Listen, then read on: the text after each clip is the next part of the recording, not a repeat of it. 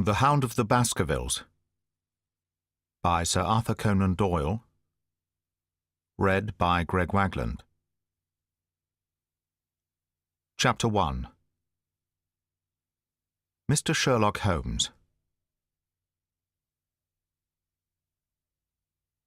Mr. Sherlock Holmes, who was usually very late in the mornings, save upon those not infrequent occasions when he was up all night, was seated at the breakfast table. I stood upon the hearthrug and picked up the stick which our visitor had left behind him the night before. It was a fine, thick piece of wood, bulbous-headed, of the sort which is known as a Penang lawyer.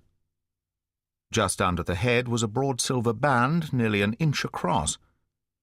To James Mortimer, M.R.C.S., from his friends of the C.C.H., was engraved upon it, with the date 1884. It was just such a stick as the old-fashioned family practitioner used to carry, dignified, solid, and reassuring. "Well, Watson, what do you make of it?" Holmes was sitting with his back to me, and I had given him no sign of my occupation. "How did you know what I was doing?" "I believe you have eyes in the back of your head." "I have at least a well-polished silver-plated coffee-pot in front of me," said he. "But tell me, Watson, what do you make of our visitor's stick?" "Since we have been so unfortunate as to miss him, and have no notion of his errand, this accidental souvenir becomes of importance. Let me hear you reconstruct the man by an examination of it." "I think," said I, following as far as I could the methods of my companion, "that Dr. Mortimer is a successful, elderly, medical man, well esteemed, since those who know him give him this mark of their appreciation." "Good," said Holmes. "Excellent. I think also that the probability is in favour of his being a country practitioner who does a great deal of his visiting on foot." "Why so?" "Because this stick, though originally a very handsome one, has been so knocked about that I can hardly imagine a town practitioner carrying it. The thick iron ferrule is worn down, so it is evident that he has done a great amount of walking with it." "Perfectly sound," said Holmes. "And then again there is the friends of the C.C.H. I should guess that to be the something hunt, the local hunt to whose members he has possibly given some surgical assistance, and which has made him a small presentation in return." "Really, Watson, you excel yourself," said Holmes, pushing back his chair and lighting a cigarette. "I am bound to say that in all the accounts which you have been so good as to give of my own small achievements, you have habitually underrated your own abilities. It may be that you are not yourself luminous, but you are a conductor of light. Some people, without possessing genius, have a remarkable power of stimulating it. I confess, my dear fellow, that I am very much in your debt." He had never said as much before, and I must admit that his words gave me keen pleasure, for I had often been piqued by his indifference to my admiration, and to the attempts which I had made to give publicity to his methods. I was proud, too, to think that I had so far mastered his system as to apply it in a way which earned his approval. He now took the stick from my hands and examined it for a few minutes with his naked eyes. Then, with an expression of interest, he laid down his cigarette, and, carrying the cane to the window, he looked over it again with a convex lens. "Interesting, though elementary," said he as he returned to his favourite corner of the settee. "There are certainly one or two indications upon the stick. It gives us the basis for several deductions." "Has anything escaped me?" I asked with some self-importance. "I trust that there is nothing of consequence which I have overlooked." "I am afraid, my dear Watson, that most of your conclusions were erroneous. When I said that you stimulated me, I meant, to be frank, that in noting your fallacies I was occasionally guided towards the truth. Not that you are entirely wrong in this instance. The man is certainly a country practitioner, and he walks a good deal. Then I was right, to that extent." "But that was all?" No, my dear Watson, not all. By no means all. I would suggest, for example, that a presentation to a doctor is more likely to come from a hospital than from a hunt, and that when the initials CC are placed before that hospital, the words Charing Cross very naturally suggest themselves. You may be right. The probability lies in that direction, and if we take this as a working hypothesis, we have a fresh basis from which to start our construction of this unknown visitor. Well then, supposing that CCH does stand for Charing Cross Hospital, what further inferences may we draw? Do none suggest themselves? You know my methods, apply them. I can only think of the obvious conclusion that the man has practised in town before going to the country. I think that we might venture a little farther than this. Look at it in this light. On what occasion would it be most probable that such a presentation would be made? When would his friends unite to give him a pledge of their goodwill? Obviously at the moment when Dr. Mortimer withdrew from the service of the hospital in order to start practice for himself. We know there has been a presentation. We believe there has been a change from a town hospital to a country practice. Is it then stretching our inference too far to say that the presentation was on the occasion of the change? It certainly seems probable. Now, you will observe that he could not have been on the staff of the hospital, since only a man well established in a London practice could hold such a position. And such a one would not drift into the country. What was he then? If he was in the hospital and yet not on the staff, he could only have been a house surgeon or a house physician, little more than a senior student. And he left 5 years ago. The date is on the stick. So your grave, middle-aged family practitioner vanishes into thin air, my dear Watson, and there emerges a young fellow under 30, amiable, unambitious, absent-minded, and the possessor of a favourite dog, which I should describe roughly as being larger than a terrier and smaller than a mastiff.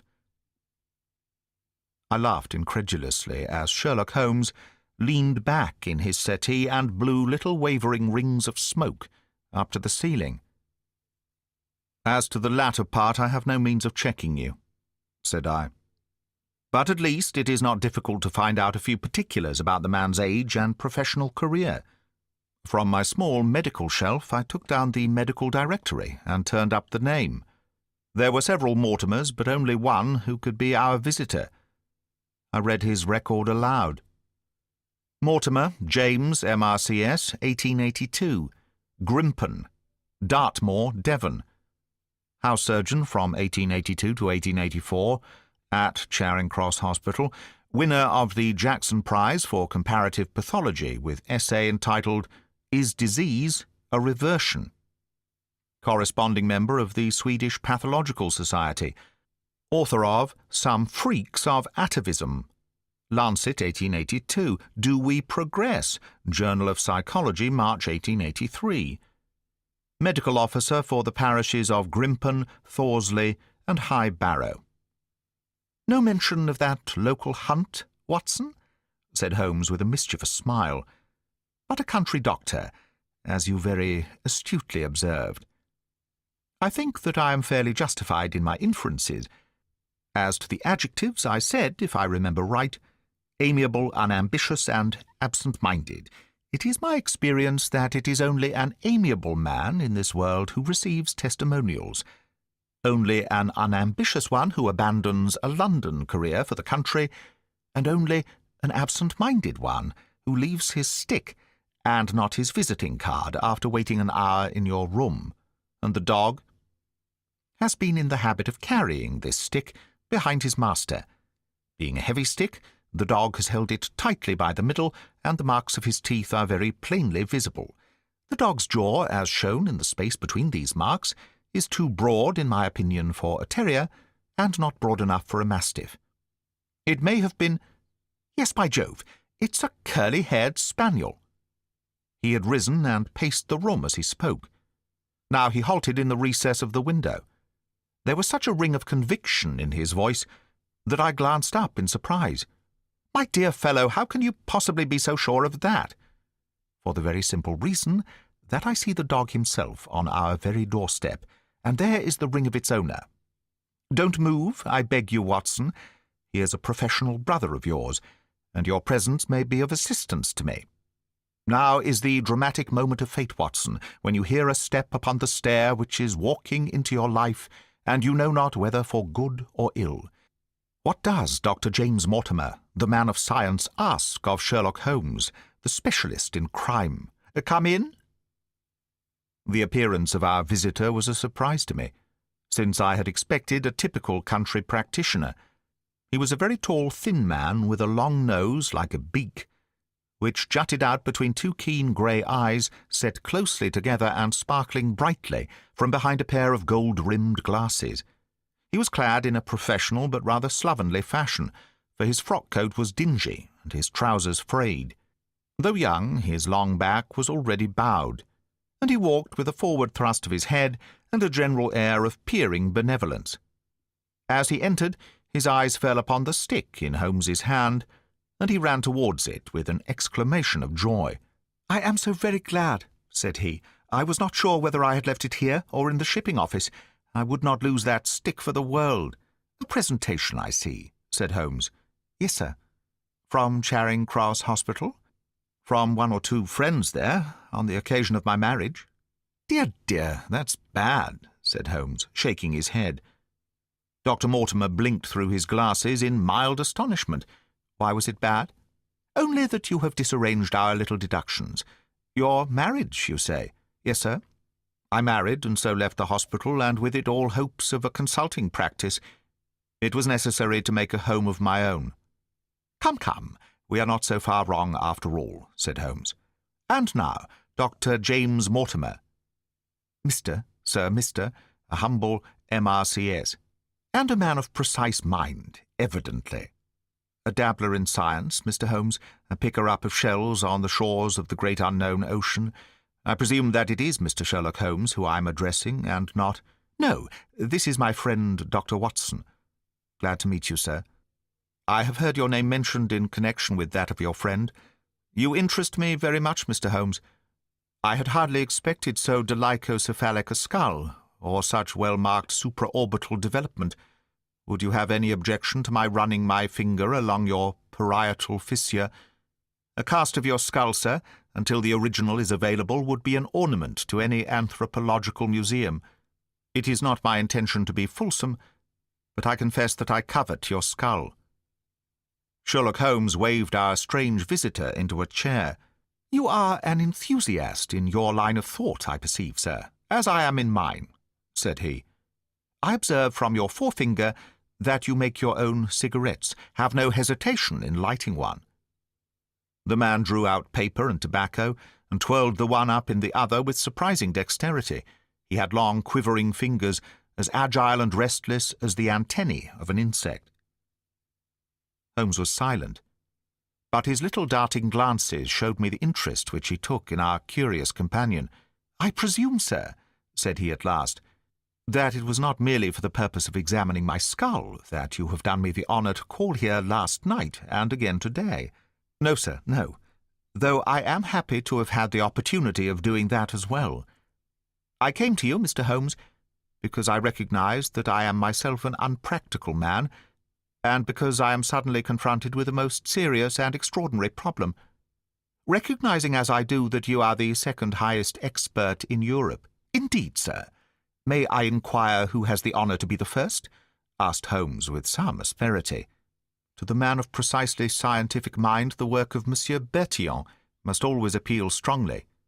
"Then had you not better consult him?" "I said, sir, to the precisely scientific mind. But as a practical man of affairs, it is acknowledged that you stand alone. I trust, sir, that I have not inadvertently—" "Just a little," said Holmes. "I think, Dr. Mortimer, you would do wisely if without more ado you would kindly tell me plainly what the exact nature of the problem is in which you demand my assistance."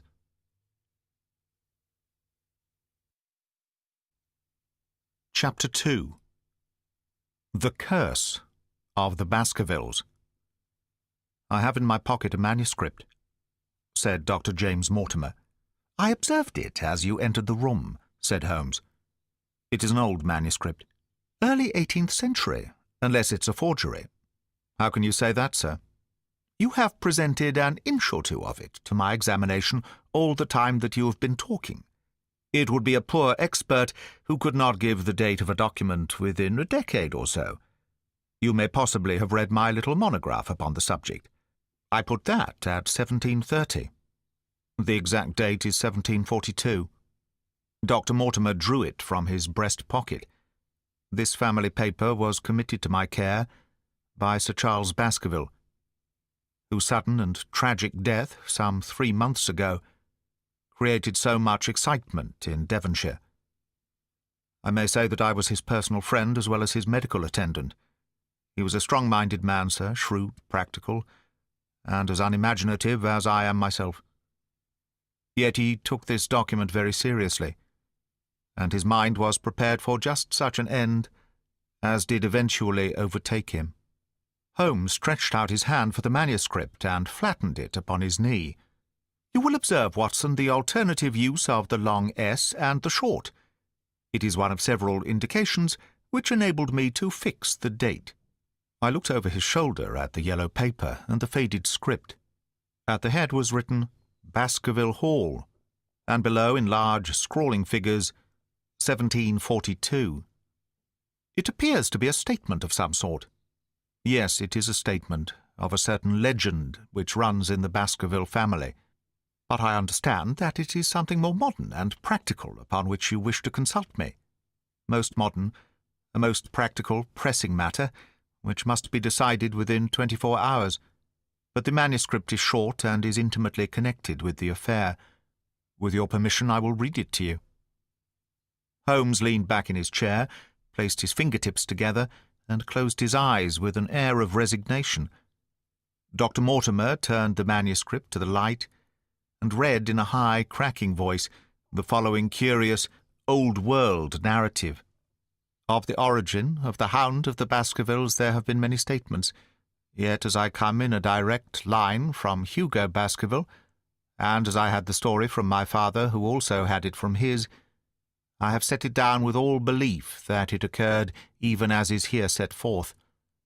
And I would have you believe, my sons, that the same justice which punishes sin may also most graciously forgive it, and that no ban is so heavy but that by prayer and repentance it may be removed. Learn, then, from this story not to fear the fruits of the past, but rather to be circumspect in the future, that those foul passions whereby our family has suffered so grievously may not again be loosed to our undoing.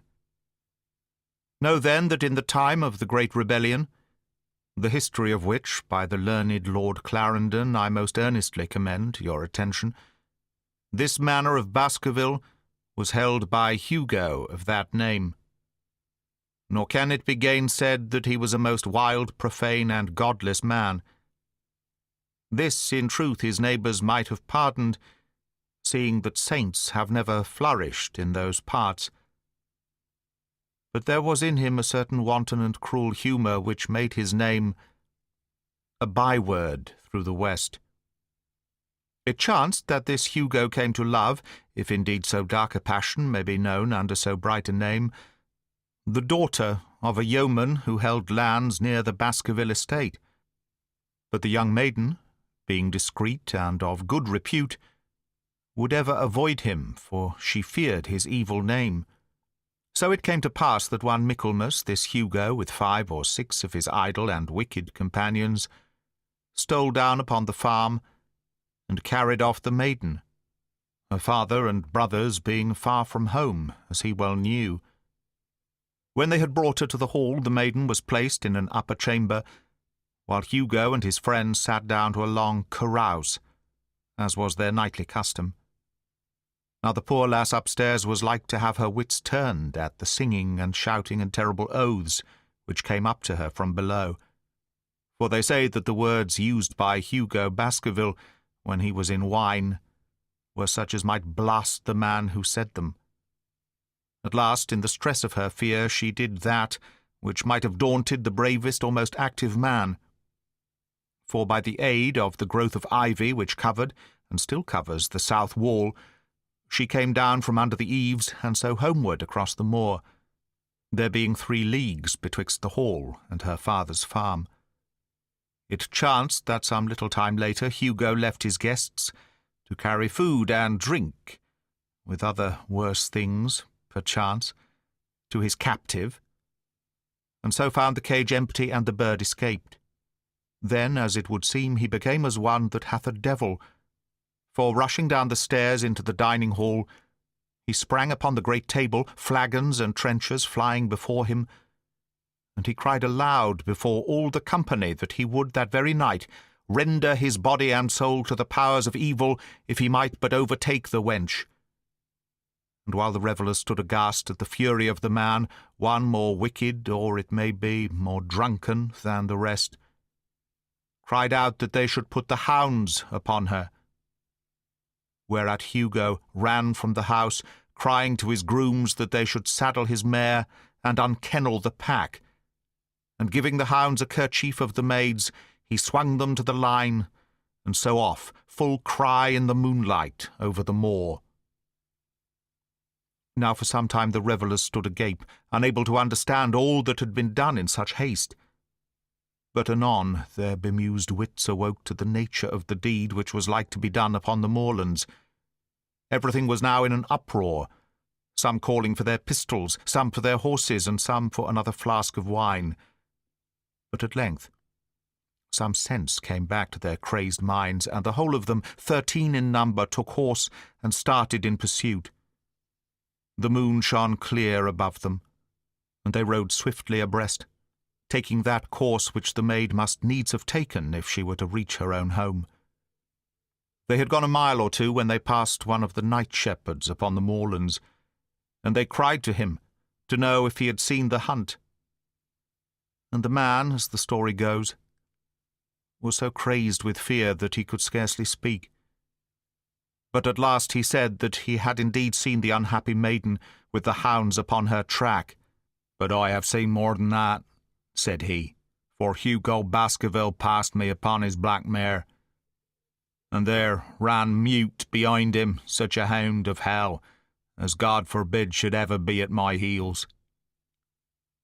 So the drunken squires cursed the shepherd and rode onward, but soon their skins turned cold, for there came a galloping across the moor, and the black mare, dabbled with white froth, went past with trailing bridle and empty saddle. Then the revellers rode close together, for a great fear was on them. But they still followed over the moor, though each, had he been alone, would have been right glad to have turned his horse's head. Riding slowly in this fashion, they came at last upon the hounds. These, though known for their valour and their breed, were whimpering in a cluster at the head of a deep dip, or goyle, as we call it, upon the moor, some slinking away and some with starting hackles and staring eyes, gazing down the narrow valley before them. The company had come to a halt, more sober men, as you may guess, than when they started. The most of them would by no means advance, but 3 of them, the boldest, or it may be the most drunken, rode forward down the goyle. Now it opened into a broad space, in which stood 2 of those great stones, still to be seen there, which were set by certain forgotten peoples in the days of old. The moon was shining bright upon the clearing, and there in the centre lay the unhappy maid where she had fallen, dead of fear and of fatigue. But it was not the sight of her body, nor yet was it that of the body of Hugo Baskerville lying near her, which raised the hair upon the heads of these 3 daredevil roisterers.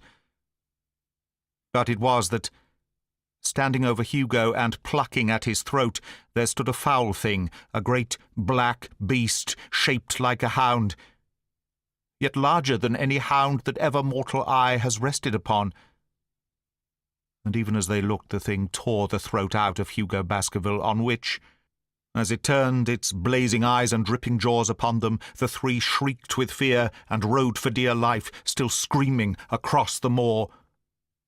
One, it is said, died that very night of what he had seen, and the other 2 were but broken men for the rest of their days. Such is the tale, my sons, of the coming of the Hound, which is said to have plagued the family so sorely ever since. If I have set it down, it is because that which is clearly known hath less terror than that which is but hinted at and guessed.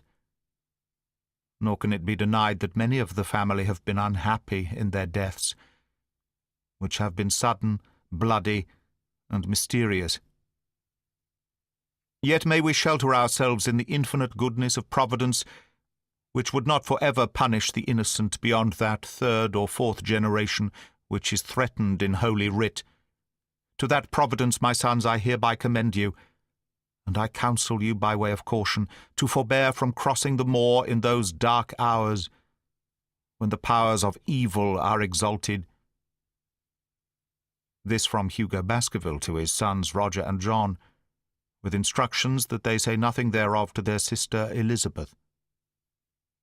When Dr. Mortimer had finished reading this singular narrative, he pushed his spectacles up on his forehead and stared across at Mr. Sherlock Holmes. The latter yawned and tossed the end of his cigarette into the fire. "Well," said he, "do you not find it interesting? To a collector of fairy tales." Dr. Mortimer drew a folded newspaper out of his pocket. "Now, Mr. Holmes, we will give you something a little more recent. This is the Devon County Chronicle of May the 14th of this year. It is a short account of the facts elicited at the death of Sir Charles Baskerville, which occurred a few days before that date." My friend leaned a little forward, and his expression became intent. Our visitor readjusted his glasses and began. "The recent sudden death of Sir Charles Baskerville, whose name has been mentioned as the probable Liberal candidate for Mid-Devon at the next election, has cast a gloom over the county. Though Sir Charles had resided at Baskerville Hall for a comparatively short period, his amiability of character and extreme generosity had won the affection and respect of all who had been brought into contact with him. In these days of nouveau riches, it is refreshing to find a case where the scion of an old county family which has fallen upon evil days is able to make his own fortune and to bring it back with him to restore the fallen grandeur of his line. Sir Charles, as is well known, made large sums of money in South African speculation. More wise than those who go on until the wheel turns against them, he realized his gains and returned to England with them. It is only 2 years since he took up his residence at Baskerville Hall, and it is common talk how large were those schemes of reconstruction and improvement which have been interrupted by his death. Being himself childless, it was his openly expressed desire that the whole countryside should, within his own lifetime, profit by his good fortune, and many will have personal reasons for bewailing his untimely end. His generous donations to local and county charities have been frequently chronicled in these columns. The circumstances connected with the death of Sir Charles cannot be said to have been entirely cleared up by the inquest, but at least enough has been done to dispose of those rumours to which local superstition has given rise. There is no reason whatever to suspect foul play, or to imagine that death could be from any but natural causes. Sir Charles was a widower, and a man who may be said to have been in some ways of an eccentric habit of mind. In spite of his considerable wealth, he was simple in his personal tastes, and his indoor servants at Baskerville Hall consisted of a married couple named Barrymore, the husband acting as butler and the wife as housekeeper. Their evidence, corroborated by that of several friends, tends to show that Sir Charles's health has for some time been impaired, and points especially to some affection of the heart, manifesting itself in changes of colour, breathlessness, and acute attacks of nervous depression. Dr. James Mortimer, the friend and medical attendant of the deceased, has given evidence to the same effect. The facts of the case are simple. Sir Charles Baskerville was in the habit every night, before going to bed, of walking down the famous yew alley of Baskerville Hall. The evidence of the Barrymores shows that this had been his custom. On the 4th of May, Sir Charles had declared his intention of starting next day for London, and had ordered Barrymore to prepare his luggage. That night he went out as usual for his nocturnal walk, in the course of which he was in the habit of smoking a cigar. He never returned. At 12 o'clock, Barrymore, finding the hall door still open, became alarmed, and, lighting a lantern, went in search of his master. The day had been wet, and Sir Charles's footmarks were easily traced down the alley. Halfway down this walk there is a gate which leads out onto the moor. There were indications that Sir Charles had stood for some little time here. He then proceeded down the alley, and it was at the far end of it that his body was discovered. One fact which has not been explained is the statement of Barrymore that his master's footprints altered their character from the time that he passed the moor gate, and that he appeared from thence onward to have been walking upon his toes. One Murphy, a gipsy horse-dealer, was on the moor at no great distance at the time, but he appears, by his own confession, to have been the worse for drink. He declares that he heard cries, but is unable to state from what direction they came. No signs of violence were to be discovered upon Sir Charles's person, and though the doctor's evidence pointed to an almost incredible facial distortion, so great that Dr. Mortimer refused at first to believe that it was indeed his friend and patient who lay before him, it was explained that that is a symptom which is not unusual in cases of dyspnea and death from cardiac exhaustion. This explanation was borne out by the post-mortem examination, which showed long-standing organic disease, and the coroner's jury returned a verdict in accordance with the medical evidence. It is well that this is so, for it is obviously of the utmost importance that Sir Charles's heir should settle at the Hall and continue the good work which has been so sadly interrupted. Had the prosaic finding of the coroner not finally put an end to the romantic stories which have been whispered in connection with the affair, it might have been difficult to find a tenant for Baskerville Hall. It is understood that the next of kin is Mr. Henry Baskerville, if he be still alive, the son of Sir Charles Baskerville's younger brother. The young man, when last heard of, was in America, and inquiries are being instituted with a view to informing him of his good fortune. Dr. Mortimer refolded his paper and replaced it in his pocket. Those are the public facts, Mr. Holmes, in connection with the death of Sir Charles Baskerville. I must thank you, said Sherlock Holmes, for calling my attention to a case which certainly presents some features of interest.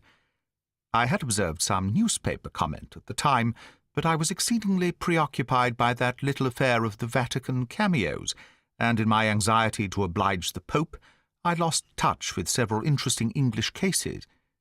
This article, you say, contains all the public facts? It does. Then let me have the private ones. He leaned back, put his fingertips together, and assumed his most impassive and judicial expression. In doing so, said Dr. Mortimer, who had begun to show signs of some strong emotion, I am telling that which I have not confided to anyone. My motive for withholding it from the coroner's inquiry is that a man of science shrinks from placing himself in the public position of seeming to endorse a popular superstition. I had the further motive that Baskerville Hall, as the paper says, would certainly remain untenanted if anything were done to increase its already rather grim reputation. For both these reasons I thought that I was justified in telling rather less than I knew, since no practical good could result from it. But with you there is no reason why I should not be perfectly frank. The moor is very sparsely inhabited, and those who live near each other are thrown very much together. For this reason I saw a good deal of Sir Charles Baskerville. With the exception of Mr. Frankland of Laughter Hall and Mr. Stapleton, the naturalist, there are no other men of education within many miles. Sir Charles was a retiring man, but the chance of his illness brought us together, and a community of interests in science kept us so. He had brought back much scientific information from South Africa, and many a charming evening we have spent together discussing the comparative anatomy of the Bushman and the Hottentot. Within the last few months it became increasingly plain to me that Sir Charles's nervous system was strained to the breaking point. He had taken this legend, which I have read you, exceedingly to heart, so much so that although he would walk in his own grounds, nothing would induce him to go out upon the moor at night. Incredible as it may appear to you, Mr. Holmes, he was honestly convinced that a dreadful fate overhung his family. And certainly the records which he was able to give of his ancestors were not encouraging. The idea of some ghastly presence constantly haunted him, and on more than one occasion he has asked me whether I had, on my medical journeys at night, ever seen any strange creature, or heard the baying of a hound. The latter question he put to me several times, and always with a voice which vibrated with excitement. I can well remember driving up to his house in the evening, some 3 weeks before the fatal event. He chanced to be at his hall door. I descended from my gig and was standing in front of him, when I saw his eyes fix themselves over my shoulder and stare past me with an expression of the most dreadful horror. I whisked round and had just time to catch a glimpse of something, which I took to be a large black calf, passing at the head of the drive. So excited and alarmed was he that I was compelled to go down to the spot where the animal had been and look around for it. It was gone, however, and the incident appeared to make the worst impression upon his mind. I stayed with him all the evening, and it was on that occasion, to explain the emotion which he had shown, that he confided to my keeping that narrative which I read to you when I first came in. I mention this small episode because it assumes some importance in view of the tragedy which followed, but I was convinced at the time that the matter was entirely trivial and that his excitement had no justification. It was at my advice that Sir Charles was about to go to London. His heart was, I knew, affected, and the constant anxiety in which he lived, however chimerical the cause of it might be, was evidently having a serious effect upon his health. I thought that a few months among the distractions of town would send him back a new man. Mr. Stapleton, a mutual friend who was much concerned at his state of health, was of the same opinion. At the last instant came this terrible catastrophe. On the night of Sir Charles's death, Barrymore, the butler, who made the discovery, sent Perkins the groom on horseback to me. And as I was sitting up late, I was able to reach Baskerville Hall within an hour of the event. I checked and corroborated all the facts which were mentioned at the inquest. I followed the footsteps down the yew alley. I saw the spot at the moor gate where he seemed to have waited. I remarked the change in the shape of the prints after that point. I noted that there were no other footsteps save those of Barrymore on the soft gravel, and finally I carefully examined the body, which had not been touched until my arrival. Sir Charles lay on his face, his arms out, his fingers dug into the ground, and his features convulsed with some strong emotion, to such an extent that I could hardly have sworn to his identity. There was certainly no physical injury of any kind, but one false statement was made by Barrymore at the inquest. He said that there were no traces upon the ground round the body. He did not observe any. But I did. Some little distance off, but fresh and clear. Footprints? Footprints. A man's or a woman's? Dr. Mortimer looked strangely at us for an instant, and his voice sank almost to a whisper as he answered, "Mr. Holmes, they were the footprints of a gigantic hound."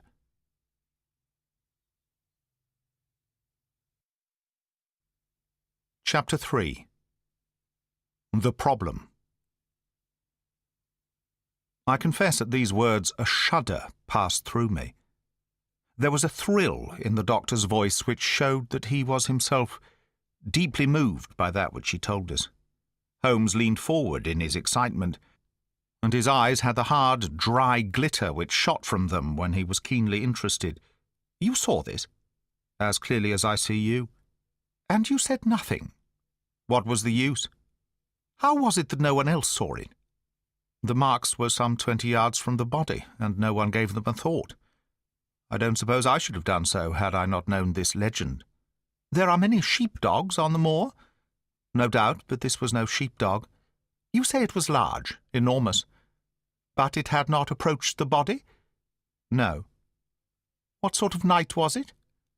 "Damp and raw." "But not actually raining?" "No." "What is the alley like?" "There are 2 lines of old yew hedge, 12 feet high and impenetrable. The walk in the centre is about 8 feet across." "Is there anything between the hedges and the walk?" "Yes, there is a strip of grass about 6 feet broad on either side." "I understand that the yew hedge is penetrated at one point by a gate." "Yes, the wicker gate, which leads on to the moor." "Is there any other opening?" "None." "So that to reach the yew alley one either has to come down it from the house, or else to enter it by the moor gate." There is an exit through a summer house at the far end. Had Sir Charles reached this? No, he lay about 50 yards from it. Now, tell me, Dr. Mortimer, and this is important. The marks which you saw were on the path and not on the grass? No marks could show on the grass. Were they on the same side of the path as the moor gate? Yes, they were on the edge of the path, on the same side as the moor gate. You interest me exceedingly. Another point. Was the wicket gate closed? Closed and padlocked. How high was it? About 4 feet high. Then anyone could have got over it? Yes. And what marks did you see by the wicket gate? None in particular. Good heaven, did no one examine? Yes, I examined, myself. And found nothing? It was all very confused. Sir Charles had evidently stood there for 5 or 10 minutes. How do you know that? Because the ash had twice dropped from his cigar. Excellent! This is a colleague, Watson, after our own heart. But the marks? He had left his own marks all over that small patch of gravel. I could discern no others. Sherlock Holmes struck his hand against his knee with an impatient gesture. "If I had only been there!" he cried. "It is evidently a case of extraordinary interest, and one which presented immense opportunities to the scientific expert. That gravel page upon which I might have read so much has been long ere this smudged by the rain and defaced by the clogs of curious peasants. Oh, Dr. Mortimer, to think that you should not have called me in! You have indeed much to answer for. I could not call you in, Mr. Holmes, without disclosing these facts to the world, and I have already given my reasons for not wishing to do so. Besides, why do you hesitate? There is a realm in which the most acute and most experienced of detectives is helpless. You mean that the thing is supernatural? I did not positively say so. No, but you evidently think it. Since the tragedy, Mr. Holmes, there have come to my ears several incidents which are hard to reconcile with the settled order of nature. For example, I find that before the terrible event occurred, several people had seen a creature upon the moor which corresponds with this Baskerville demon, and which could not possibly be any animal known to science. They all agreed that it was a huge creature, luminous, ghastly, and spectral. I have cross-examined these men, one of them a hard-headed countryman, one a farrier, and one a moorland farmer, who all tell the same story of this dreadful apparition, exactly corresponding to the hell-hound of the legend. I assure you that there is a reign of terror in the district, and that it is a hardy man who will cross the moor at night. And you, a trained man of science, believe it to be supernatural? I do not know what to believe." Holmes shrugged his shoulders. "I have hitherto confined my investigations to this world," said he. "In a modest way I have combated evil, but to take on the father of evil himself would perhaps be too ambitious a task. Yet you must admit that the footmark is material. The original hound was material enough to tug a man's throat out, and yet he was diabolical as well. I see that you have quite gone over to the supernaturalists. But now, Dr. Mortimer, tell me this. If you hold these views, why have you come to consult me at all? You tell me in the same breath that it is useless to investigate Sir Charles's death, and that you desire me to do it. I did not say that I desired you to do it. Then how can I assist you? By advising me as to what I should do with Sir Henry Baskerville, who arrives at Waterloo Station. Dr. Mortimer looked at his watch. In exactly 1 hour and a quarter. He being the heir? Yes. On the death of Sir Charles we inquired for this young gentleman, and found that he had been farming in Canada. From the accounts which have reached us, he is an excellent fellow in every way. I speak now not as a medical man, but as a trustee and executor of Sir Charles's will. There is no other claimant, I presume? None. The only other kinsman whom we have been able to trace was Roger Baskerville, the youngest of 3 brothers, of whom poor Sir Charles was the elder. The second brother, who died young, is the father of this lad Henry. The third, Roger, was the black sheep of the family. He came of the old masterful Baskerville strain, and was the very image, they tell me, of the family picture of old Hugo. He made England too hot to hold him, fled to Central America and died there in 1876 of yellow fever. Henry is the last of the Baskervilles. In 1 hour and 5 minutes I meet him at Waterloo Station. I have had a wire that he arrived at Southampton this morning. Now, Mr. Holmes, what would you advise me to do with him? Why should he not go to the home of his fathers? It seems natural, does it not? And yet, consider that every Baskerville who goes there meets with an evil fate. I feel sure that if Sir Charles could have spoken with me before his death, he would have warned me against bringing this, the last of the old race and the heir to great wealth, to that deadly place. And yet it cannot be denied that the prosperity of the whole poor, bleak countryside depends upon his presence. All the good work which has been done by Sir Charles will crash to the ground if there is no tenant of the Hall. I fear lest I should be swayed too much by my own obvious interest in the matter, and that is why I bring the case before you and ask for your advice." Holmes considered for a little time. "Put into plain words, the matter is this," said he. "In your opinion, there is a diabolical agency which makes Dartmoor an unsafe abode for a Baskerville. That is your opinion? At least I might go the length of saying that there is some evidence that this may be so." "Exactly. But surely, if your supernatural theory be correct, it could work the young man evil in London as easily as in Devonshire. A devil with merely local powers, like a parish vestry, would be too inconceivable a thing." "You put the matter more flippantly, Mr. Holmes, than you would probably do if you were brought into personal contact with these things. Your advice, then, as I understand it, is that the young man will be as safe in Devonshire as in London. He comes in 50 minutes. What would you recommend?" "I recommend, sir, that you take a cab, call off your spaniel, who is scratching at my front door, and proceed to Waterloo to meet Sir Henry Baskerville. And then?" "And then you will say nothing to him at all until I have made up my mind about the matter." "How long will it take you to make up your mind?" 24 hours.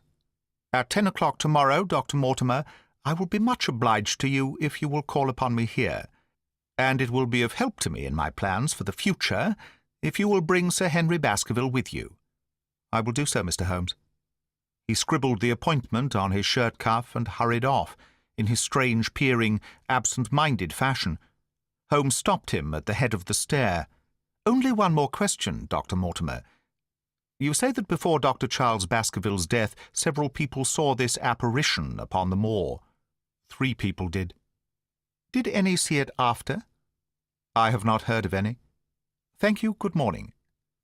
Holmes returned to his seat with that quiet look of inward satisfaction which meant that he had a congenial task before him. "Going out, Watson?" "Unless I can help you." "No, my dear fellow. It is at the hour of action that I turn to you for aid. But this is splendid, really unique from some points of view. When you pass Bradley's, would you ask him to send up a pound of the strongest shag tobacco?" "Thank you. It would be as well if you could make it convenient not to return before evening. Then I should be very glad to compare impressions as to this most interesting problem which has been submitted to us this morning." I knew that seclusion and solitude were very necessary for my friend in those hours of intense mental concentration during which he weighed every particle of evidence, constructed alternative theories, balanced one against the other, and made up his mind as to which points were essential and which immaterial. I therefore spent the day at my club, and did not return to Baker Street until evening. It was nearly 9 o'clock when I found myself in the sitting-room once more. My first impression as I opened the door was that a fire had broken out, for the room was so filled with smoke that the light of the lamp upon the table was blurred by it. As I entered, however, my fears were set at rest, for it was the acrid fumes of strong, coarse tobacco which took me by the throat and set me coughing. Through the haze I had a vague vision of Holmes in his dressing-gown, coiled up in an armchair with his black clay pipe between his lips. Several rolls of paper lay around him. "Caught cold, Watson?" said he. "No, it's this poisonous atmosphere." "I suppose it is pretty thick, now that you mention it." "Thick? It is intolerable. Open the window, then. You've been at your club all day, I perceive. My dear Holmes, am I right?" "Certainly. But how?" He laughed at my bewildered expression. "There is a delightful freshness about you, Watson, which makes it a pleasure to exercise any small powers which I possess at your expense. A gentleman goes forth on a showery and miry day. He returns immaculate in the evening, with the gloss still on his hat and his boots. He has been a fixture, therefore, all day. He is not a man with intimate friends. Where, then, could he have been? Is it not obvious? Well, it is rather obvious. The world is full of obvious things which nobody by any chance ever observes. Where do you think that I have been? A fixture also? On the contrary, I have been to Devonshire. In spirit? Exactly. My body has remained in this armchair and has, I regret to observe, consumed in my absence 2 large pots of coffee and an incredible amount of tobacco. After you left, I sent down to Stamford's for the ordnance map of this portion of the moor, and my spirit has hovered over it all day. I flatter myself that I could find my way about. A large-scale map, I presume? Very large. He unrolled one section and held it over his knee. Here you have the particular district which concerns us. That is Baskerville Hall in the middle, with a wood round it. Exactly. I fancy the yew alley, though not marked under that name, must stretch along this line, with the moor, as you perceive, upon the right of it. This small clump of buildings here is the hamlet of Grimpen, where our friend Dr. Mortimer has his headquarters. Within a radius of 5 miles there are, as you see, only a very few scattered dwellings. Here is Laughter Hall, which was mentioned in the narrative. There is a house indicated here, which may be the residence of the naturalist. Stapleton, if I remember right, was his name. Here are 2 moorland farmhouses, High Tor and Foulmire. Then, 14 miles away, the great convict prison of Princetown. Between and around these scattered points extends the desolate, lifeless moor. This, then, is the stage upon which tragedy has been played, and upon which we may help to play it again. It must be a wild place. Yes, the setting is a worthy one. If the devil did desire to have a hand in the affairs of men, then you are yourself inclining to the supernatural explanation. The devil's agents may be of flesh and blood, may they not? There are 2 questions waiting for us at the outset. The one is whether any crime has been committed at all. The second is, what is the crime and how was it committed? Of course, if Dr. Mortimer's surmise should be correct and we are dealing with forces outside the ordinary laws of nature, there is an end of our investigation. But we are bound to exhaust all other hypotheses before falling back upon this one. I think we'll shut that window again, if you don't mind. It is a singular thing, but I find that a concentrated atmosphere helps a concentration of thought. I have not pushed it to the length of getting into a box to think, but that is the logical outcome of my convictions. Have you turned the case over in your mind? Yes, I have thought a good deal of it in the course of the day. What do you make of it? It is very bewildering. It has certainly a character of its own. There are points of distinction about it, that change in the footprints, for example. What do you make of that? Mortimer said that the man had walked on tiptoe down that portion of the alley. He only repeated what some fool had said at the inquest. Why should a man walk on tiptoe down the alley? What then? He was running, Watson, running desperately, running for his life, running until he burst his heart, and fell dead upon his face. Running from what? There lies our problem. There are indications that the man was crazed with fear before ever he began to run. How can you say that? I am presuming that the cause of his fears came to him across the moor. If that was so, and it seems most probable, only a man who had lost his wits would have run from the house instead of towards it. If the gypsy's evidence may be taken as true, he ran with cries for help in the direction where help was least likely to be. Then again, whom was he waiting for that night? And why was he waiting for him in the yew alley, rather than in his own house? You think that he was waiting for someone? The man was elderly and infirm. We can understand his taking an evening stroll, but the ground was damp and the night inclement. Is it natural that he should stand for 5 or 10 minutes, as Dr. Mortimer, with more practical sense than I should have given him credit for, deduced from the cigar ash? But he went out every evening. I think it unlikely that he waited at the moor gate every evening. On the contrary, the evidence is that he avoided the moor. That night he waited there, It was the night before he made his departure for London. The thing takes shape, Watson. It becomes coherent. Might I ask you to hand me my violin? And we will postpone all further thought upon this business until we have had the advantage of meeting Dr. Mortimer and Sir Henry Baskerville in the morning.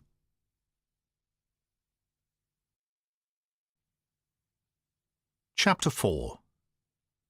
Sir Henry Baskerville. Our breakfast table was cleared early, and Holmes waited in his dressing gown for the promised interview. Our clients were punctual to their appointment, for the clock had just struck 10 when Dr. Mortimer was shown up, followed by the young baronet. The latter was a small, alert, dark-eyed man about 30 years of age, very sturdily built, with thick black eyebrows and a strong, pugnacious face. He wore a ruddy-tinted tweed suit, and had the weather-beaten appearance of one who has spent most of his time in the open air. And yet there was something in his steady eye and the quiet assurance of his bearing which indicated the gentleman. "This is Sir Henry Baskerville," said Dr. Mortimer. "Why, yes," said he. "And the strange thing is, Mr. Sherlock Holmes, that if my friend here had not proposed coming round to you this morning, I should have come on my own account. I understand that you think out little puzzles, and I've had one this morning which wants more thinking out than I'm able to give it. Pray take a seat, Sir Henry. Do I understand you to say that you have yourself had some remarkable experience since you arrived in London?" "Nothing of much importance, Mr. Holmes. Only a joke, as like as not. It was this letter, if you can call it a letter, which reached me this morning." He laid an envelope on the table, and we all bent over it. It was of common quality, greyish in colour. The address, Sir Henry Baskerville, Northumberland Hotel, was printed in rough characters, the postmark Charing Cross, and the date of posting the preceding evening. "Who knew that you were going to the Northumberland Hotel?" asked Holmes, glancing keenly across at our visitor. "No one could have known. We only decided after I met Dr. Mortimer." "But Dr. Mortimer was no doubt already stopping there." "No, I had been staying with a friend," said the doctor. "There was no possible indication that we intended to go to this hotel." "Someone seems to be very deeply interested in your movements." Out of the envelope he took a half-sheet of foolscap paper folded into 4. This he opened and spread flat upon the table. Across the middle of it a single sentence had been formed by the expedient of pasting printed words upon it. It ran, "As you value your life or your reason, keep away from the moor." The word moor only was printed in ink. "Now," said Sir Henry Baskerville, "perhaps you will tell me, Mr. Holmes, what in thunder is the meaning of that, and who it is that takes so much interest in my affairs." "What do you make of it, Dr. Mortimer? You must allow that there is nothing supernatural about this, at any rate." "No, sir, but it might very well come from someone who was convinced that the business is supernatural." "What business?" asked Sir Henry sharply. "It seems to me that all you gentlemen know a great deal more than I do about my own affairs." "You shall share our knowledge before you leave this room, Sir Henry. I promise you that," said Sherlock Holmes. "We will confine ourselves for the present, with your permission, to this very interesting document, which must have been put together and posted yesterday evening. Have you yesterday's Times, Watson? It is here in the corner. Might I trouble you for it? The inside page, please, with the leading articles." He glanced swiftly over it, running his eyes up and down the columns. "Capital article this on free trade. Permit me to give you an extract from it.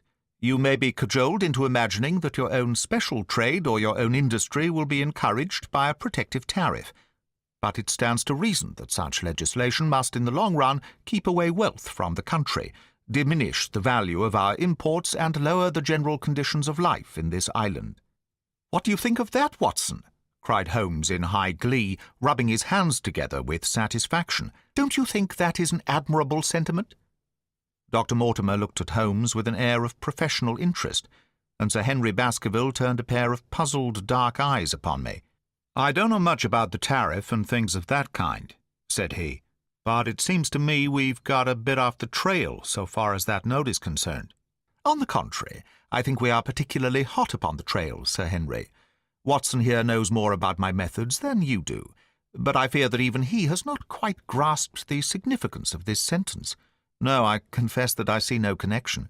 And yet, my dear Watson, there is so very close a connection that the one is extracted out of the other. You, your, life, reason, value, keep away from the. Don't you see now whence these words have been taken? By thunder, you're right. Well, if that isn't smart, cried Sir Henry. If any possible doubt remained, it is settled by the fact that keep away and from thee are cut out in one piece. Well now, so it is. Really, Mr. Holmes, this exceeds anything which I could have imagined, said Dr. Mortimer, gazing at my friend in amazement.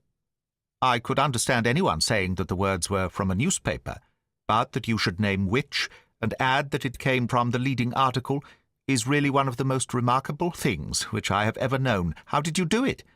I presume, Doctor, that you could tell the skull of a Negro from that of an Eskimo? Most certainly. But how? Because that is my special hobby. The differences are obvious, the supraorbital crest, the facial angle, the maxillary curve, But this is my special hobby, and the differences are equally obvious. There is as much difference to my eyes between the leading bourgeois type of a Times article and the slovenly print of an evening halfpenny paper, as there could be between your Negro and your Eskimo. The detection of types is one of the most elementary branches of knowledge to the special expert in crime. Though I confess that once, when I was very young, I confused the Leeds Mercury with the Western Morning News. But a Times leader is entirely distinctive, and these words could have been taken from nothing else. As it was done yesterday, the strong probability was that we should find the words in yesterday's issue. So far as I can follow you, then, Mr. Holmes, said Sir Henry Baskerville, someone cut out this message with the scissors. Nail scissors, said Holmes. You can see that it was a very short-bladed scissors, since the cutter had to take 2 snips over keep away. That is so. Someone then cut out the message with a pair of short-bladed scissors, pasted it with paste. Gum, said Holmes, with gum onto the paper, but I want to know why the word more should have been written. Because he could not find it in print. The other words were all simple, and might be found in any issue, but more would be less common. Why, of course, that would explain it. Have you read anything else in this message, Mr. Holmes? There are 1 or 2 indications, and yet the utmost pains have been taken to remove all clues. The address, you observe, is printed in rough characters, but the Times is a paper which is seldom found in any hands but those of the highly educated. We may take it, therefore, that the letter was composed by an educated man who wished to pose as an uneducated one, and his effort to conceal his own writing suggests that that writing might be known, or come to be known, by you. Again, you will observe that the words are not gummed on in an accurate line, but that some are much higher than others. Life, for example, is quite out of its proper place. That may point to carelessness, or it may point to agitation and hurry upon the part of the cutter.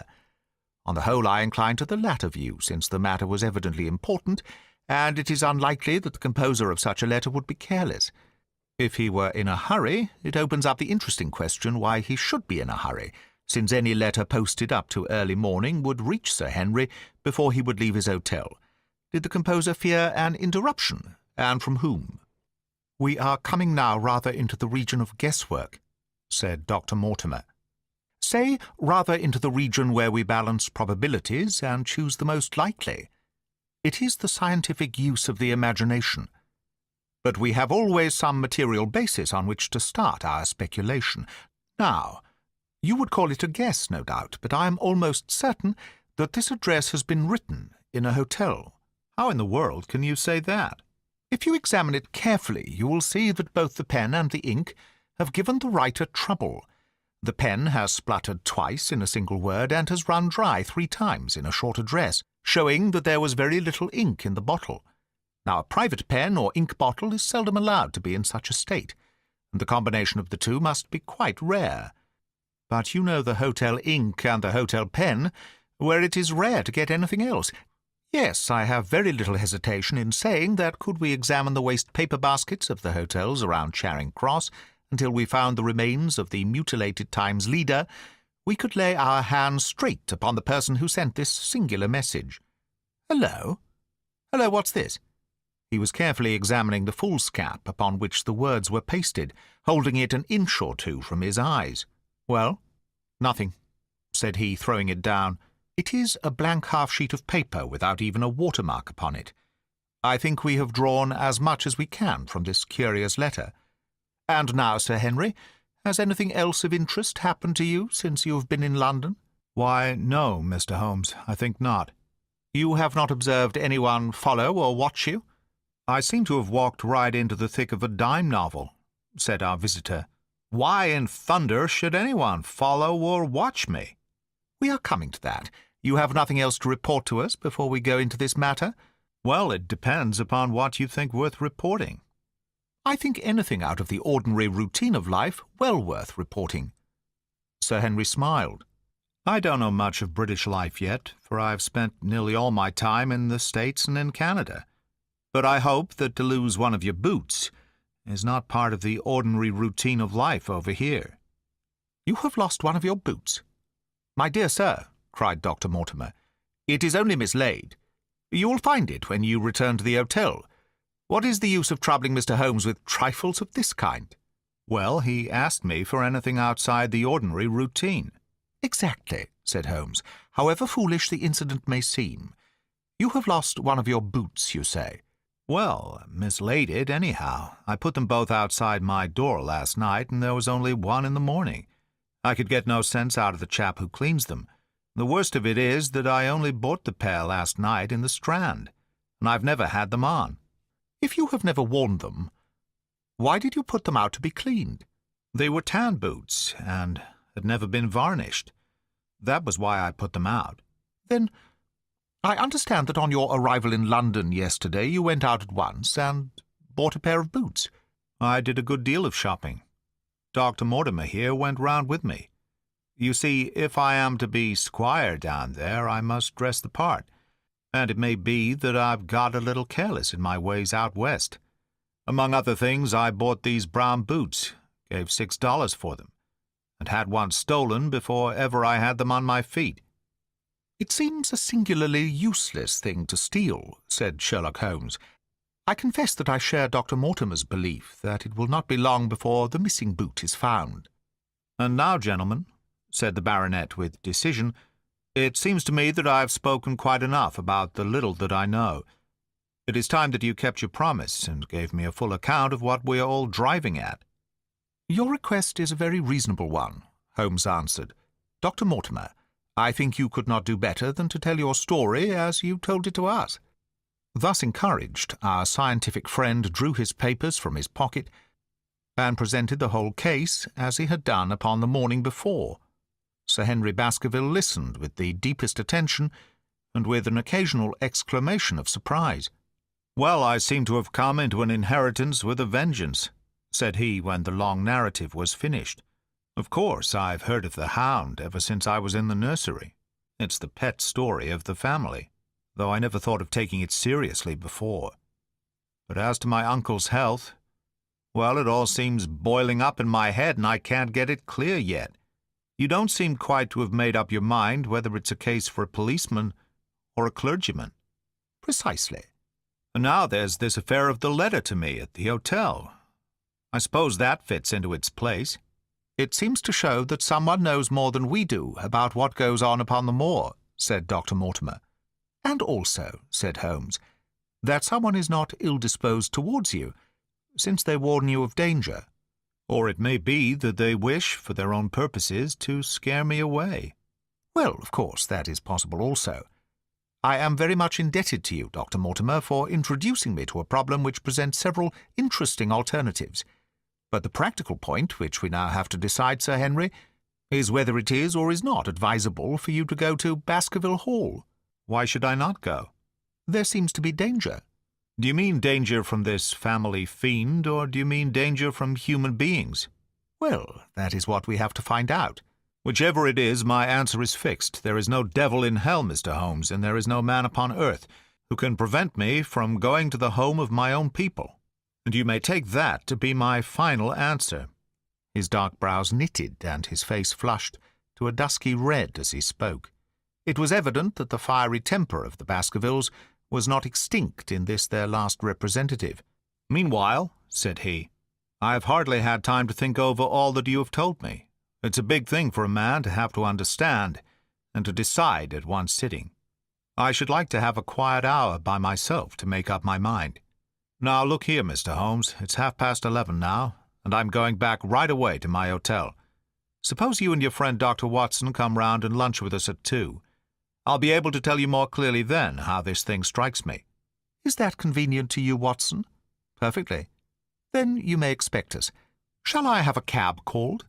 "I'd prefer to walk, for this affair has flurried me rather." "I'll join you in a walk with pleasure," said his companion. "Then we meet again at 2 o'clock. Au revoir, and good morning." We heard the steps of our visitors descend the stair, and the bang of the front door. In an instant Holmes had changed from the languid dreamer to the man of action. "Your hat and boots, Watson, quick, not a moment to lose."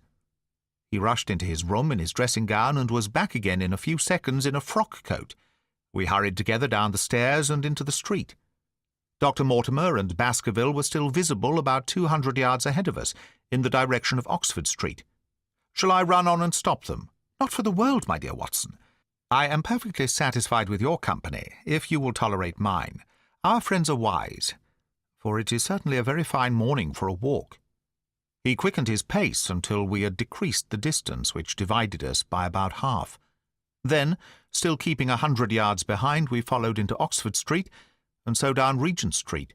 Once our friends stopped and stared into a shop window, upon which Holmes did the same. An instant afterwards he gave a little cry of satisfaction, and following the direction of his eager eyes, I saw that a hansom cab with a man inside, which had halted on the other side of the street, was now proceeding slowly onward again. "There's our man, Watson. Come along. We'll have a good look at him, if we can do no more." At that instant I was aware of a bushy black beard and a pair of piercing eyes turned upon us through the side window of the cab. Instantly the trap-door at the top flew up, something was screamed to the driver, and the cab flew madly off down Regent Street. Holmes looked eagerly round for another, but no empty one was in sight. Then he dashed in wild pursuit amid the stream of the traffic. But the start was too great, and already the cab was out of sight. "There now," said Holmes bitterly as he emerged panting and white with vexation from the tide of vehicles. "Was ever such bad luck, and such bad management too? Watson, if you are an honest man, you will record this also, and set it against my successes." "Who was the man?" "I have not an idea." "A spy?" "Well, it was evident from what we have heard that Baskerville has been very closely shadowed by someone since he has been in town. How else could it be known so quickly that it was the Northumberland Hotel which he had chosen? If they had followed him the first day, I argued that they would follow him also the second. You may have observed that I twice strolled over to the window while Dr. Mortimer was reading his legend." "Yes, I remember." "I was looking out for loiterers in the street, but I saw none. We are dealing with a clever man, Watson. This matter cuts very deep, and though I have not finally made up my mind whether it is a benevolent or a malevolent agency which is in touch with us, I am conscious always of power and design. When our friends left, I at once followed them, in the hopes of marking down their invisible attendant. So wily was he that he had not trusted himself upon foot, but he had availed himself of a cab, so that he could loiter behind or dash past them, and so escape their notice. His method had the additional advantage that if they were to take a cab, he was all ready to follow them. It has, however, one obvious disadvantage. It puts them in the power of the cabman. "Exactly. What a pity we did not get the number. My dear Watson, clumsy as I have been, you surely do not seriously imagine that I neglected to get the number. Number 2704 is our man. But that is no use to us for the moment. I fail to see how you could have done more. On observing the cab, I should have instantly turned and walked in the other direction. I should then, at my leisure, have hired a second cab and followed the first at a respectful distance, or, better still, have driven to the Northumberland Hotel and waited there. When our unknown had followed Baskerville home, we should have had the opportunity of playing his own game upon himself and seeing where he made for. As it is, by an indiscreet eagerness which was taken advantage of with extraordinary quickness and energy by our opponent, we have betrayed ourselves and lost our man." We had been sauntering slowly down Regent Street during this conversation, and Dr. Mortimer, with his companion, had long vanished in front of us. "There is no object in our following them," said Holmes. "The shadow has departed and will not return. We must see what further cards we have in our hands, and play them with decision. Could you swear to that man's face within the cab? I could swear only to the beard, and so could I, from which I gather that in all probability it was a false one. A clever man upon so delicate an errand has no use for a beard, save to conceal his features. Come in here, Watson." He turned into one of the district messenger offices, where he was warmly greeted by the manager. "Ah, Wilson, I see you have not forgotten the little case in which I had the good fortune to help you." "No, sir, indeed I have not. You saved my good name, and perhaps my life." "My dear fellow, you exaggerate. I have some recollection, Wilson, that you had among your boys a lad named Cartwright, who showed some ability during the investigation." "Yes, sir, he is still with us. Could you ring him up?" "Thank you, and I should be glad to have change of this £5 note." A lad of 14, with a bright, keen face, had obeyed the summons of the manager. He stood now gazing with great reverence at the famous detective. "Let me have the hotel directory," said Holmes. "Thank you. Now, Cartwright, there are the names of 23 hotels here, all in the immediate neighbourhood of Charing Cross, do you see?" "Yes, sir." "You will visit each of these in turn." "Yes, sir." "You will begin in each case by giving the outside porter 1 shilling. Here are 23 shillings. "Yes, sir." "You will tell him that you want to see the waste paper of yesterday. You will say that an important telegram has miscarried, and that you were looking for it. You understand?" "Yes, sir." "But what you are really looking for is the centre page of the Times, with some holes cut in it with scissors. Here is a copy of the Times. It is this page. You could easily recognise it, could you not?" "Yes, sir." "In each case, the outside porter will send for the hall porter, to whom you also will give a shilling. Here are 23 shillings. You will then learn, in possibly 20 cases out of the 23, that the waste of the day before has been burned or removed. In the 3 other cases you will be shown a heap of paper, and you will look for this page of the Times among it. The odds are enormously against your finding it. There are 10 shillings over, in case of emergencies. Let me have a report by wire at Baker Street before evening. And now, Watson, it only remains for us to find out by wire the identity of the cabman, number 2704, and then we will drop into one of the Bond Street picture galleries and fill in the time until we are due at the hotel. Chapter 5. 3 Broken Threads. Sherlock Holmes had, in a very remarkable degree, the power of detaching his mind at will. For 2 hours, the strange business in which we had been involved appeared to be forgotten, and he was entirely absorbed in the pictures of the modern Belgian masters. He would talk of nothing but art, of which he had the crudest ideas, from our leaving the gallery until we found ourselves at the Northumberland Hotel. "Sir Henry Baskerville is upstairs expecting you," said the clerk. "He asked me to show you up at once when you came." "Have you any objection to my looking at your register?" said Holmes. "Not in the least." The book showed that 2 names had been added after that of Baskerville. One was Theophilus Johnson and family, of Newcastle, the other Mrs. Oldmore and maid, of High Lodge, Alton. "Surely that must be the same Johnson whom I used to know," said Holmes to the porter.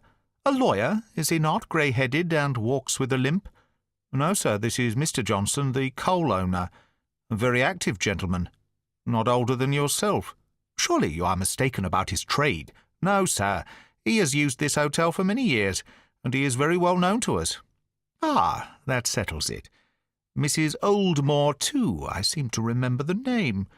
Excuse my curiosity, but often in calling upon one friend, one finds another." "She is an invalid lady, sir. Her husband was once Mayor of Gloucester. She always comes to us when she's in town." "Thank you. I'm afraid I cannot claim her acquaintance." We have established a most important fact by these questions, Watson," he continued in a low voice as we went upstairs together. "We know now that the people who are so interested in our friend have not settled down in his own hotel. That means that while they are, as we have seen, very anxious to watch him, they are equally anxious that he should not see them. Now, this is a most suggestive fact. What does it suggest? It suggests— Hello, my dear fellow. What on earth is the matter?" As we came round the top of the stairs, we had run up against Sir Henry Baskerville himself. His face was flushed with anger, and he held an old and dusty boot in one of his hands. So furious was he that he was hardly articulate, and when he did speak, it was in a much broader and more western dialect than any which we had heard from him in the morning. "Seems to me they're playing me for a sucker in this hotel. They'll find they've started in to monkey with the wrong man unless they are careful. By thunder, if that chap can't find my missing boot, there will be trouble. I can take a joke with the best, Mr. Holmes, but they've got a bit over the mark this time." "Still looking for your boot?" "Yes, sir, and mean to find it." "But surely you said that it was a new brown boot." "So it was, sir, and now it's an old black one." "What? You don't mean to say—" "That's just what I do mean to say. I only had 3 pairs in the world, the new brown, the old black, and the patent leathers, which I'm wearing. Last night they took one of my brown ones, and today they have sneaked one of the black. Well, have you got it? Speak out, man, and don't stand staring." An agitated German waiter had appeared upon the scene. "No, sir. I have made inquiry all over the hotel, but I can hear no word of it." "Well, either that boot comes back before sundown, or I'll see the manager and tell him that I go right straight out of this hotel." "It shall be found, sir. I promise you that if you will have a little patience, it will be found." "Mind it is, for it's the last thing of mine that I'll lose in this den of thieves." Well, Mr. Holmes, you'll excuse my troubling you about such a trifle." "I think it's well worth troubling about." "Why, you look very serious over it." "How do you explain it?" "I just don't attempt to explain it. It seems the very maddest, queerest thing that ever happened to me." "The queerest, perhaps," said Holmes thoughtfully. "What do you make of it yourself?" "Well, I don't profess to understand it yet. This case of yours is very complex, Sir Henry. When taken in conjunction with your uncle's death, I'm not sure that of all the 500 cases of capital importance which I have handled, there is one which cuts so deep. But we hold several threads in our hands, and the odds are that one or other of them guides us to the truth. We may waste time in following the wrong one, but sooner or later we must come upon the right." We had a pleasant luncheon in which little was said of the business which had brought us together. It was in the private sitting-room, to which we afterwards repaired, that Holmes asked Baskerville what were his intentions. To go to Baskerville Hall. "And when?" "At the end of the week." "On the whole," said Holmes, "I think that your decision is a wise one. I have ample evidence that you are being dogged in London, and amid the millions of this great city it is difficult to discover who these people are, or what their object can be. If their intentions are evil, they might do you a mischief, and we should be powerless to prevent it. You did not know, Dr. Mortimer, that you were followed this morning from my house?" Dr. Mortimer started violently. "Followed? By whom?" "That, unfortunately, is what I cannot tell you. Have you among your neighbours or acquaintances on Dartmoor any man with a black, full beard?" "No. Or, let me see. Why, yes. Barrymore, Sir Charles's butler, is a man with a full black beard." "Ha! Where is Barrymore?" "He is in charge of the hall." "We had best ascertain if he is really there, or if by any possibility he might be in London." "How can you do that?" "Give me a telegraph form." "Is all ready for Sir Henry? That will do. Addressed to Mr. Barrymore, Baskerville Hall." "What is the nearest telegraph office?" "Grimpen. Very good. We will send a second wire to the postmaster, Grimpen. Telegram to Mr. Barrymore to be delivered into his own hand. If absent, please return wire to Sir Henry Baskerville, Northumberland Hotel. That should let us know before evening whether Barrymore is at his post in Devonshire or not." "That's so," said Baskerville. "By the way, Dr. Mortimer, who is this Barrymore, anyhow?" "He is the son of the old caretaker, who is dead. They have looked after the hall for 4 generations now." So far as I know, he and his wife are as respectable a couple as any in the county." "At the same time," said Baskerville, "it's clear enough that so long as there are none of the family at the Hall, these people have a mighty fine home and nothing to do." "That is true. Did Barrymore profit at all by Sir Charles's will?" asked Holmes. "He and his wife had £500 each." "Ha! Did they know that they would receive this?" "Yes, Sir Charles was very fond of talking about the provisions of his will." "That is very interesting."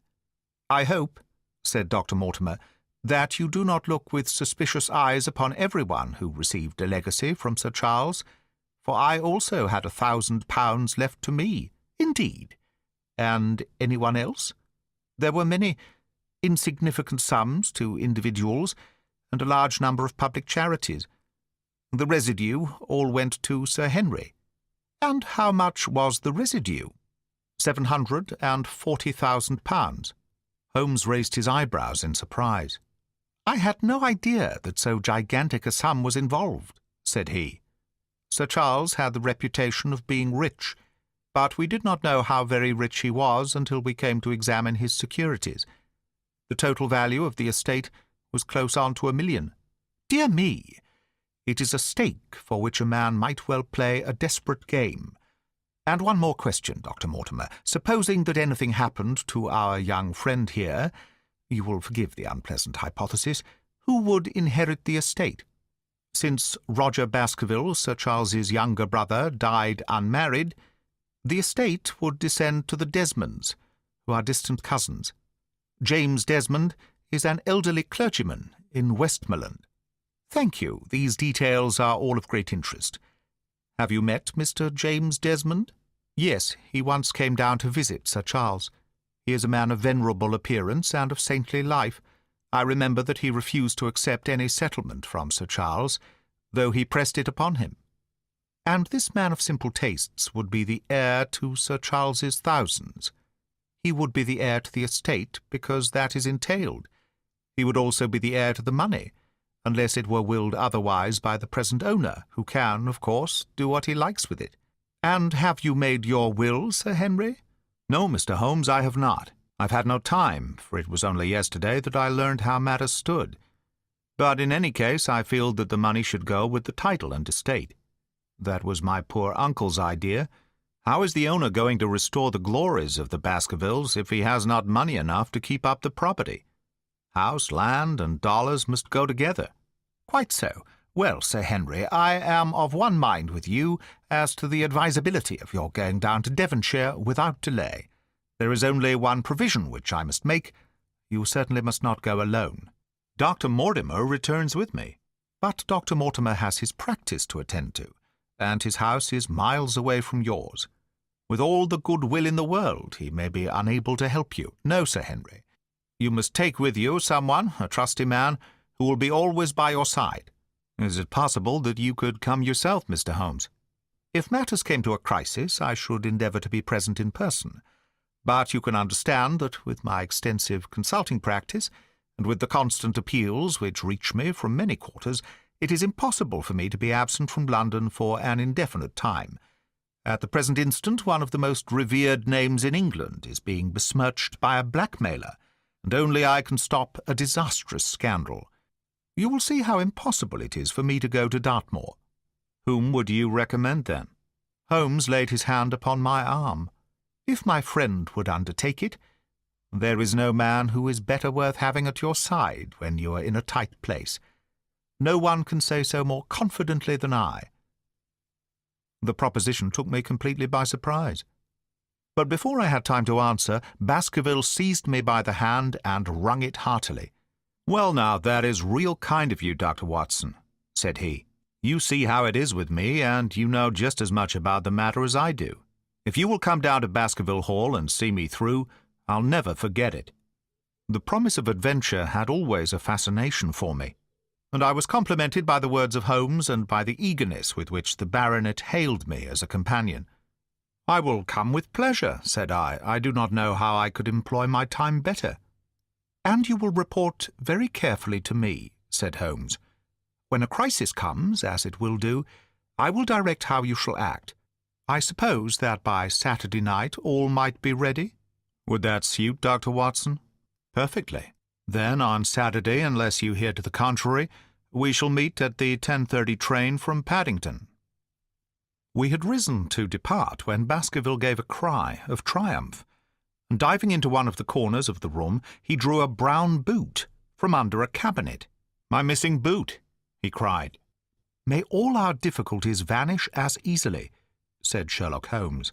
"But it is a very singular thing," Dr. Mortimer remarked. "I searched this room carefully before lunch."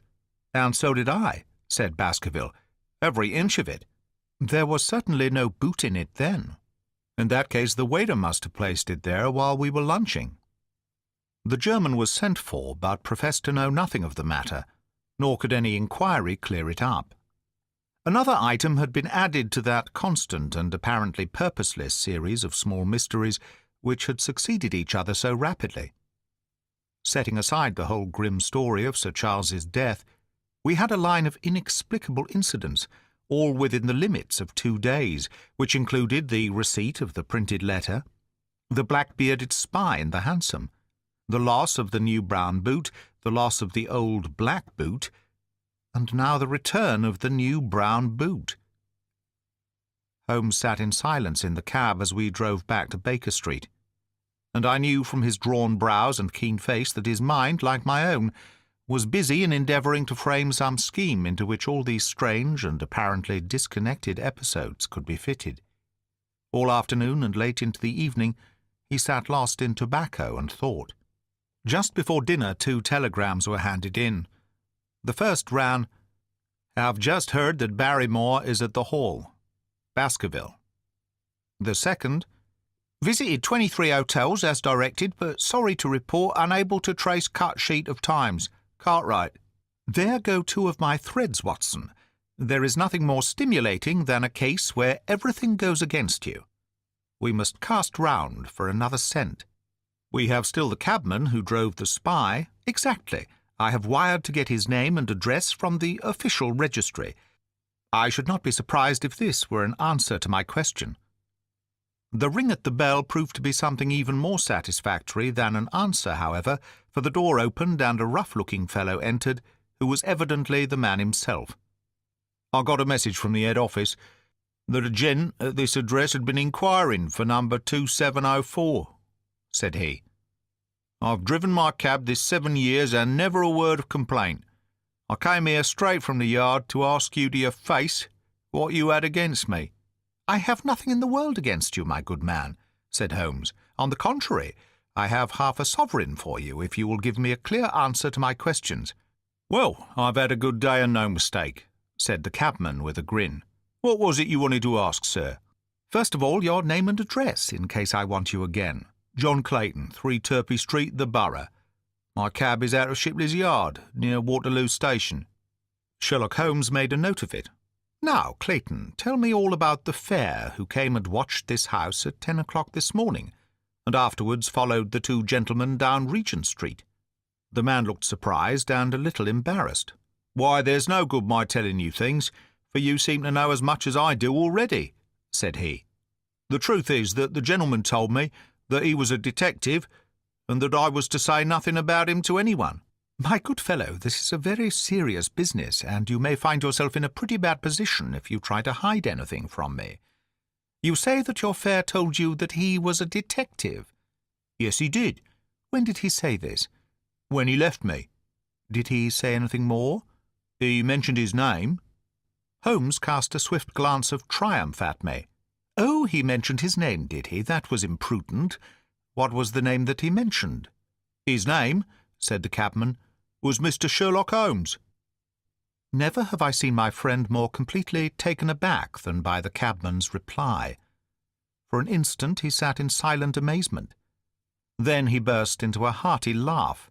"A touch, Watson, an undeniable touch," said he. "I feel a foil as quick and supple as my own. He got home upon me very prettily that time. So his name was Sherlock Holmes, was it?" "Yes, sir, that was the gentleman's name." "Excellent. Tell me where you picked him up and all that occurred." "He hailed me at 9:30 in Trafalgar Square. He said that he was a detective, and he offered me 2 guineas if I would do exactly what he wanted all day and ask no questions. I was glad enough to agree. First, we drove down to the Northumberland Hotel and waited there until 2 gentlemen came out and took a cab from the rank. We followed their cab until it pulled up somewhere near here. "This very door," said Holmes. "Well, I couldn't be sure of that, but I dare say my fare knew all about it. We pulled up halfway down the street and waited an hour and a half. Then the 2 gentlemen passed us, walking, and we followed down Baker Street and along—" "I know," said Holmes, "until we got 3/4 down Regent Street. Then my gentleman threw up the trap, and he cried that I should drive right away to Waterloo Station as hard as I could go. I whipped up the mare, and we were there under the 10 minutes. Then he paid up his 2 guineas like a good 'un, and away he went into the station. Only just as he was leaving he turned round and he said, 'It might interest you to know that you have been driving Mr. Sherlock Holmes.' That's how I come to know the name." "I see. And you saw no more of him?" "Not after he went into the station." "And how would you describe Mr. Sherlock Holmes?" The cabman scratched his head. "Well, he wasn't altogether such an easy gentleman to describe. I'd put him at 40 years of age, and he was of a middle height, 2 or 3 inches shorter than you, sir. He was dressed like a toff, and he had a black beard, cut square at the end, and a pale face. I don't know as I could say more than that." "Colour of his eyes?" "No, I can't say that." "Nothing more that you can remember?" "No, sir, nothing." "Well, then, here is your half-sovereign. There's another one waiting for you if you can bring any more information. Good night." "Good night, sir, and thank you." John Clayton departed chuckling, and Holmes turned to me with a shrug of his shoulders and a rueful smile. "Snap goes our 3rd thread, and we end where we began," said he. "The cunning rascal! He knew our number, knew that Sir Henry Baskerville had consulted me, spotted who I was in Regent Street, conjectured that I had got the number of the cab and would lay my hands on the driver, and so sent back this audacious message. I tell you, Watson, this time we have got a foeman who is worthy of our steel. I have been checkmated in London.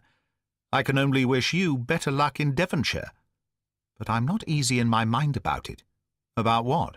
"About sending you. It's an ugly business, Watson, an ugly, dangerous business, and the more I see of it, the less I like it. Yes, my dear fellow, you may laugh, but I give you my word that I shall be very glad to have you back safe and sound in Baker Street once more."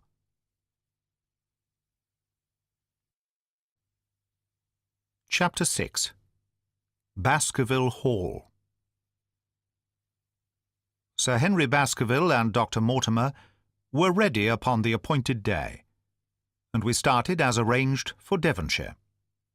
Mr. Sherlock Holmes drove with me to the station and gave me his last parting injunctions and advice.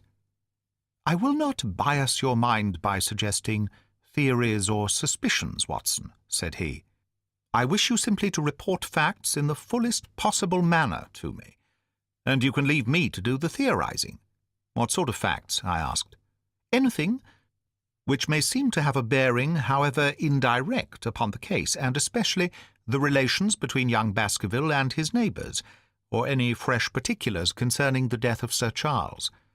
I have made some inquiries myself in the last few days, but the results have, I fear, been negative. One thing only appears to be certain, and that is that Mr. James Desmond, who is the next heir, is an elderly gentleman of a very amiable disposition, so that this persecution does not arise from him. I really think that we may eliminate him entirely from our calculations. There remain the people who will actually surround Sir Henry Baskerville upon the moor. Would it not be well in the first place to get rid of this Barrymore couple? By no means. You could not make a greater mistake. If they are innocent, it would be a cruel injustice, and if they are guilty, we should be giving up all chance of bringing it home to them. No, we will preserve them upon our list of suspects. Then there is a groom at the Hall, if I remember right. There are 2 moorland farmers. There is our friend, Dr. Mortimer, whom I believe to be entirely honest, and there is his wife, of whom we know nothing.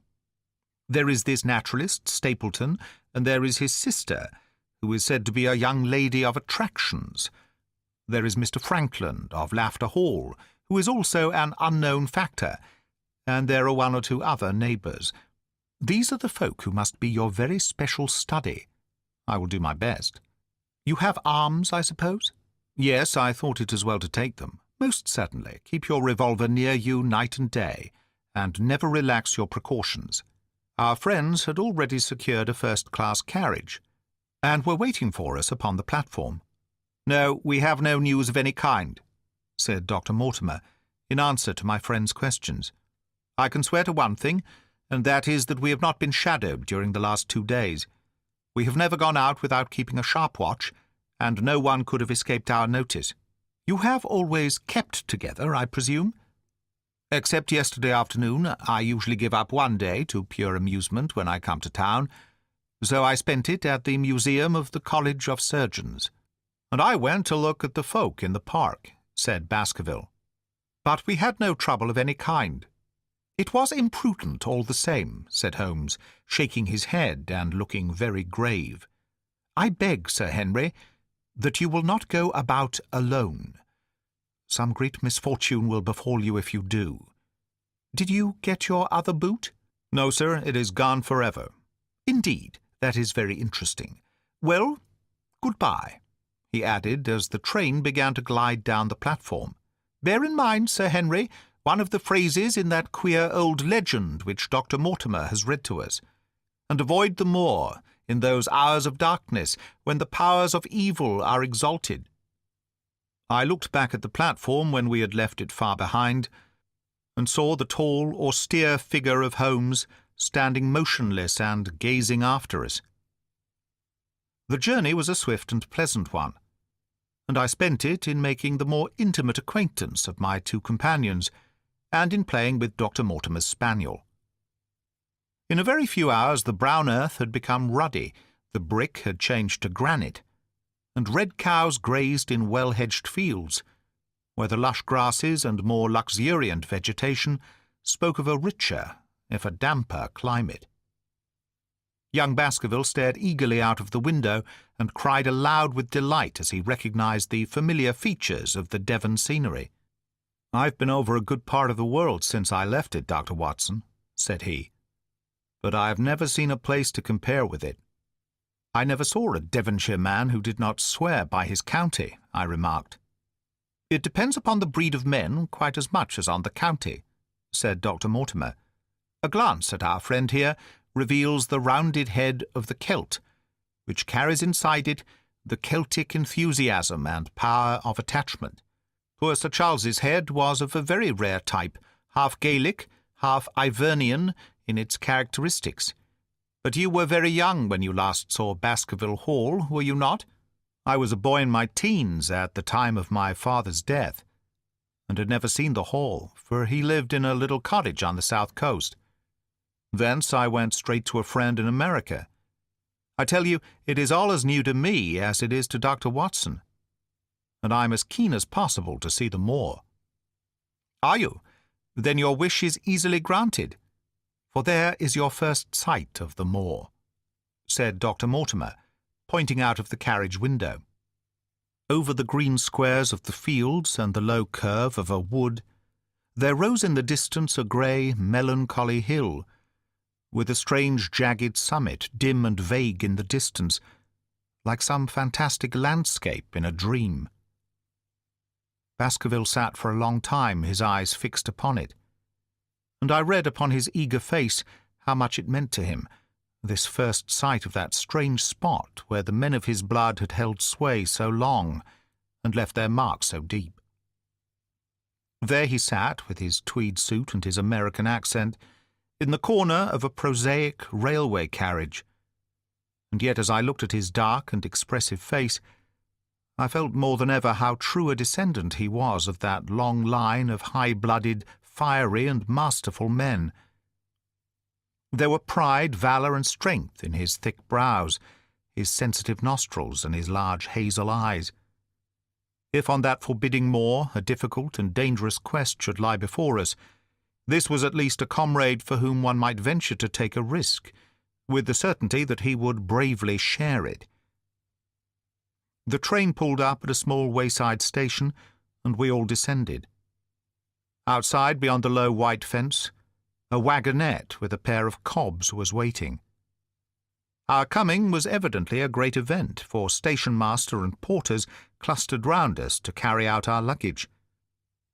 It was a sweet, simple country spot, but I was surprised to observe that by the gate there stood two soldierly men in dark uniforms, who leaned upon their short rifles and glanced keenly at us as we passed. The coachman, a hard-faced, gnarled little fellow, saluted Sir Henry Baskerville, and in a few minutes we were flying swiftly down the broad, white road. Rolling pasture lands curved upward on either side of us, and old gabled houses peeped out from amid the thick green foliage. But behind the peaceful and sunlit countryside there rose ever, dark against the evening sky, the long gloomy curve of the moor, broken by the jagged and sinister hills. The wagonette swung round into a side road, and we curved upward through deep lanes, worn by centuries of wheels, high banks on either side, heavy with dripping moss and fleshy hart's-tongue ferns. Bronzing bracken and mottled bramble gleamed in the light of the sinking sun. Still steadily rising, we passed over a narrow granite bridge and skirted a noisy stream which gushed swiftly down, foaming and roaring amid the grey boulders. Both road and stream wound up through a valley dense with scrub oak and fir. At every turn Baskerville gave an exclamation of delight, looking eagerly about him and asking countless questions. To his eyes all seemed beautiful, but to me a tinge of melancholy lay upon the countryside, which bore so clearly the mark of the waning year. Yellow leaves carpeted the lanes and fluttered down upon us as we passed. The rattle of our wheels died away as we drove through drifts of rotting vegetation. Sad gifts, as it seemed to me, for nature to throw before the carriage of the returning heir of the Baskervilles. "Hello!" cried Dr. Mortimer. "What is this?" A steep curve of heath-clad land, an outlying spur of the moor, lay in front of us. On the summit, hard and clear like an equestrian statue upon its pedestal, was a mounted soldier, dark and stern, his rifle poised ready over his forearm. He was watching the road along which we travelled.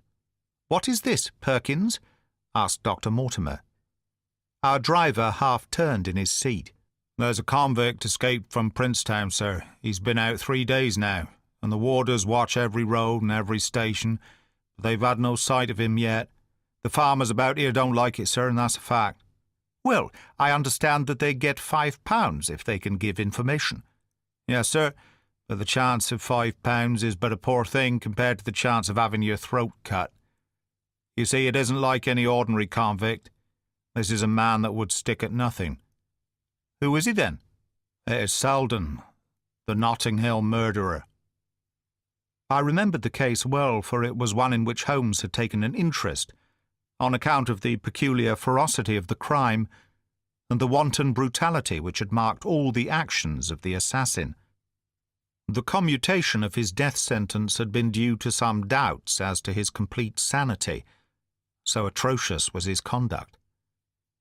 Our wagonette had topped a rise, and in front of us rose the huge expanse of the moor, mottled with gnarled and craggy cairns and tors. A cold wind swept down from it and set us shivering. Somewhere there, on that desolate plain, was lurking this fiendish man, hiding in a burrow like a wild beast, his heart full of malignancy against the whole race which had cast him out. It needed but this to complete the grim suggestiveness of the barren waste, the chilling wind, and the darkling sky. Even Baskerville fell silent, and pulled his overcoat more closely around him.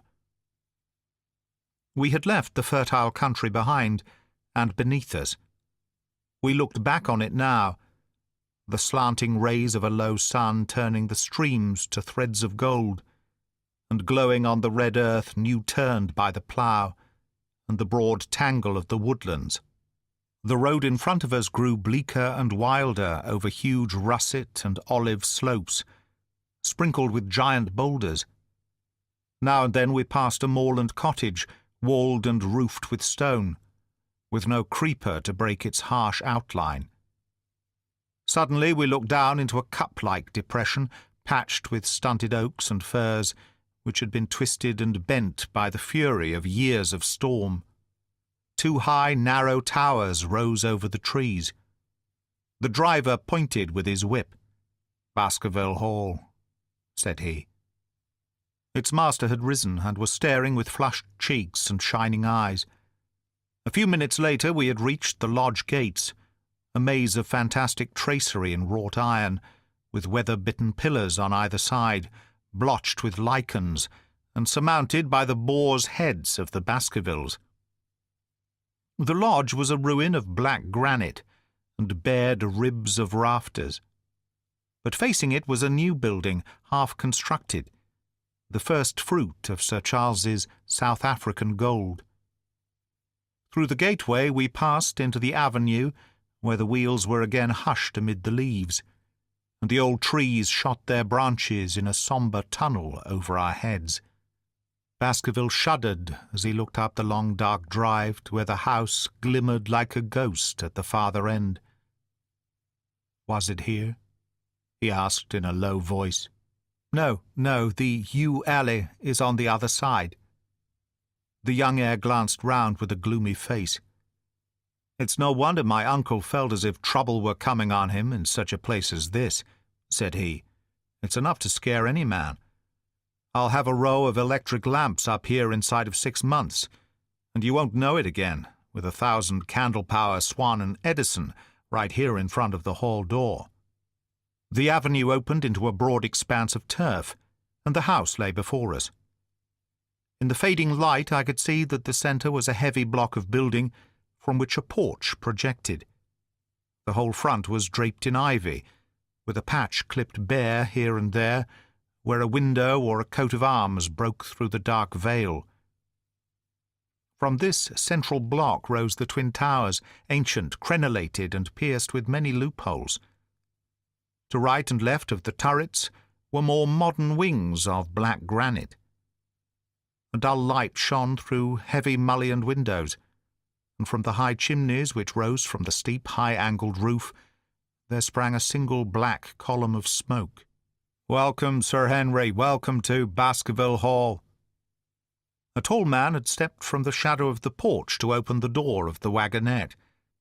The figure of a woman was silhouetted against the yellow light of the hall. She came out and helped the man to hand down our bags. "You don't mind my driving straight home, Sir Henry?" said Dr. Mortimer. "My wife is expecting me. Surely you will stay and have some dinner." "No, I must go. I shall probably find some work awaiting me. I would stay to show you over the house, but Barrymore will be a better guide than I. Good-bye, and never hesitate, night or day, to send for me, if I can be of service." The wheels died away down the drive, while Sir Henry and I turned into the hall, and the door clanged heavily behind us. It was a fine apartment in which we found ourselves, large, lofty, and heavily raftered with huge bulks of age-blackened oak. In the great old-fashioned fireplace behind the high iron dogs, a log fire crackled and snapped. Sir Henry and I held out our hands to it, for we were numb from our long drive.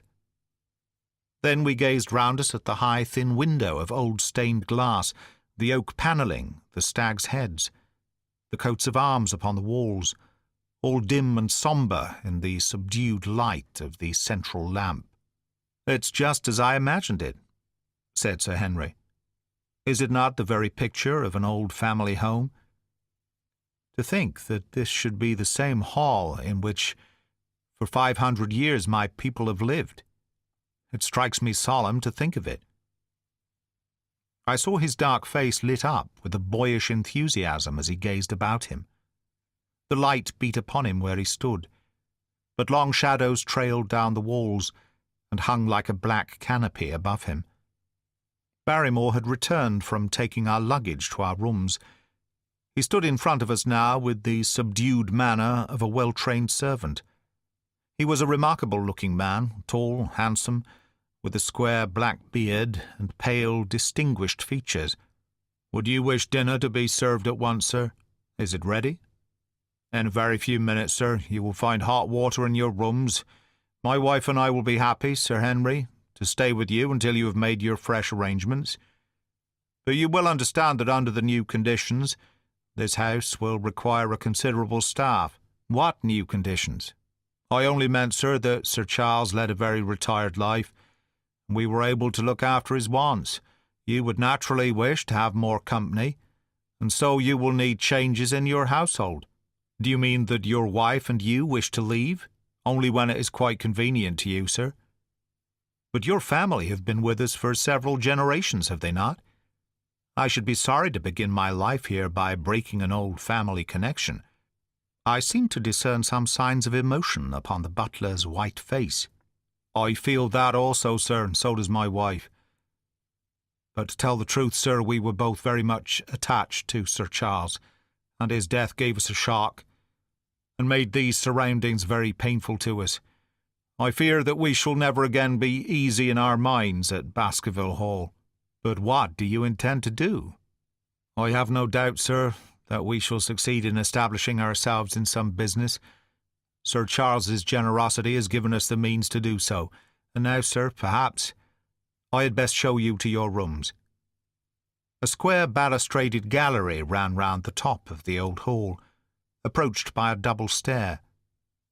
From this central point, 2 long corridors extended the whole length of the building, from which all the bedrooms opened. My own was in the same wing as Baskerville's, and almost next door to it. These rooms appeared to be much more modern than the central part of the house, and the bright paper and numerous candles did something to remove the sombre impression which our arrival had left upon my mind. But the dining-room, which opened out of the hall, was a place of shadow and gloom. It was a long chamber with a step separating the dais, where the family sat, from the lower portion reserved for their dependents.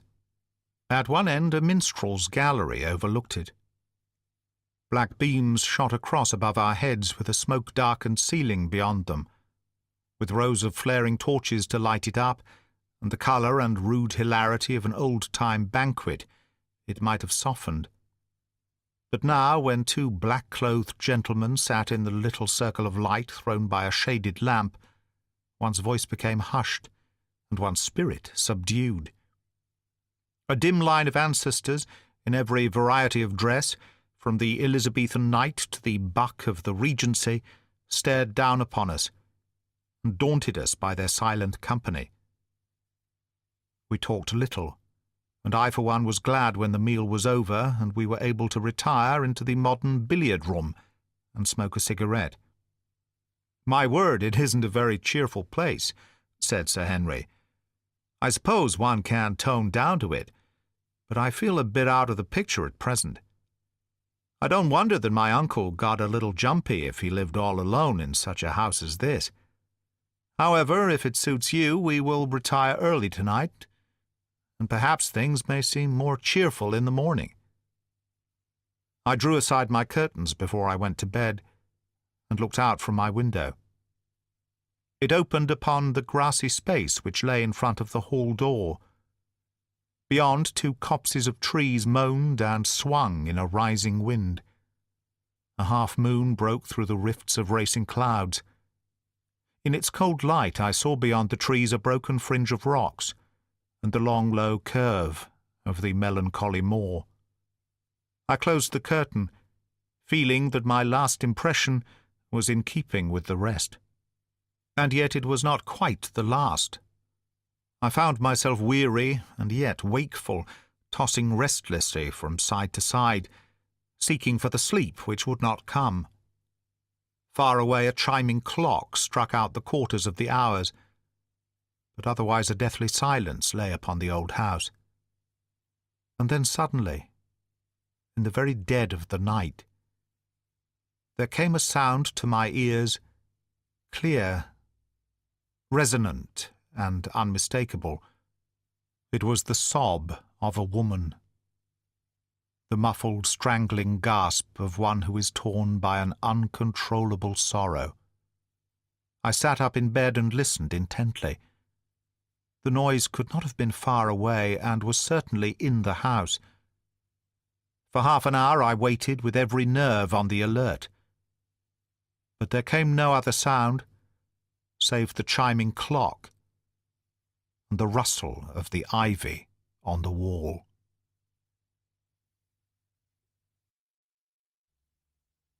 Chapter 7. The Stapletons of Merry Pit House. The fresh beauty of the following morning did something to efface from our minds the grim and grey impression which had been left upon both of us by our first experience of Baskerville Hall. As Sir Henry and I sat at breakfast, the sunlight flooded in through the high mullioned windows, throwing watery patches of colour from the coats of arms which covered them. The dark panelling glowed like bronze in the golden rays, and it was hard to realize that this was indeed the chamber which had struck such a gloom into our souls upon the evening before. "I guess it is ourselves and not the house that we have to blame," said the baronet. "We were tired with our journey and chilled by our drive, so we took a grey view of the place. Now we are fresh and well, so it is all cheerful once more." "And yet it was not entirely a question of imagination," I answered. "Did you, for example, happen to hear someone, a woman, I think, sobbing in the night?" "That is curious, for I did, when I was half asleep, fancy that I heard something of the sort. I waited quite a time, but there was no more of it, so I concluded that it was all a dream. I heard it distinctly, and I'm sure that it was really the sob of a woman. We must ask about this right away." He rang the bell and asked Barrymore whether he could account for our experience. It seemed to me that the pallid features of the butler turned a shade paler still as he listened to his master's question. "There are only 2 women in the house, Sir Henry," he answered. "One is the scullery maid, who sleeps in the other wing. The other is my wife, and I can answer for it that the sound could not have come from her." And yet he lied as he said it, for it chanced that after breakfast I met Mrs. Barrymore in the long corridor with the sun full upon her face. She was a large, impassive, heavy-featured woman with a stern, set expression of mouth, but her telltale eyes were red and glanced at me from between swollen lids. It was she, then, who wept in the night, and if she did so, her husband must know it. Yet he had taken the obvious risk of discovery in declaring that it was not so. Why had he done this? And why did she weep so bitterly? Already round this pale-faced, handsome, black-bearded man there was gathering an atmosphere of mystery and of gloom. It was he who had been the first to discover the body of Sir Charles, and we had only his word for all the circumstances which led up to the old man's death. Was it possible that it was Barrymore, after all, whom we had seen in the cab in Regent Street? The beard might well have been the same. The cabman had described a somewhat shorter man, but such an impression might easily have been erroneous. How could I settle the point forever? Obviously the first thing to do was to see the Grimpen postmaster and find whether the test telegram had really been placed in Barrymore's own hands. Be the answer what it might, I should at least have something to report to Sherlock Holmes. Sir Henry had numerous papers to examine after breakfast, so that the time was propitious for my excursion. It was a pleasant walk of 4 miles along the edge of the moor, leading me at last to a small grey hamlet in which 2 larger buildings, which proved to be the inn and the house of Dr. Mortimer, stood high above the rest. The postmaster, who was also the village grocer, had a clear recollection of the telegram. "Certainly, sir," said he. "I had the telegram delivered to Mr. Barrymore, exactly as directed." "Who delivered it?" "My boy here, James. You delivered that telegram to Mr. Barrymore at the Hall last week, did you not?" "Yes, father, I delivered it." "Into his own hands?" I asked. "Well, He was up in the loft at the time, so that I could not put it into his own hands, but I gave it into Mrs. Barrymore's hands, and she promised to deliver it at once. Did you see Mr. Barrymore? No, sir. I tell you he was in the loft. If you didn't see him, how do you know he was in the loft? Well, surely his own wife ought to know where he is, said the postmaster testily. Didn't he get the telegram? If there is any mistake, it is for Mr. Barrymore himself to complain. It seemed hopeless to pursue the inquiry any farther, but it was clear that in spite of Holmes's ruse, we had no proof that Barrymore had not been in London all the time. Suppose that it were so. Suppose that the same man had been the last who had seen Sir Charles alive, and the first to dog the new heir when he returned to England. What then? Was he the agent of others, or had he some sinister design of his own? What interest could he have in persecuting the Baskerville family? I thought of the strange warning clipped out of the leading article of the Times. Was that his work, or was it possibly the doing of someone who was bent upon counteracting his schemes? The only conceivable motive was that which had been suggested by Sir Henry, that if the family could be scared away, a comfortable and permanent home would be secured for the Barrymores. But surely such an explanation as that would be quite inadequate to account for the deep and subtle scheming which seemed to be weaving an invisible net round the young baronet. Holmes himself had said that no more complex case had come to him in all the long series of his sensational investigations. I prayed as I walked back along the grey, lonely road that my friend might soon be freed from his preoccupations and able to come down to take this heavy burden of responsibilities from my shoulders. Suddenly my thoughts were interrupted by the sound of running feet behind me and by a voice which called me by name. I turned, expecting to see Dr. Mortimer, but to my surprise it was a stranger who was pursuing me. He was a small, slim, clean-shaven, prim-faced man, flaxen-haired and lean-jawed, between 30 and 40 years of age, dressed in a grey suit and wearing a straw hat. A tin box for botanical specimens hung over his shoulder, and he carried a green butterfly net in one of his hands. "You will, I am sure, excuse my presumption, Dr. Watson," said he as he came panting up to where I stood. "Here on the moor we are homely folk, and do not wait for formal introductions. You may possibly have heard my name from our mutual friend, Mortimer. I am Stapleton, of Mary Pitt House." "Your net and box would have told me as much," said I, for I knew that Mr. Stapleton was a naturalist. "But how did you know me?" "I have been calling on Mortimer, and he pointed you out to me from the window of his surgery as you passed. As our road lay the same way, I thought that I would overtake you and introduce myself. I trust that Sir Henry is none the worse for his journey?" "He is very well, thank you. We were all rather afraid that after the sad death of Sir Charles, the new baronet might refuse to live here. It is asking much of a wealthy man to come down and bury himself in a place of this kind, but I need not tell you that it means a very great deal to the countryside. Sir Henry has, I suppose, no superstitious fears in the matter?" "I do not think that is likely." "Of course you know the legend of the fiend dog which haunts the family?" "I have heard it." "It is extraordinary how credulous the peasants are about here. Any number of them are ready to swear that they have seen such a creature upon the moor." He spoke with a smile, but I seemed to read in his eyes that he took the matter more seriously. The story took a great hold upon the imagination of Sir Charles, and I have no doubt that it led to his tragic end. But how? His nerves were so worked up that the appearance of any dog might have had a fatal effect upon his diseased heart. I fancied that he really did see something of the kind upon that last day, in the yew alley. I feared that some disaster might occur, for I was very fond of the old man, and I knew that his heart was weak. "How did you know that?" "My friend Mortimer told me." "You think, then, that some dog pursued Sir Charles, and that he died of fright in consequence? Have you any better explanation?"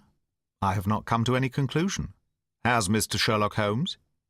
The words took away my breath for an instant, but a glance at the placid face and steadfast eyes of my companion showed that no surprise was intended. "It is useless for us to pretend that we do not know you, Dr. Watson," said he.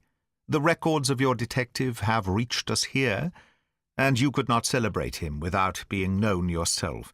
When Mortimer told me your name, he could not deny your identity.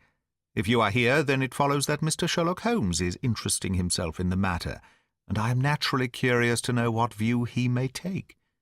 I am afraid that I cannot answer that question. May I ask if he is going to honour us with a visit himself? He cannot leave town at present. He has other cases which engage his attention. What a pity. He might throw some light on that which is so dark to us. But as to your own researches, if there is any possible way in which I can be of service to you, I trust that you will command me. If I had any indication of the nature of your suspicions or how you propose to investigate the case, I might perhaps even now give you some aid or advice. I assure you that I am simply here upon a visit to my friend Sir Henry, and that I need no help of any kind. Excellent, said Stapleton. You are perfectly right to be wary and discreet. I am justly reproved for what I feel was an unjustifiable intrusion, and I promise you that I will not mention the matter again. We had come to a point where a narrow grassy path struck off from the road and wound away across the moor. A steep, boulder-sprinkled hill lay upon the right, which had in bygone days been cut into a granite quarry. The face which was turned towards us formed a dark cliff, with ferns and brambles growing in its niches. From over a distant rise there floated a grey plume of smoke.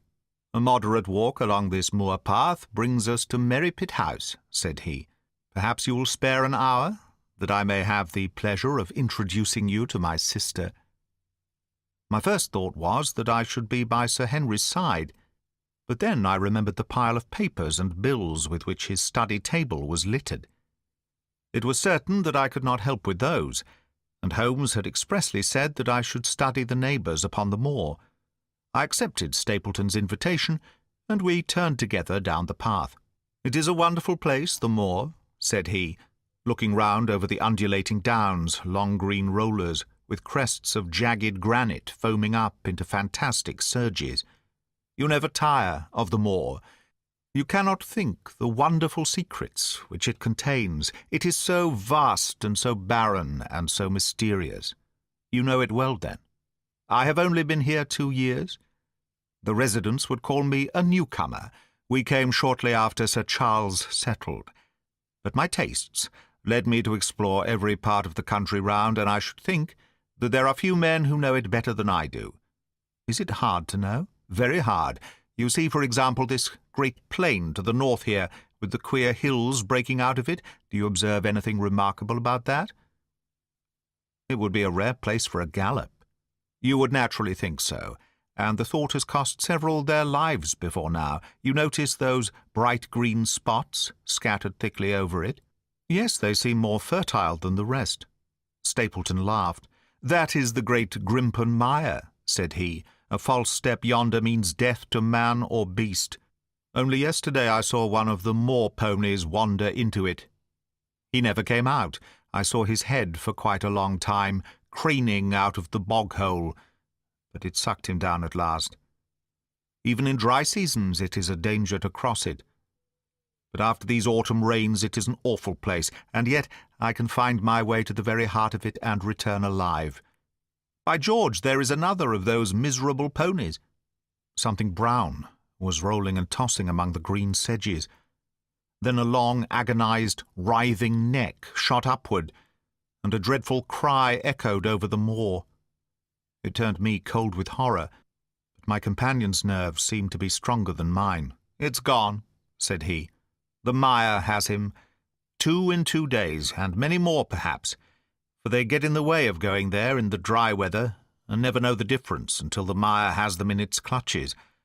It's a bad place, the great Grimpen Mire." "And you say you can penetrate it?" "Yes. There are 1 or 2 paths which a very active man can take. I have found them out." "But why should you wish to go into so horrible a place?" "Well, you see the hills beyond. They are really islands cut off on all sides by the impassable mire, which has crawled round them in the course of years.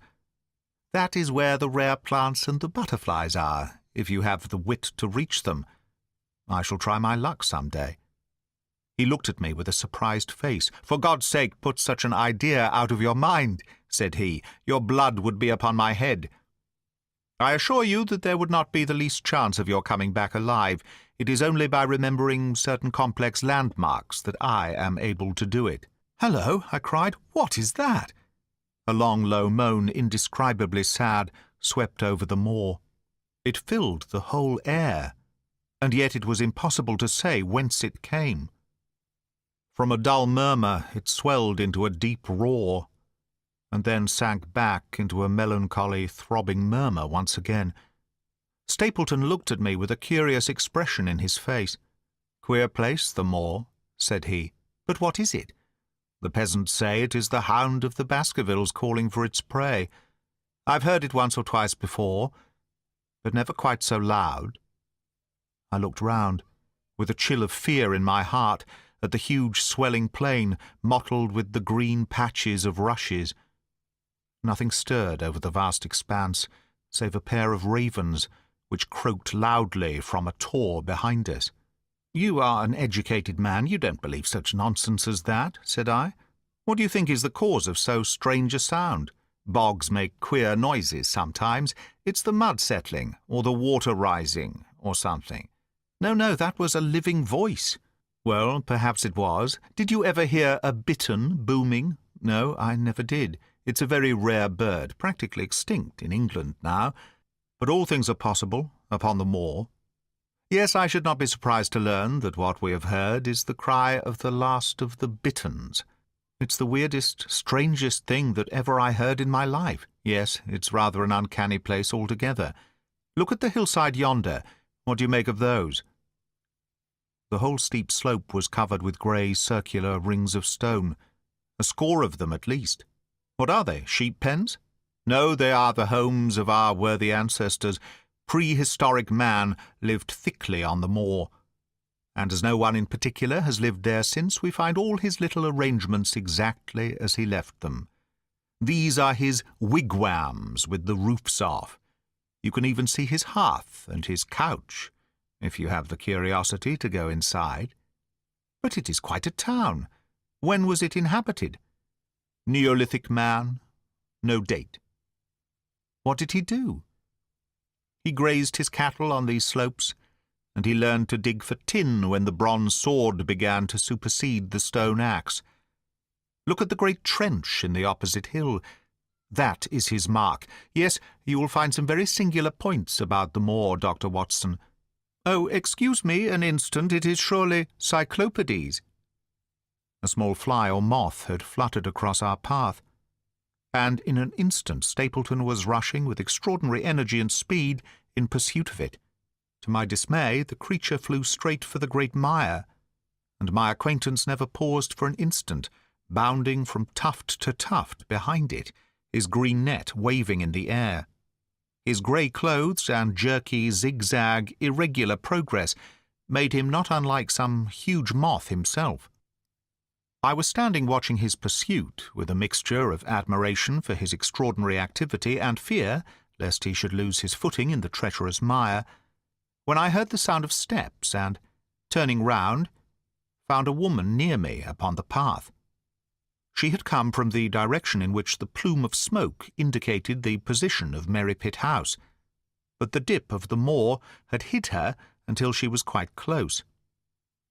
I could not doubt that this was the Miss Stapleton of whom I had been told, since ladies of any sort must be few upon the moor, and I remembered that I had heard someone describe her as being a beauty.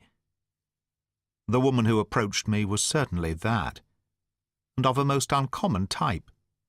There could not have been a greater contrast between brother and sister, for Stapleton was neutral-tinted, with light hair and grey eyes, while she was darker than any brunette whom I have seen in England. Slim, elegant, and tall, she had a proud, finely cut face, so regular that it might have seemed impassive, were it not for the sensitive mouth, and the beautiful dark, eager eyes. With her perfect figure and elegant dress she was, indeed, a strange apparition upon a lonely moorland path. Her eyes were on her brother as I turned, and then she quickened her pace towards me. I had raised my hat and was about to make some explanatory remark, when her own words turned all my thoughts into a new channel. "Go back," she said. "Go straight back to London, instantly." I could only stare at her in stupid surprise. Her eyes blazed at me, and she tapped the ground impatiently with her foot. "Why should I go back?" I asked. "I cannot explain." She spoke in a low, eager voice, with a curious lisp in her utterance. "But for God's sake, do what I ask you. Go back and never set foot upon the moor again." "But I've only just come." Man, she cried, "can you not tell when a warning is for your own good? Go back to London. Start tonight. Get away from this place at all costs. Hush, my brother is coming. Not a word of what I have said. Would you mind getting that orchid for me, among the mare's tails yonder? We are very rich in orchids on the moor, though, of course, you are rather late to see the beauties of the place." Stapleton had abandoned the chase and came back to us, breathing hard and flushed with his exertions. "Hello, Beryl," said he, and it seemed to me that the tone of his greeting was not altogether a cordial one. "Well, Jack, you are very hot." "Yes, I was chasing a cyclopedes. He is very rare and seldom found in the late autumn. What a pity that I should have missed him." He spoke unconcernedly, but his small light eyes glanced incessantly from the girl to me. "You have introduced yourselves, I can see." "Yes, I was telling Sir Henry that it was rather late for him to see the true beauties of the moor." "Why, who do you think this is?" "I imagine that it must be Sir Henry Baskerville." No, said I, "only a humble commoner. But his friend, my name is Dr. Watson." A flush of vexation passed over her expressive face. "We have been talking at cross purposes," said she. "Why, you had not very much time for talk," her brother remarked with the same questioning eyes. "I talked as if Dr. Watson were a resident instead of being merely a visitor," said she. "It cannot much matter to him whether it is early or late for the orchids. But you will come on, will you not, and see Merrypit House?"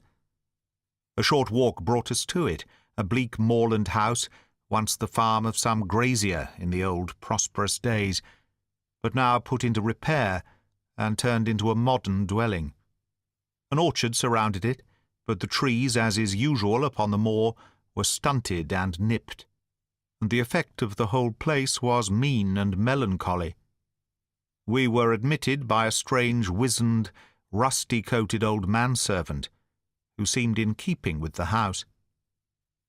Inside, however, there were large rooms furnished with an elegance in which I seemed to recognize the taste of the lady.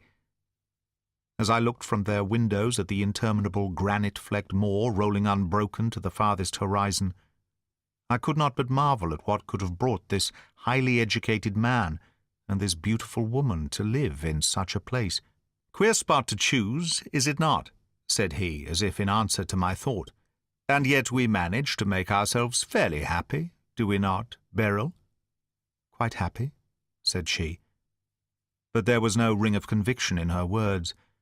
"I had a school," said Stapleton. "It was in the North Country. The work, to a man of my temperament, was mechanical and uninteresting, but the privilege of living with youth, of helping to mould those young minds, and of impressing them with one's own character and ideals, was very dear to me. However, the fates were against us. A serious epidemic broke out in the school, and 3 of the boys died. It never recovered from the blow, and much of my capital was irretrievably swallowed up. And yet, if it were not for the loss of the charming companionship of the boys, I could rejoice over my own misfortune, for with my strong tastes for botany and zoology, I find an unlimited field of work here. And my sister is as devoted to nature as I am. All this, Dr. Watson, has been brought upon your head by your expression, as you surveyed the moor out of our window. It certainly did cross my mind that it might be a little dull, less for you, perhaps, than for your sister." No, I am never dull," said she quickly. "We have books, we have our studies, and we have interesting neighbours. Dr. Mortimer is a most learned man in his own line. Poor Sir Charles was also an admirable companion, We knew him well, and miss him more than I can tell. Do you think that I should intrude if I were to call this afternoon and make the acquaintance of Sir Henry? I'm sure that he would be delighted. Then perhaps you would mention that I propose to do so. We may, in our humble way, do something to make things more easy for him until he becomes accustomed to his new surroundings. Will you come upstairs, Dr. Watson, and inspect my collection of Lepidoptera? I think it is the most complete one in the southwest of England. By the time that you have looked through them, lunch will be almost ready. But I was eager to get back to my charge. The melancholy of the moor, the death of the unfortunate pony, the weird sound which had been associated with the grim legend of the Baskervilles, all these things tinged my thoughts with sadness. Then, on the top of these, more or less vague impressions, there had come the definite and distinct warning of Miss Stapleton, delivered with such intense earnestness that I could not doubt that some grave and deep reason lay behind it.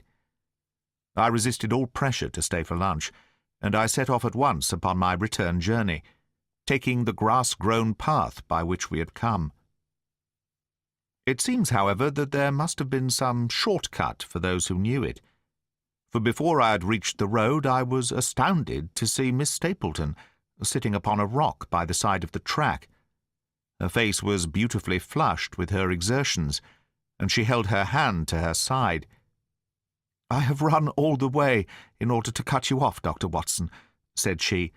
"I had not even time to put on my hat. I must not stop, or my brother may miss me. I wanted to say to you how sorry I am about the stupid mistake I made in thinking that you were Sir Henry. Please forget the words I said, which have no application whatever to you."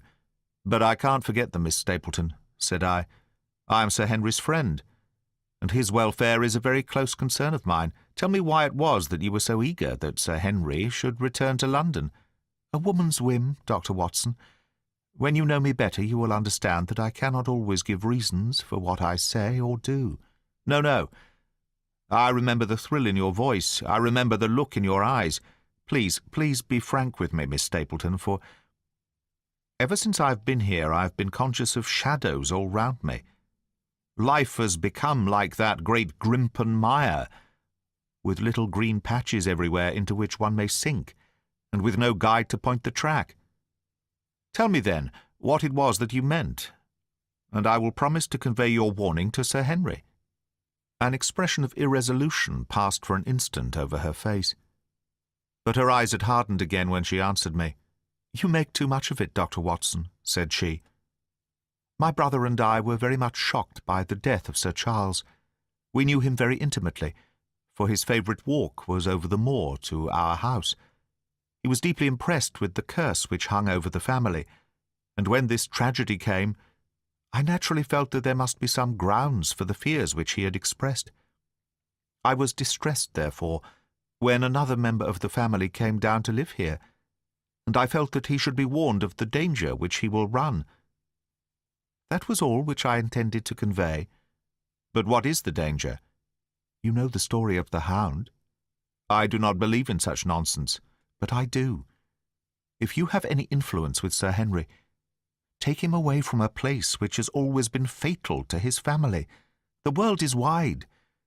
Why should he wish to live at the place of danger?" "Because it is the place of danger. That is Sir Henry's nature. I fear that unless you can give me some more definite information than this, it would be impossible to get him to move." "I cannot say anything definite, for I do not know anything definite." "I would ask you one more question, Miss Stapleton. If you meant no more than this when you first spoke to me, why should you not wish your brother to overhear what you said? There is nothing to which he or anyone else could object." "My brother is very anxious to have the hall inhabited, for he thinks it is for the good of the poor folk upon the moor. He would be very angry if he knew that I had said anything which might induce Sir Henry to go away. But I have done my duty now, and I will say no more. I must go back, or he will miss me, and suspect that I have seen you. Goodbye." She turned and had disappeared in a few minutes among the scattered boulders, while I, with my soul full of vague fears, pursued my way to Baskerville Hall.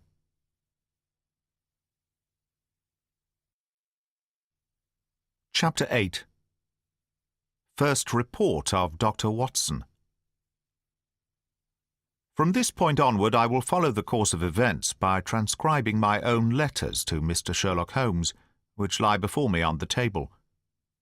One page is missing, but otherwise they are exactly as written, and show my feelings and suspicions of the moment more accurately than my memory, clear as it is upon these tragic events, can possibly do. Baskerville Hall, October 13th. My dear Holmes, my previous letters and telegrams have kept you pretty well up to date as to all that has occurred in this most God-forsaken corner of the world. The longer one stays here, the more does the spirit of the moor sink into one's soul, its vastness and also its grim charm. When you are once out upon its bosom, you have left all traces of modern England behind you. But, on the other hand, you are conscious everywhere of the homes and the work of the prehistoric people. On all sides of you, as you walk, are the houses of these forgotten folk, with their graves and the huge monoliths which are supposed to have marked their temples. As you look at their grey stone huts against the scarred hillsides, you leave your own age behind you, and if you were to see a skin-clad, hairy man crawl out from the low door fitting a flint-tipped arrow onto the string of his bow, you would feel that his presence there was more natural than your own. The strange thing is that they should have lived so thickly on what must always have been most unfruitful soil. I am no antiquarian, but I could imagine that they were some unwarlike and harried race, who were forced to accept that which none other would occupy. All this, however, is foreign to the mission on which you sent me, and will probably be very uninteresting to your severely practical mind. I could still remember your complete indifference as to whether the sun moved round the earth or the earth round the sun. Let me therefore return to the facts concerning Sir Henry Baskerville. If you have not had any report within the last few days, it is because, up to today, there was nothing of importance to relate. Then a very surprising circumstance occurred, which I shall tell you in due course. But first of all I must keep you in touch with some of the other factors in the situation. One of these, concerning which I have said little, is the escaped convict upon the moor. There is strong reason now to believe that he has got right away, which is a considerable relief to the lonely householders of this district. A fortnight has passed since his flight, during which he has not been seen and nothing has been heard of him. It is surely inconceivable that he could have held out upon the moor during all that time. Of course, so far as his concealment goes, there is no difficulty at all. Any one of these stone huts would give him a hiding place, but there is nothing to eat unless he were to catch and slaughter one of the moor sheep. We think, therefore, that he is gone, and the outlying farmers sleep the better in consequence.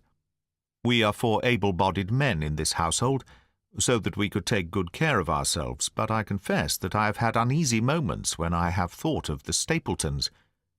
They live miles from any help. There are one maid, an old manservant, the sister, and the brother, the latter not a very strong man.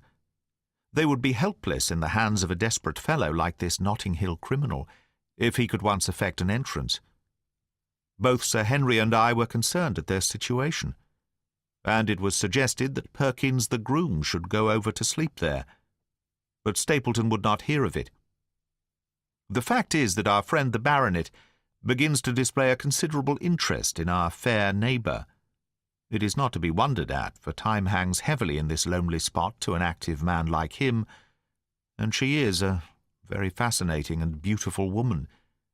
There is something tropical and exotic about her, which forms a singular contrast to her cool and unemotional brother. Yet he also gives the idea of hidden fires. He has certainly a very marked influence over her, for I have seen her continually glance at him as she talked, as if seeking approbation for what she said. I trust that he is kind to her. There is a dry glitter in his eyes and a firm set of his thin lips, which goes with a positive and possibly a harsh nature. You would find him an interesting study. He came over to call upon Baskerville on that first day, and the very next morning he took us both to show us the spot where the legend of the wicked Hugo is supposed to have had its origin. It was an excursion of some miles across the moor, to a place which is so dismal that it might have suggested the story. We found a short valley, between rugged tors, which led to an open, grassy space, flecked over with the white cotton grass. In the middle of it rose two great stones, worn and sharpened at the upper end, until they looked like the huge corroding fangs of some monstrous beast. In every way it corresponded with the scene of the old tragedy. Sir Henry was much interested, and asked Stapleton more than once whether he did really believe in the possibility of the interference of the supernatural in the affairs of men. He spoke lightly, but it was evident that he was very much in earnest. Stapleton was guarded in his replies, but it was easy to see that he said less than he might, and that he would not express his whole opinion out of considerations for the feelings of the baronet. He told us of similar cases, where families had suffered from some evil influence, and he left us with the impression that he shared the popular view upon the matter. On our way back we stayed for lunch at Merrypit House, and it was there that Sir Henry made the acquaintance of Miss Stapleton. From the first moment that he saw her, he appeared to be strongly attracted by her, and I'm much mistaken if the feeling was not mutual. He referred to her again and again on our walk home, and since then hardly a day has passed that we have not seen something of the brother and sister. They dine here tonight, and there is some talk of our going to them next week. One would imagine that such a match would be very welcome to Stapleton, and yet I have more than once caught a look of the strongest disapprobation in his face when Sir Henry has been paying some attention to his sister. He is much attached to her, no doubt, and would lead a lonely life without her, but it would seem the height of selfishness if he were to stand in the way of her making so brilliant a marriage. Yet I'm certain that he does not wish their intimacy to ripen into love, and I have several times observed that he has taken pains to prevent them from being tête-à-tête. By the way, your instructions to me, never to allow Sir Henry to go out alone, will become very much more onerous if a love affair were to be added to our other difficulties. My popularity would soon suffer if I were to carry out your orders to the letter. The other day, Thursday to be more exact, Dr. Mortimer lunched with us. He has been excavating a barrow at Long Down, and has got a prehistoric skull which fills him with great joy. Never was there such a single-minded enthusiast as he.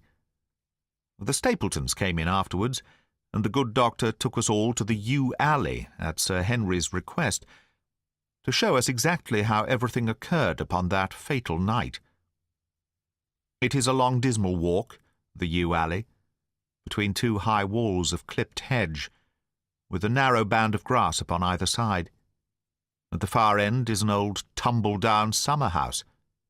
Halfway down is the moor gate, where the old gentleman left his cigar-ash. It is a white wooden gate with a latch. Beyond it lies the wide moor. I remember your theory of the affair, and tried to picture all that had occurred. As the old man stood there, he saw something coming across the moor, something which terrified him so that he lost his wits, and ran until he died of sheer horror and exhaustion. There was the long, gloomy tunnel which he fled. And from what? A sheep-dog of the moor? Or a spectral hound, black, silent, and monstrous?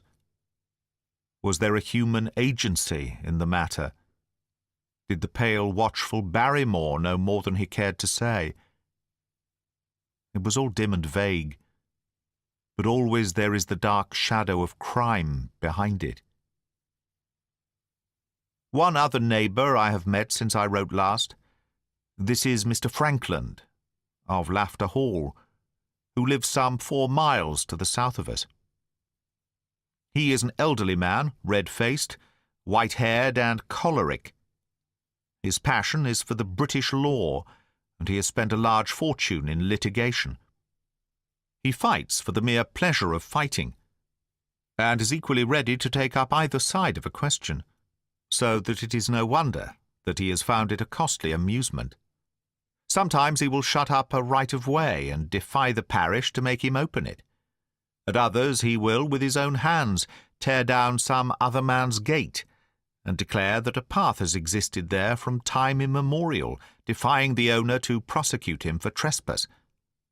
He is learned in old manorial and communal rights, and he applies his knowledge sometimes in favour of the villagers of Fernworthy and sometimes against them, so that he is periodically either carried in triumph down the village street or else burned in effigy, according to his latest exploit. He is said to have about 7 lawsuits upon his hands at present, which will probably swallow up the remainder of his fortune, and so draw his sting and leave him harmless for the future. Apart from the law, he seems a kindly, good-natured person, and I only mention him because you were particular that I should send some description of the people who surround us. He is curiously employed at present for being an amateur astronomer.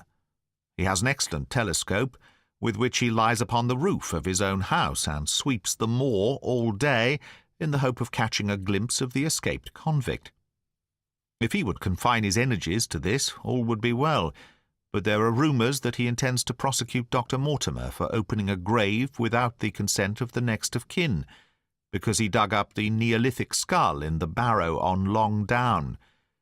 He helps to keep our lives from being monotonous, and gives a little comic relief where it is badly needed. And now, having brought you up to date in the escaped convict, the Stapletons, Dr. Mortimer and Frankland of Laughter Hall, let me end on that which is most important and tell you more about the Barrymores, and especially about the surprising development of last night. First of all, about the test telegram, which you sent from London in order to make sure that Barrymore was really here. I've already explained that the testimony of the postmaster shows that the test was worthless, and that we have no proof one way or the other. I told Sir Henry how the matter stood, and he at once, in his downright fashion, had Barrymore up and asked him whether he had received the telegram himself. Barrymore said that he had. "Did the boy deliver it into your own hands?" asked Sir Henry. Barrymore looked surprised and considered for a little time. "No," said he. "I was in the box-room at the time, and my wife brought it up to me." "Did you answer it yourself?" "No, I told my wife what to answer, and she went down to write it." In the evening he recurred to the subject of his own accord. "I could not quite understand the object of your questions this morning, Sir Henry," said he. "I trust that they do not mean that I have done anything to forfeit your confidence." Sir Henry had to assure him that it was not so, and pacify him by giving him a considerable part of his old wardrobe, the London outfit having now all arrived. Mrs. Barrymore is of interest to me. She is a heavy, solid person, very limited, intensely respectable, and inclined to be puritanical. You could hardly conceive a less emotional subject. Yet I have told you how, on the first night here, I heard her sobbing bitterly, and since then I have more than once observed traces of tears upon her face. Some deep sorrow gnaws ever at her heart.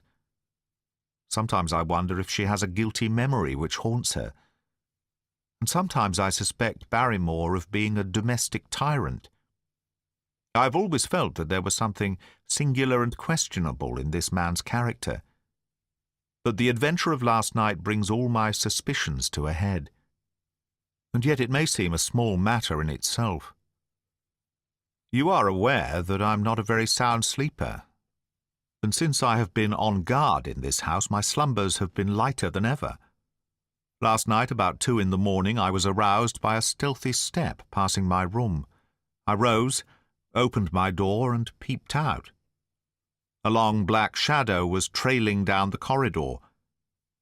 It was thrown by a man who walked softly down the passage with a candle held in his hand. He was in shirt and trousers, with no covering to his feet. I could merely see the outline, but his height told me that it was Barrymore. He walked very slowly and circumspectly, and there was something indescribably guilty and furtive in his whole appearance. I have told you that the corridor is broken by the balcony which runs round the hall, but that it is resumed upon the farther side. I waited until he had passed out of sight, and then I followed him. When I came round the balcony, he had reached the end of the farther corridor, and I could see from the glimmer of the light through an open door that he had entered one of the rooms. Now all these rooms are unfurnished and unoccupied, so that his expedition became more mysterious than ever. The light shone steadily as if he were standing motionless. I crept down the passage as noiselessly as I could, and peeped round the corner of the door. Barrymore was crouching at the window, with the candle held against the glass. His profile was half turned towards me, and his face seemed to be rigid with expectation as he stared out into the blackness of the moor. For some minutes he stood watching intently. Then he gave a deep groan, and with an impatient gesture he put out the light. Instantly I made my way back to my room, and very shortly came the stealthy steps passing once more upon their return journey. Long afterwards, when I had fallen into a light sleep, I heard a key turn somewhere in a lock, but I could not tell whence the sound came. What it all means I cannot guess. But there is some secret business going on in this house of gloom, which sooner or later we shall get to the bottom of. I do not trouble you with my theories, for you asked me to furnish you only with facts. I have had a long talk with Sir Henry this morning, and we have made a plan of campaign founded upon my observations of last night. I will not speak about it just now, but it should make my next report interesting reading.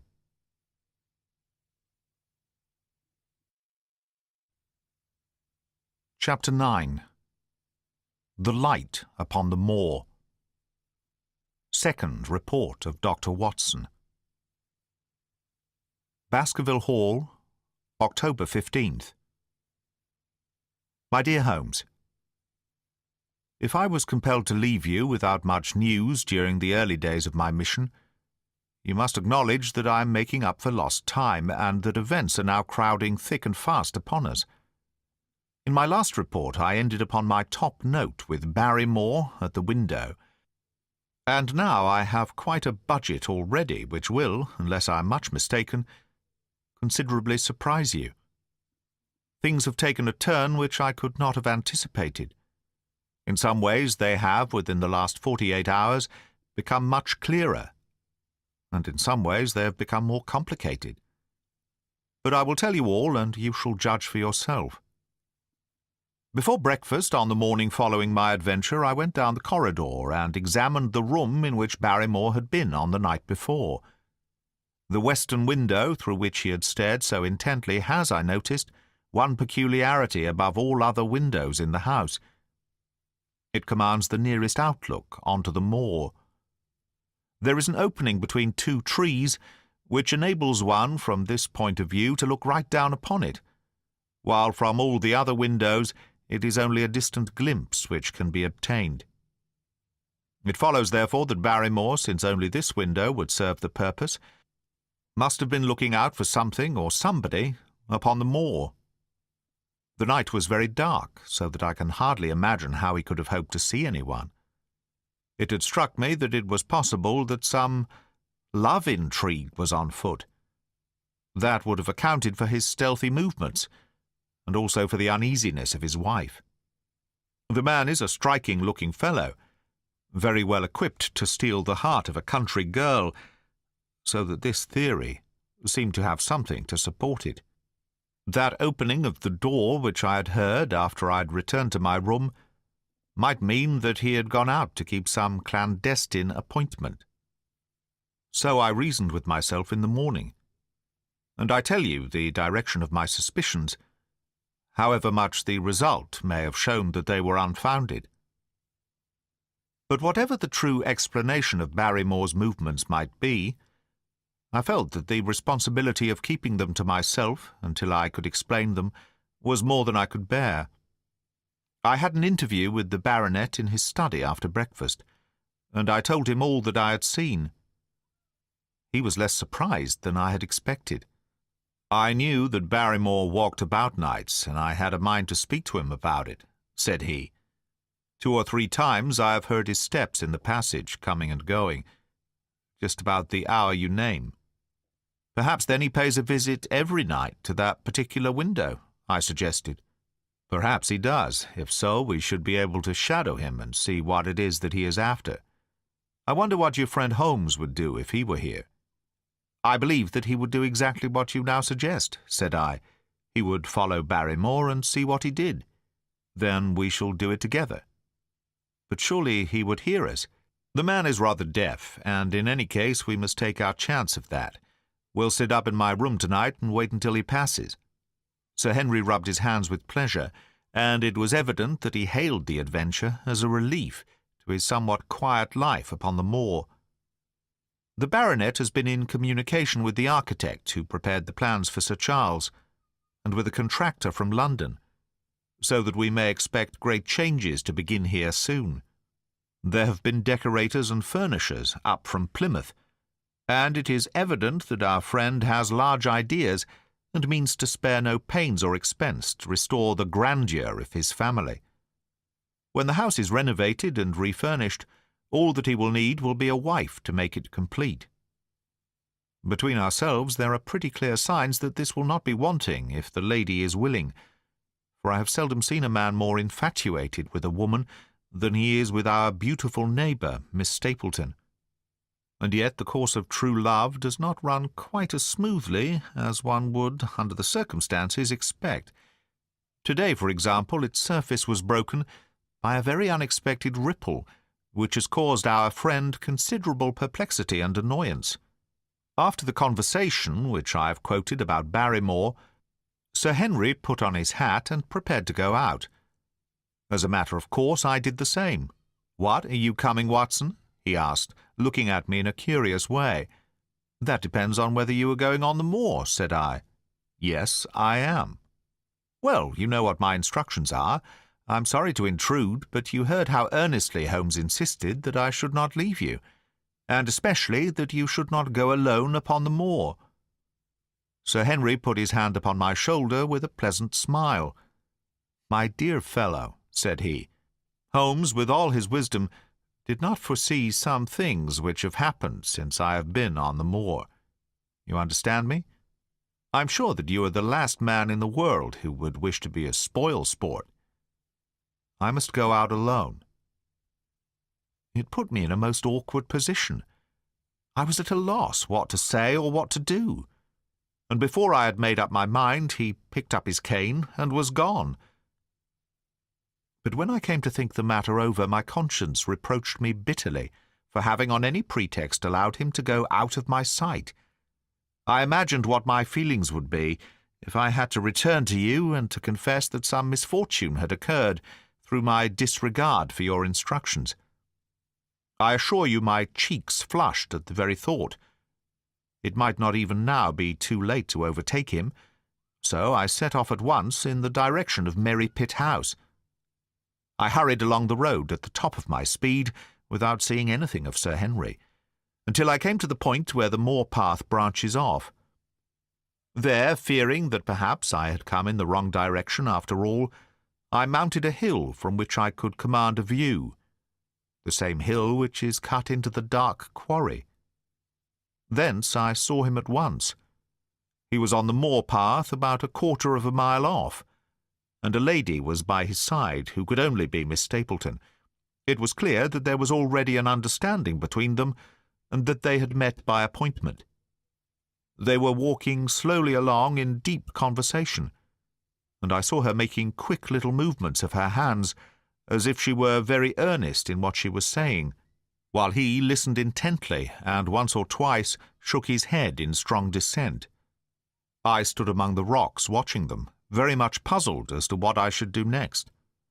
To follow them and break into their intimate conversation seemed to be an outrage, and yet my clear duty was never for an instant to let him out of my sight. To act the spy upon a friend was a hateful task.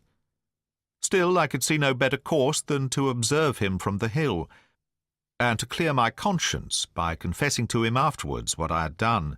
It is true that if any sudden danger had threatened him, I was too far away to be of use, and yet I am sure that you will agree with me that the position was very difficult, and that there was nothing more which I could do. Our friend Sir Henry and the lady had halted on the path, and were standing deeply absorbed in their conversation, when I was suddenly aware that I was not the only witness of their interview. A wisp of green floating in the air caught my eye, and another glance showed me that it was carried on a stick by a man who was moving among the broken ground. It was Stapleton, with his butterfly net.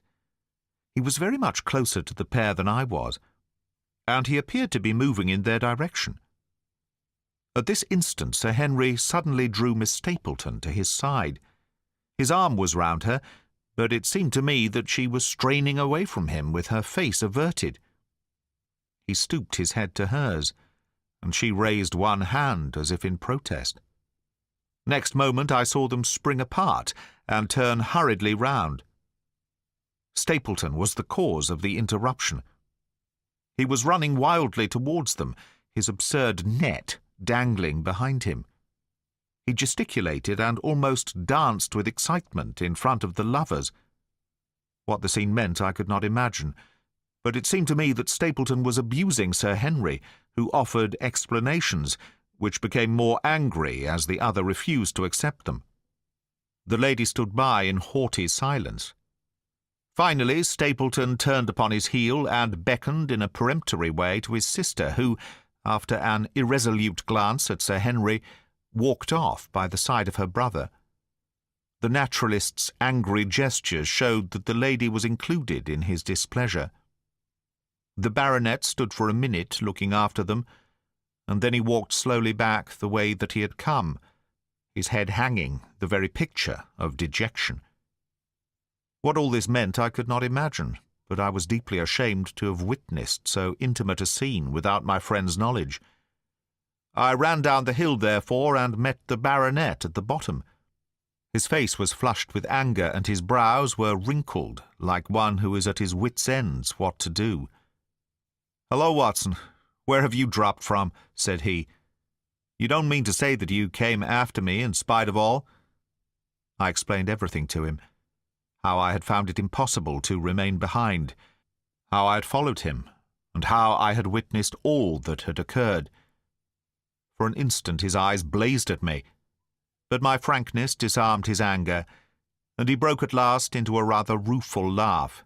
"You would have thought the middle of that prairie a fairly safe place for a man to be private," said he.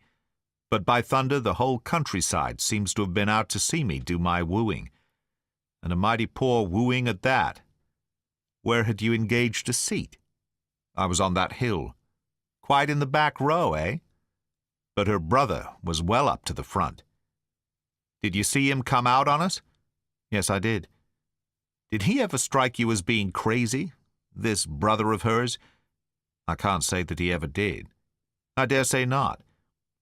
I always thought him sane enough until today.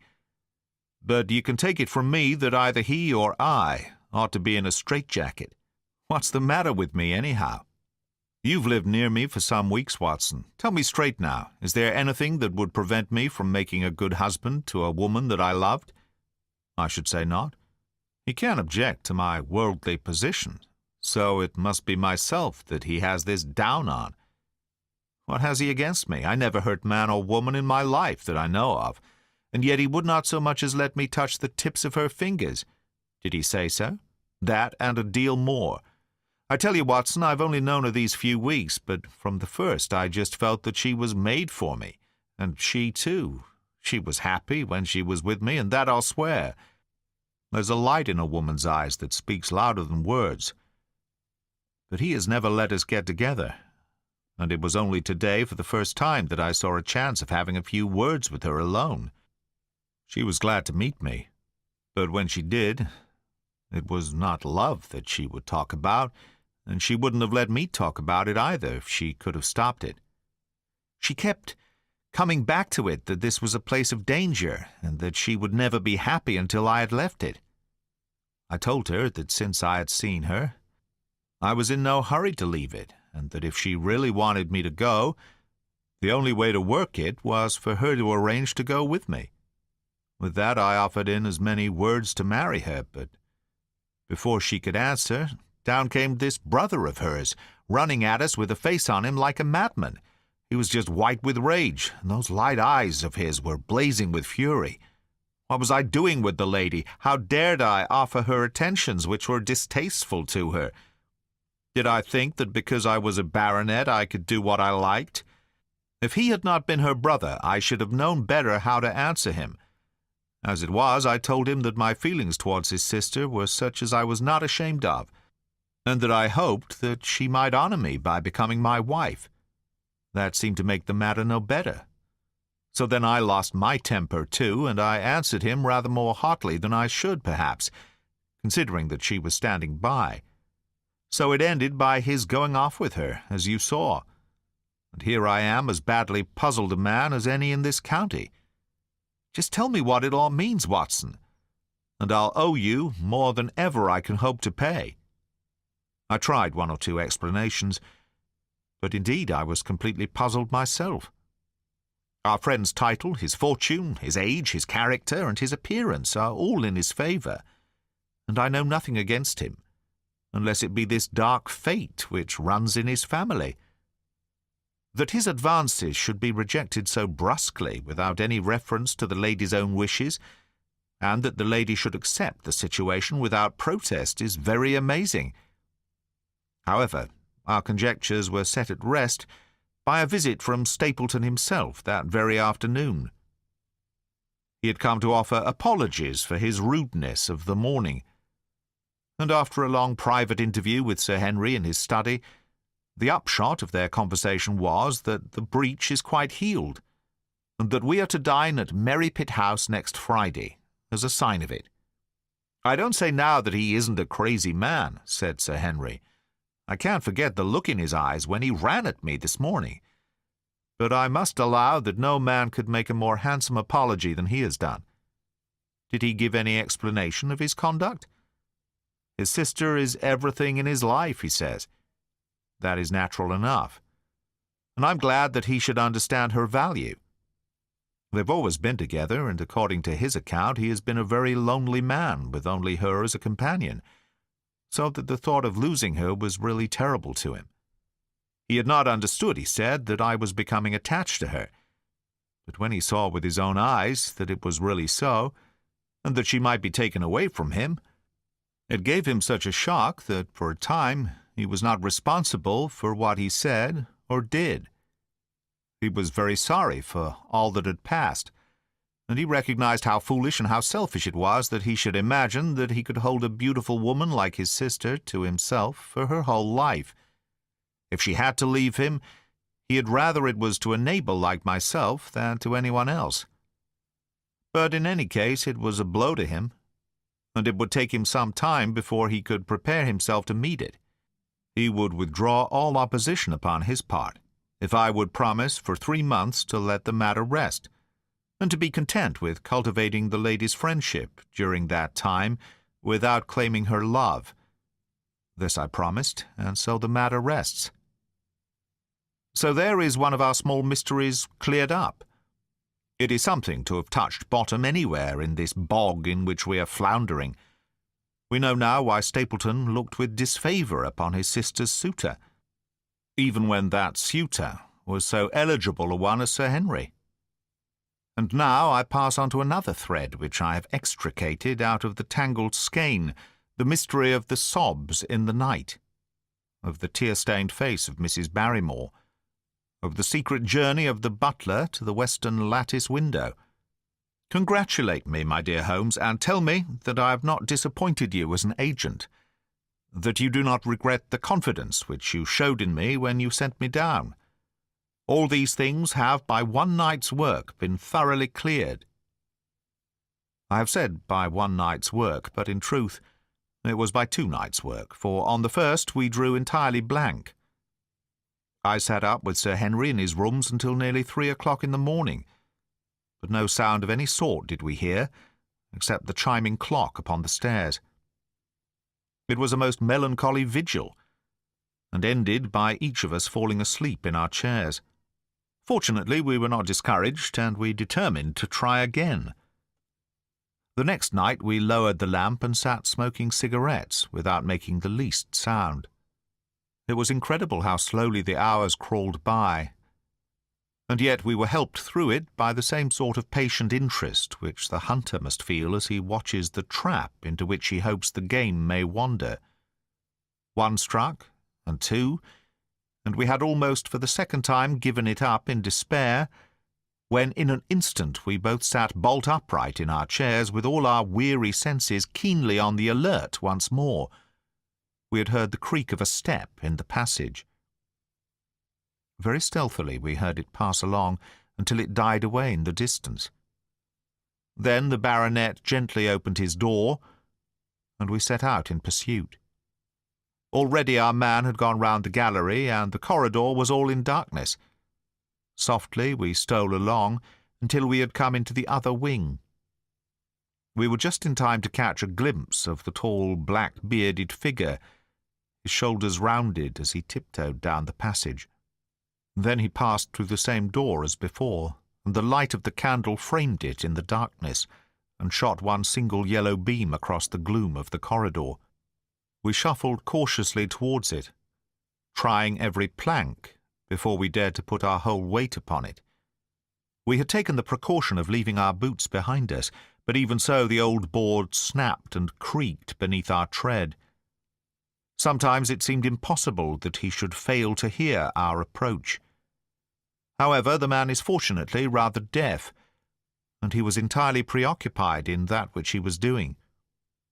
When at last we reached the door and peeped through, we found him crouching at the window, candle in hand, his white, intent face pressed against the pane, exactly as I had seen him 2 nights before. We had arranged no plan of campaign, but the baronet is a man to whom the most direct way is always the most natural. He walked into the room, and as he did so Barrymore sprang up from the window with a sharp hiss of his breath and stood livid and trembling before us. His dark eyes, glaring out of the white mask of his face, were full of horror and astonishment as he gazed from Sir Henry to me. "What are you doing here, Barrymore?" "Nothing, sir." His agitation was so great that he could hardly speak, and the shadows sprang up and down from the shaking of his candle. "That was the window, sir. I go round at night to see that they are fastened." "On the 2nd floor?" "Yes, sir, all the windows." "Look here, Barrymore," said Sir Henry sternly. "We have made up our minds to have the truth out of you, so it will save you trouble to tell it sooner, rather than later. Come now, no lies. What were you doing at that window?" The fellow looked at us in a helpless way, and he wrung his hands together like one who is in the last extremity of doubt and misery. "I was doing no harm, sir. I was holding a candle to the window." "And why were you holding a candle to the window?" "Don't ask me, Sir Henry, don't ask me. I give you my word, sir, that it is not my secret, and that I cannot tell it. If it concerned no one but myself, I would not try to keep it from you."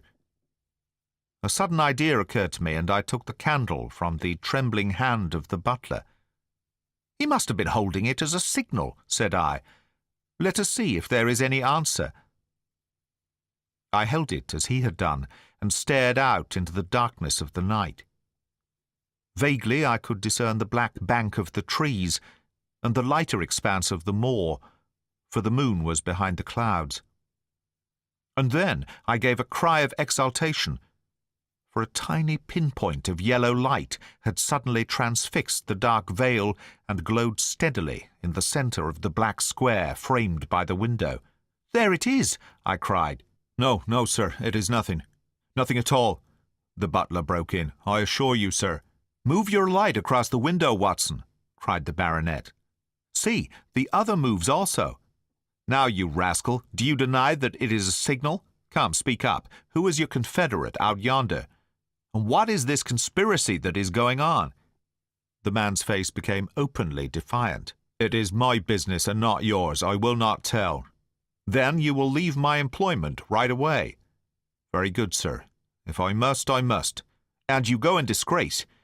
By thunder, you may well be ashamed of yourself. Your family has lived with mine for over 100 years under this roof, and here I find you deep in some dark plot against me." "No, no, sir, no, not against you." It was a woman's voice, and Mrs. Barrymore, paler and more horror-struck than her husband, was standing at the door. Her bulky figure, in a shawl and skirt, might have been comic, were it not for the intensity of feeling upon her face. "We have to go, Eliza, that is the end of it." "You can pack our things," said the butler. "Oh, John, John, have I brought you to this? It is my doing, Sir Henry, all mine. He has done nothing except for my sake, and because I asked him." "Speak out, then. What does it mean?" "My unhappy brother is starving on the moor. We cannot let him perish at our very gates. The light is a signal to him that food is ready for him, and his light out yonder is to show the spot to which to bring it." "Then your brother is—" "The escaped convict, sir. Selden, the criminal." "That's the truth, sir," said Barrymore.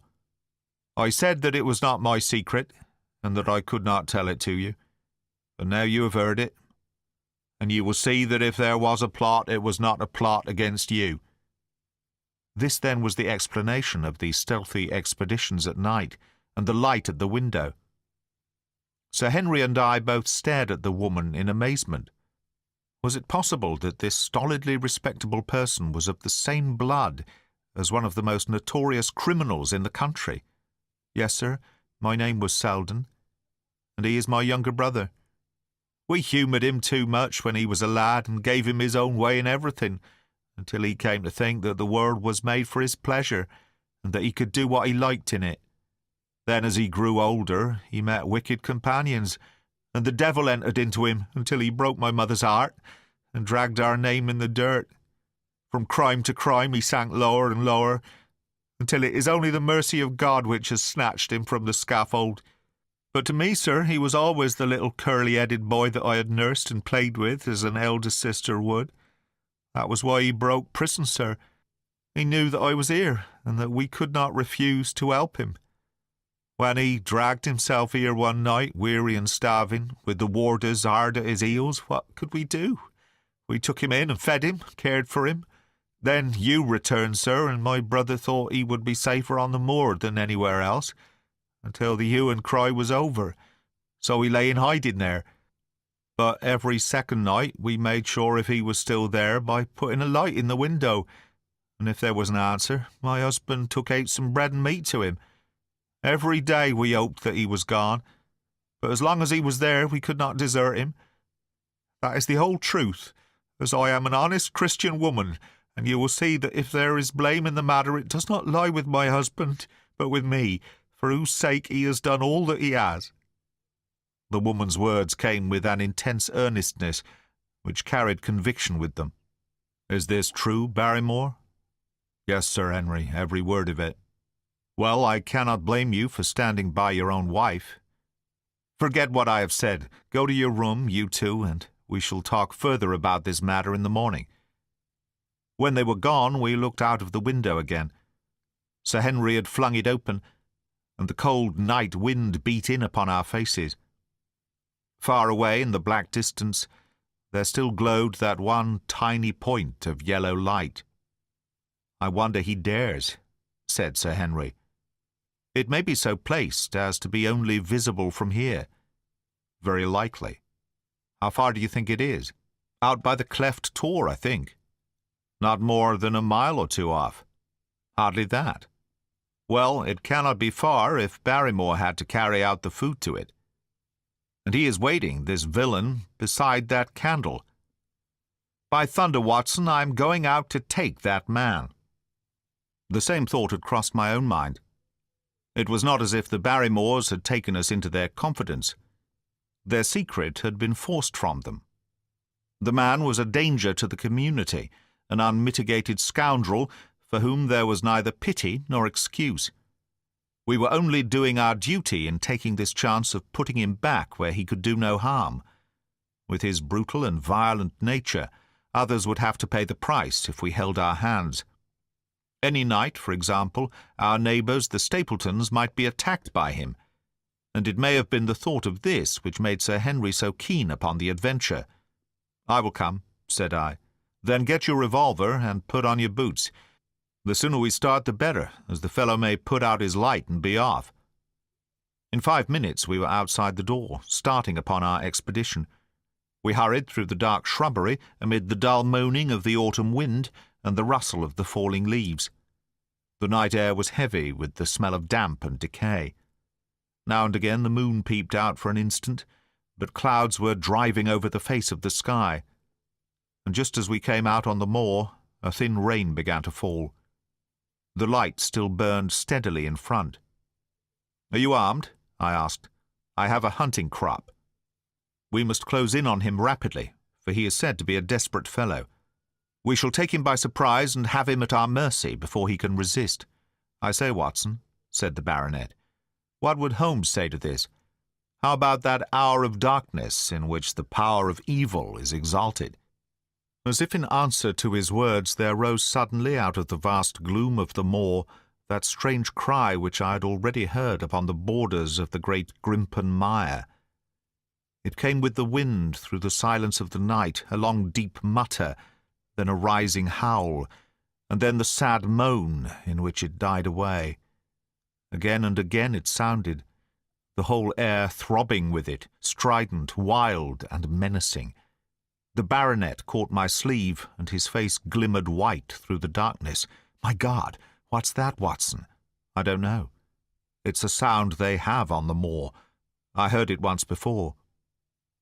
It died away, and an absolute silence closed in upon us. We stood straining our ears, but nothing came. "Watson," said the baronet, "it was the cry of a hound." My blood ran cold in my veins, for there was a break in his voice which told of the sudden horror which had seized him. "What do they call this sound?" he asked. "Who? The folk on the countryside?" "Oh, they are ignorant people. Why should you mind what they call it? Tell me, Watson, what do they say of it?" I hesitated, but could not escape the question. "They say it is the cry of the Hound of the Baskervilles." He groaned and was silent for a few moments. "A hound it was," he said at last. "But it seemed to come from miles away, over yonder, I think." It was hard to say whence it came. It rose and fell with the wind. "Isn't that the direction of the great Grimpen mire?" "Yes, it is." "Well, it was up there." "Come now, Watson, didn't you think yourself that it was the cry of a hound? I'm not a child. You need not fear to speak the truth." "Stapleton was with me when I heard it last. He said that it might be the calling of a strange bird. No, it was a hound. My God, can there be some truth in all these stories? Is it possible that I am really in danger from so dark a cause?" "You don't believe it, do you, Watson?" No. And yet it was one thing to laugh about it in London, and it is another to stand out here in the darkness of the moor and to hear such a cry as that. And my uncle! There was the footprint of the hound beside him as he lay. It all fits together.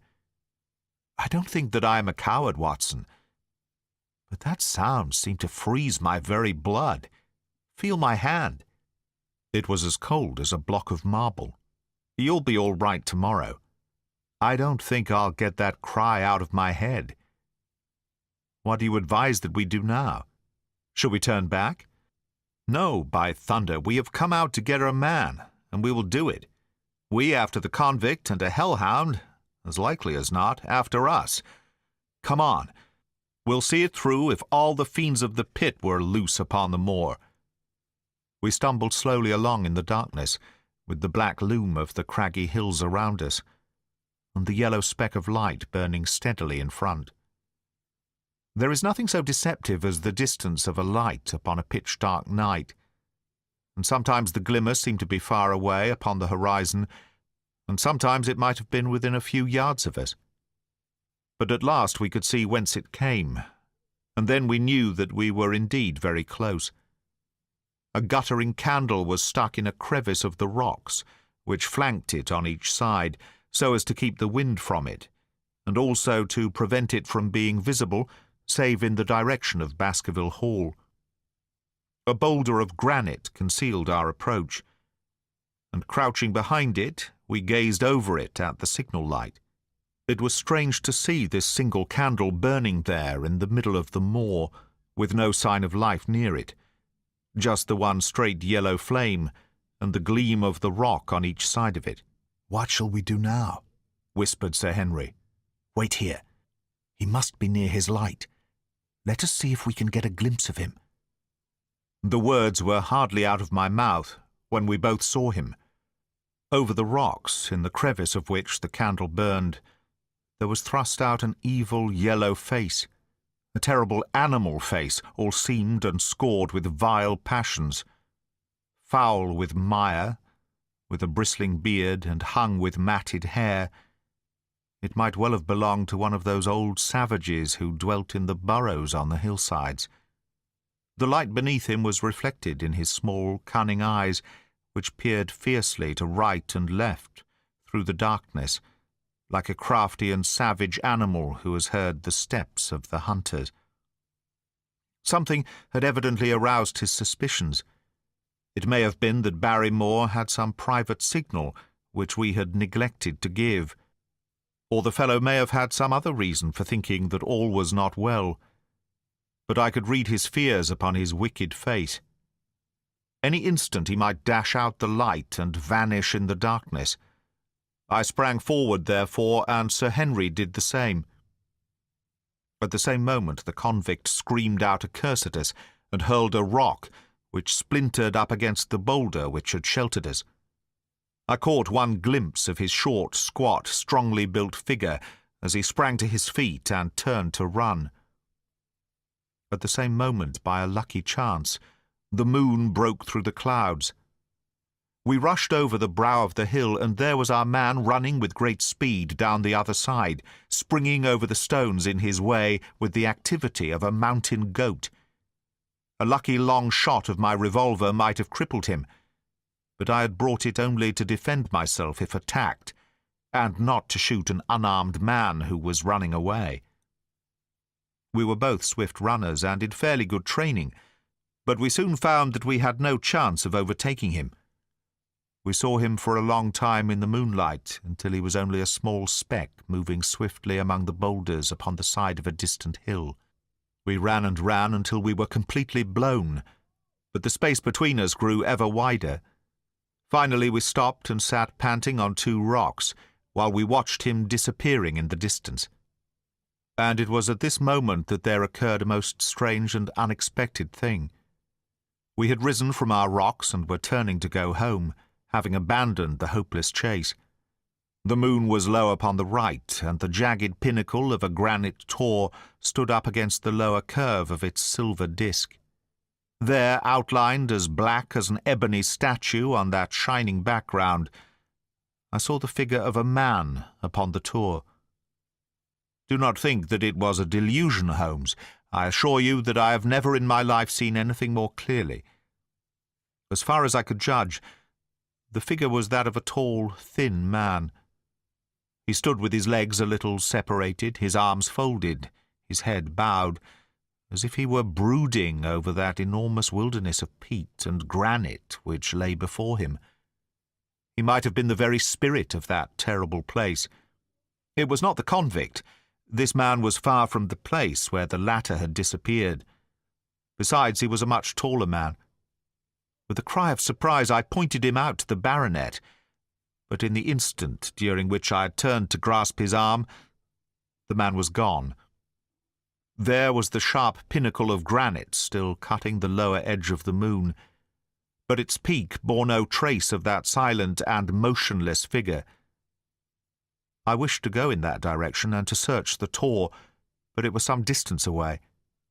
The baronet's nerves were still quivering from that cry, which recalled the dark story of his family, and he was not in the mood for fresh adventures. He had not seen this lonely man upon the tor, and could not feel the thrill which his strange presence and his commanding attitude had given to me. "A warder, no doubt," said he. "The moor has been thick with them since this fellow escaped." Well, perhaps his explanation may be the right one, but I should like to have some further proof of it.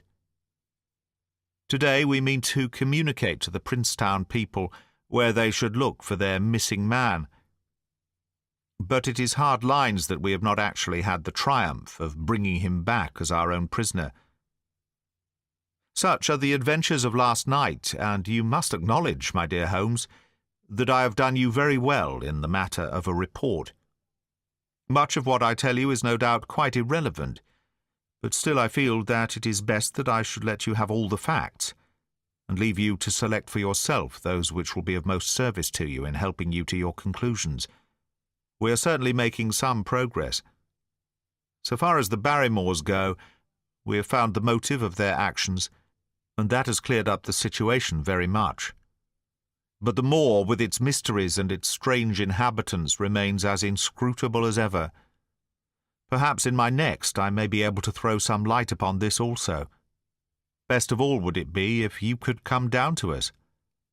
In any case, you will hear from me again in the course of the next few days.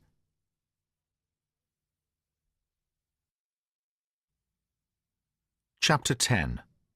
Extract from the Diary of Dr. Watson. So far I have been able to quote from the reports which I have forwarded during these early days to Sherlock Holmes. Now, however, I have arrived at a point in my narrative where I am compelled to abandon this method and to trust once more to my recollections, aided by the diary which I kept at the time. A few extracts from the latter will carry me on to those scenes which are indelibly fixed in every detail upon my memory. I proceed, then, from the morning which followed our abortive chase of the convict, and our other strange experiences upon the moor. October 16th. A dull and foggy day with a drizzle of rain. The house is banked in with rolling clouds, which rise now and then to show the dreary curves of the moor, with thin silver veins upon the sides of the hills, and the distant boulders gleaming where the light strikes upon their wet faces. It is melancholy outside and in. The baronet is in a black reaction after the excitements of the night. I am conscious myself of a weight at my heart and a feeling of impending danger, ever-present danger, which is the more terrible because I am unable to define it. And have I not cause for such a feeling? Consider the long sequence of incidents, which have all pointed to some sinister influence which is at work around us. There is the death of the last occupant of the hall, fulfilling so exactly the conditions of the family legend. There are the repeated reports from peasants of the appearance of a strange creature upon the moor. Twice I have with my own ears heard the sound which resembled the distant baying of a hound. It is incredible, impossible, that it should really be outside the ordinary laws of nature, a spectral hound which leaves material footmarks and fills the air with its howling is surely not to be thought of. Stapleton may fall in with such a superstition, and Mortimer also. But if I have one quality upon earth, it is common sense, and nothing will persuade me to believe in such a thing. To do so would be to descend to the level of these poor peasants, who are not content with a mere fiend dog, but must needs describe him with hellfire shooting from his mouth and eyes. Holmes would not listen to such fancies, and I am his agent. But facts are facts, and I have twice heard this cry upon the moor. Suppose that there were really some huge hound loose upon it. That would go far to explain everything. But where could such a hound lie concealed? Where did it get its food? Where did it come from? How was it that no one saw it by day? It must be confessed that the natural explanation offers almost as many difficulties as the other, and always, apart from the hound, there is the fact of the human agency in London, the man in the cab, and the letter which warned Sir Henry against the moor. This at least was real. But it might have been the work of a protecting friend as easily as of an enemy. Where is that friend or enemy now? Has he remained in London, or has he followed us down here? Could he be the stranger whom I saw upon the tor? It is true that I have had only the one glance at him, and yet there are some things to which I am ready to swear. He is no one whom I have seen down here, and I have now met all the neighbours. The figure was far taller than that of Stapleton, far thinner than that of Frankland. Barrymore it might possibly have been, but we had left him behind us, and I am certain that he could not have followed us. A stranger, then, is still dogging us, just as a stranger dogged us in London. We have never shaken him off. If I could lay my hands upon that man, then at last we might find ourselves at the end of all our difficulties. To this one purpose I must now devote all my energies. My first impulse was to tell Sir Henry all my plans. My second and wisest one is to play my own game and speak as little as possible to anyone. He is silent and distrait. His nerves have been strangely shaken by that sound upon the moor. I will say nothing to add to his anxieties, but I will take my own steps to attain my own end. We had a small scene this morning after breakfast. Barrymore asked leave to speak with Sir Henry, and they were closeted in his study some little time. Sitting in the billiard-room, I more than once heard the sound of voices raised, and I had a pretty good idea what the point was which was under discussion. After a time the baronet opened his door and called for me. "Barrymore considers that he has a grievance," he said. "He thinks that it was unfair on our part to hunt his brother-in-law down when he, of his own free will, had told us the secret." The butler was standing very pale but collected before us. "I may have spoken too warmly, sir," said he, "and if I have, I am sure that I beg your pardon. At the same time, I was very much surprised when I heard you two gentlemen come back this morning, and learned that you had been chasing Selden. The poor fellow has enough to fight against without my putting more upon his track." "If you had told us of your own free will, it would have been a different thing," said the baronet. "You only told us, or rather your wife only told us, when it was forced from you, and you could not help yourself. I didn't think you would have taken advantage of it, Sir Henry. Indeed, I didn't. The man is a public danger. There are lonely houses scattered over the moor, and he is a fellow who would stick at nothing. You only want to get a glimpse of his face to see that. Look at Mr. Stapleton's house, for example, with no one but himself to defend it. There's no safety for anyone until he is under lock and key. He'll break into no house, sir. I give you my solemn word upon that. But he will never trouble anyone in this country again. I assure you, Sir Henry, that in a very few days the necessary arrangements will have been made, and he will be on his way to South America. For God's sake, sir, I beg of you not to let the police know that he is still on the moor. They have given up the chase there, and he can lie quiet until the ship is ready for him. You can't tell on him without getting my wife and me into trouble. I beg you, sir, to say nothing to the police. What do you say, Watson?" I shrugged my shoulders. If he were safely out of the country, it would relieve the taxpayer of a burden. But how about the chance of his holding someone up before he goes? He would not do anything so mad, sir. We have provided him with all that he can want. To commit a crime would be to show where he was hiding. "That is true," said Sir Henry. "Well, Barrymore?" "God bless you, sir, and thank you from my heart. It would have killed my poor wife had he been taken again. I guess we are aiding and abetting a felony, Watson. But after what we have heard, I don't feel as if I could give the man up. So there is an end of it. All right, Barrymore, you can go." With a few broken words of gratitude, the man turned, but he hesitated and then came back. "You've been so kind to us, sir, that I should like to do the best I can for you in return. I know something, Sir Henry, and perhaps I should have said it before, but it was long after the inquest that I found it out. I've never breathed a word about it yet to mortal man. It's about poor Sir Charles's death." The baronet and I were both upon our feet. "Do you know how he died?" "No, sir, I don't know that." "What then?" "I know why he was at the gate at that hour. It was to meet a woman." "To meet a woman? He?" "Yes, sir." "And the woman's name?" "I can't give you the name, sir, but I can give you the initials. Her initials were L.L. How do you know this, Barrymore?" "Well, Sir Henry, your uncle had a letter that morning. He had usually a great many letters, for he was a public man, and well known for his kind heart, so that everyone who was in trouble was glad to turn to him. But that morning, as it chanced, there was only this one letter, so I took the more notice of it. It was from Coombe Tracy, and it was addressed in a woman's hand." "Well?" "Well, sir, I thought no more of the matter, and never would have done had it not been for my wife. Only a few weeks ago she was cleaning out Sir Charles's study. It had never been touched since his death, and she found the ashes of a burned letter in the back of the grate.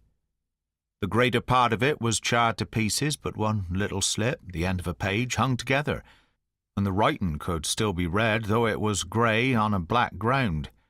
It seemed to us to be a postscript at the end of the letter, and it said, 'Please, as you are a gentleman, burn this letter, and be at the gate by 10 o'clock.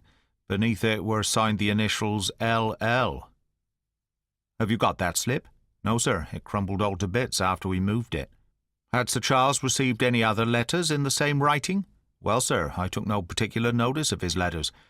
I should not have noticed this one, only it happened to come alone." "And you have no idea who L.L. is?" "No, sir, no more than you have. But I expect if we could lay our hands upon that lady, we should know more about Sir Charles's death." "I cannot understand, Barrymore, how you came to conceal this important information." "Well, sir, it was immediately after that our own trouble came to us, and then again, sir, we were both of us very fond of Sir Charles, as we well might be, considering all that he has done for us. To rake this up couldn't help our poor master, and it's well to go carefully when there's a lady in the case, even the best of us. You thought it might injure his reputation?" "Well, sir, I thought no good could come of it. But now you've been kind to us, and I feel as if it would be treating you unfairly not to tell you all that I know about the matter." "Very good, Barrymore. You can go." When the butler had left us, Sir Henry turned to me. "Well, Watson, what do you think of this new light? It seems to leave the darkness rather blacker than before, so I think. But if we can only trace L.L., it should clear up the whole business. We have gained that much. We know that there is someone who has the facts, if we can only find her. What do you think we should do?" "Let Holmes know all about it at once. It will give him the clue for which he has been seeking. I'm much mistaken if it does not bring him down." I went at once to my room and drew up my report of the morning's conversation for Holmes. It was evident to me that he had been very busy of late, for the notes which I had from Baker Street were few and short, with no comments upon the information which I had supplied, and hardly any reference to my mission. No doubt his blackmailing case is absorbing all his faculties, and yet this new factor must surely arrest his attention and renew his interest. I wish that he were here. October 17th. All day today the rain poured down, rustling on the ivy and dripping from the eaves. I thought of the convict out upon the bleak, cold, shelterless moor, poor devil. Whatever his crimes, he has suffered something to atone for them. And then I thought of that other one, the face in the cab, the figure against the moon. Was he also out in that, deluged? The unseen watcher, the man of darkness? In the evening I put on my waterproof, and I walked far upon the sodden moor, full of dark imaginings, the rain beating upon my face and the wind whistling about my ears. God help those who wander into the great mire now, for even the firm uplands are becoming a morass. I found the black tor upon which I had seen the solitary watcher, and from its craggy summit I looked out myself across the melancholy downs. Rain squalls drifted across their russet face, and the heavy slate-coloured clouds hung low over the landscape, trailing in grey wreaths down the sides of the fantastic hills. In the distant hollow on the left, half hidden by the mist, the two thin towers of Baskerville Hall rose above the trees. They were the only signs of human life which I could see, save only those prehistoric huts which lay thickly upon the slopes of the hills. Nowhere was there any trace of that lonely man whom I had seen on the same spot 2 nights before. As I walked back, I was overtaken by Dr. Mortimer driving in his dog-cart over a rough moorland track, which led from the outlying farmhouse of Foulmire. He has been very attentive to us, and hardly a day has passed that he has not called at the hall to see how we were getting on. He insisted upon my climbing into his dog-cart, and he gave me a lift homeward. I found him much troubled over the disappearance of his little spaniel. It had wandered onto the moor, and had never come back. I gave him such consolation as I might, but I thought of the pony on the Grimpen Mire, and I do not fancy that he will see his little dog again. "By the way, Mortimer," said I, as we jolted along the rough road, "I suppose there are few people living within driving distance of this whom you do not know?" "Hardly any, I think." "Can you, then, tell me the name of any woman whose initials are L.L.? He thought for a few moments. "No," said he. "There are a few gypsies and labouring folk for whom I can't answer, but among the farmers or gentry there is no one whose initials are those. Wait a bit, though," he added after a pause. "There is Laura Lyons. Her initials are L.L., but she lives in Coombe Tracy." "Who's she?" I asked. "She is Franklin's daughter." "What, old Franklin, the crank?" "Exactly. She married an artist named Lyons, who came sketching on the moor. He proved to be a blackguard and deserted her. The fault, from what I hear, may not have been entirely on one side. Her father refused to have anything to do with her because she had married without his consent, and perhaps for 1 or 2 other reasons as well. So, between the old sinner and the young one, the girl has had a pretty bad time. How does she live? I fancy old Franklin allows her a pittance, but it cannot be more, for his own affairs are considerably involved. Whatever she may have deserved, one could not allow her to go hopelessly to the bad. Her story got about, and several of the people here did something to enable her to earn an honest living. Stapleton did for one, and Sir Charles for another. I gave a trifle myself. It was to set her up in a typewriting business.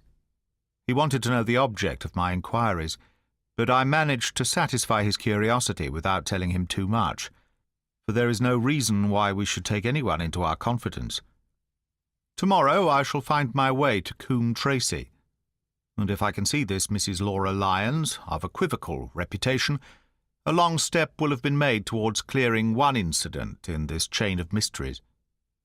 I am certainly developing the wisdom of the serpent, for when Mortimer pressed his questions to an inconvenient extent, I asked him casually to what type Franklin's skull belonged, and so heard nothing but craniology for the rest of our drive. I've not lived for years with Sherlock Holmes for nothing.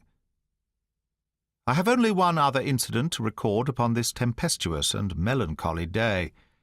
This was my conversation with Barrymore just now, which gives me one more strong card which I can play in due time.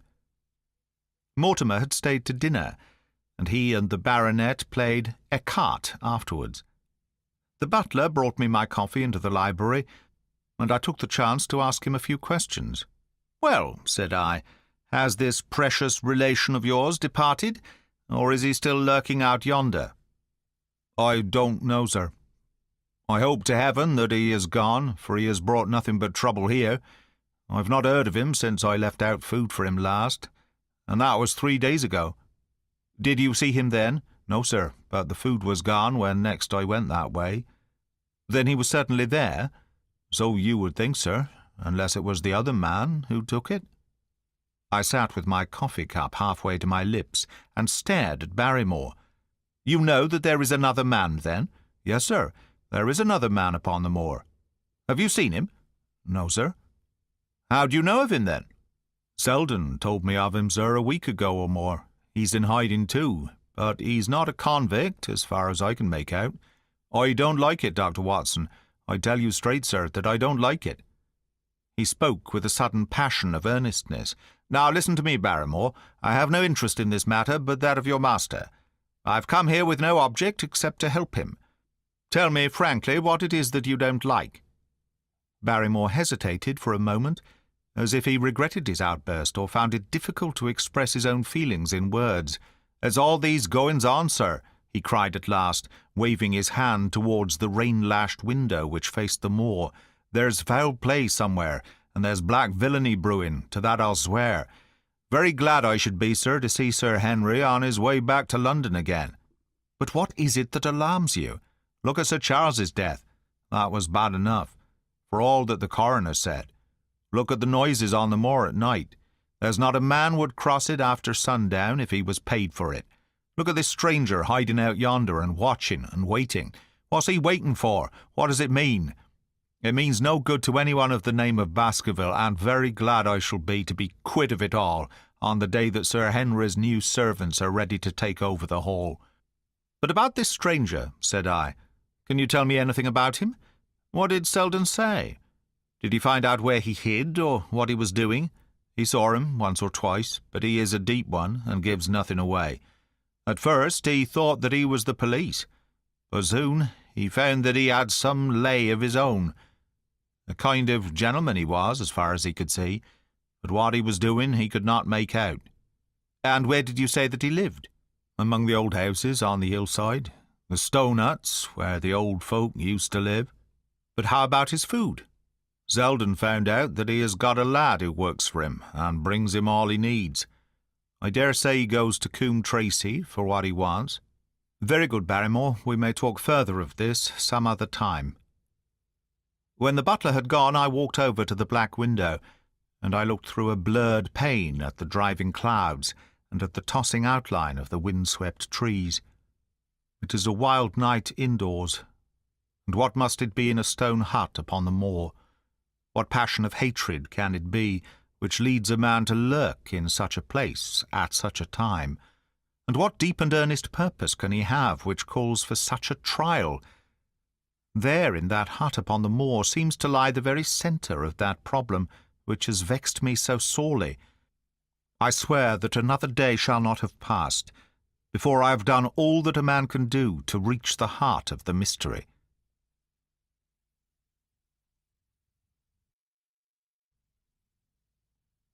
Chapter 11.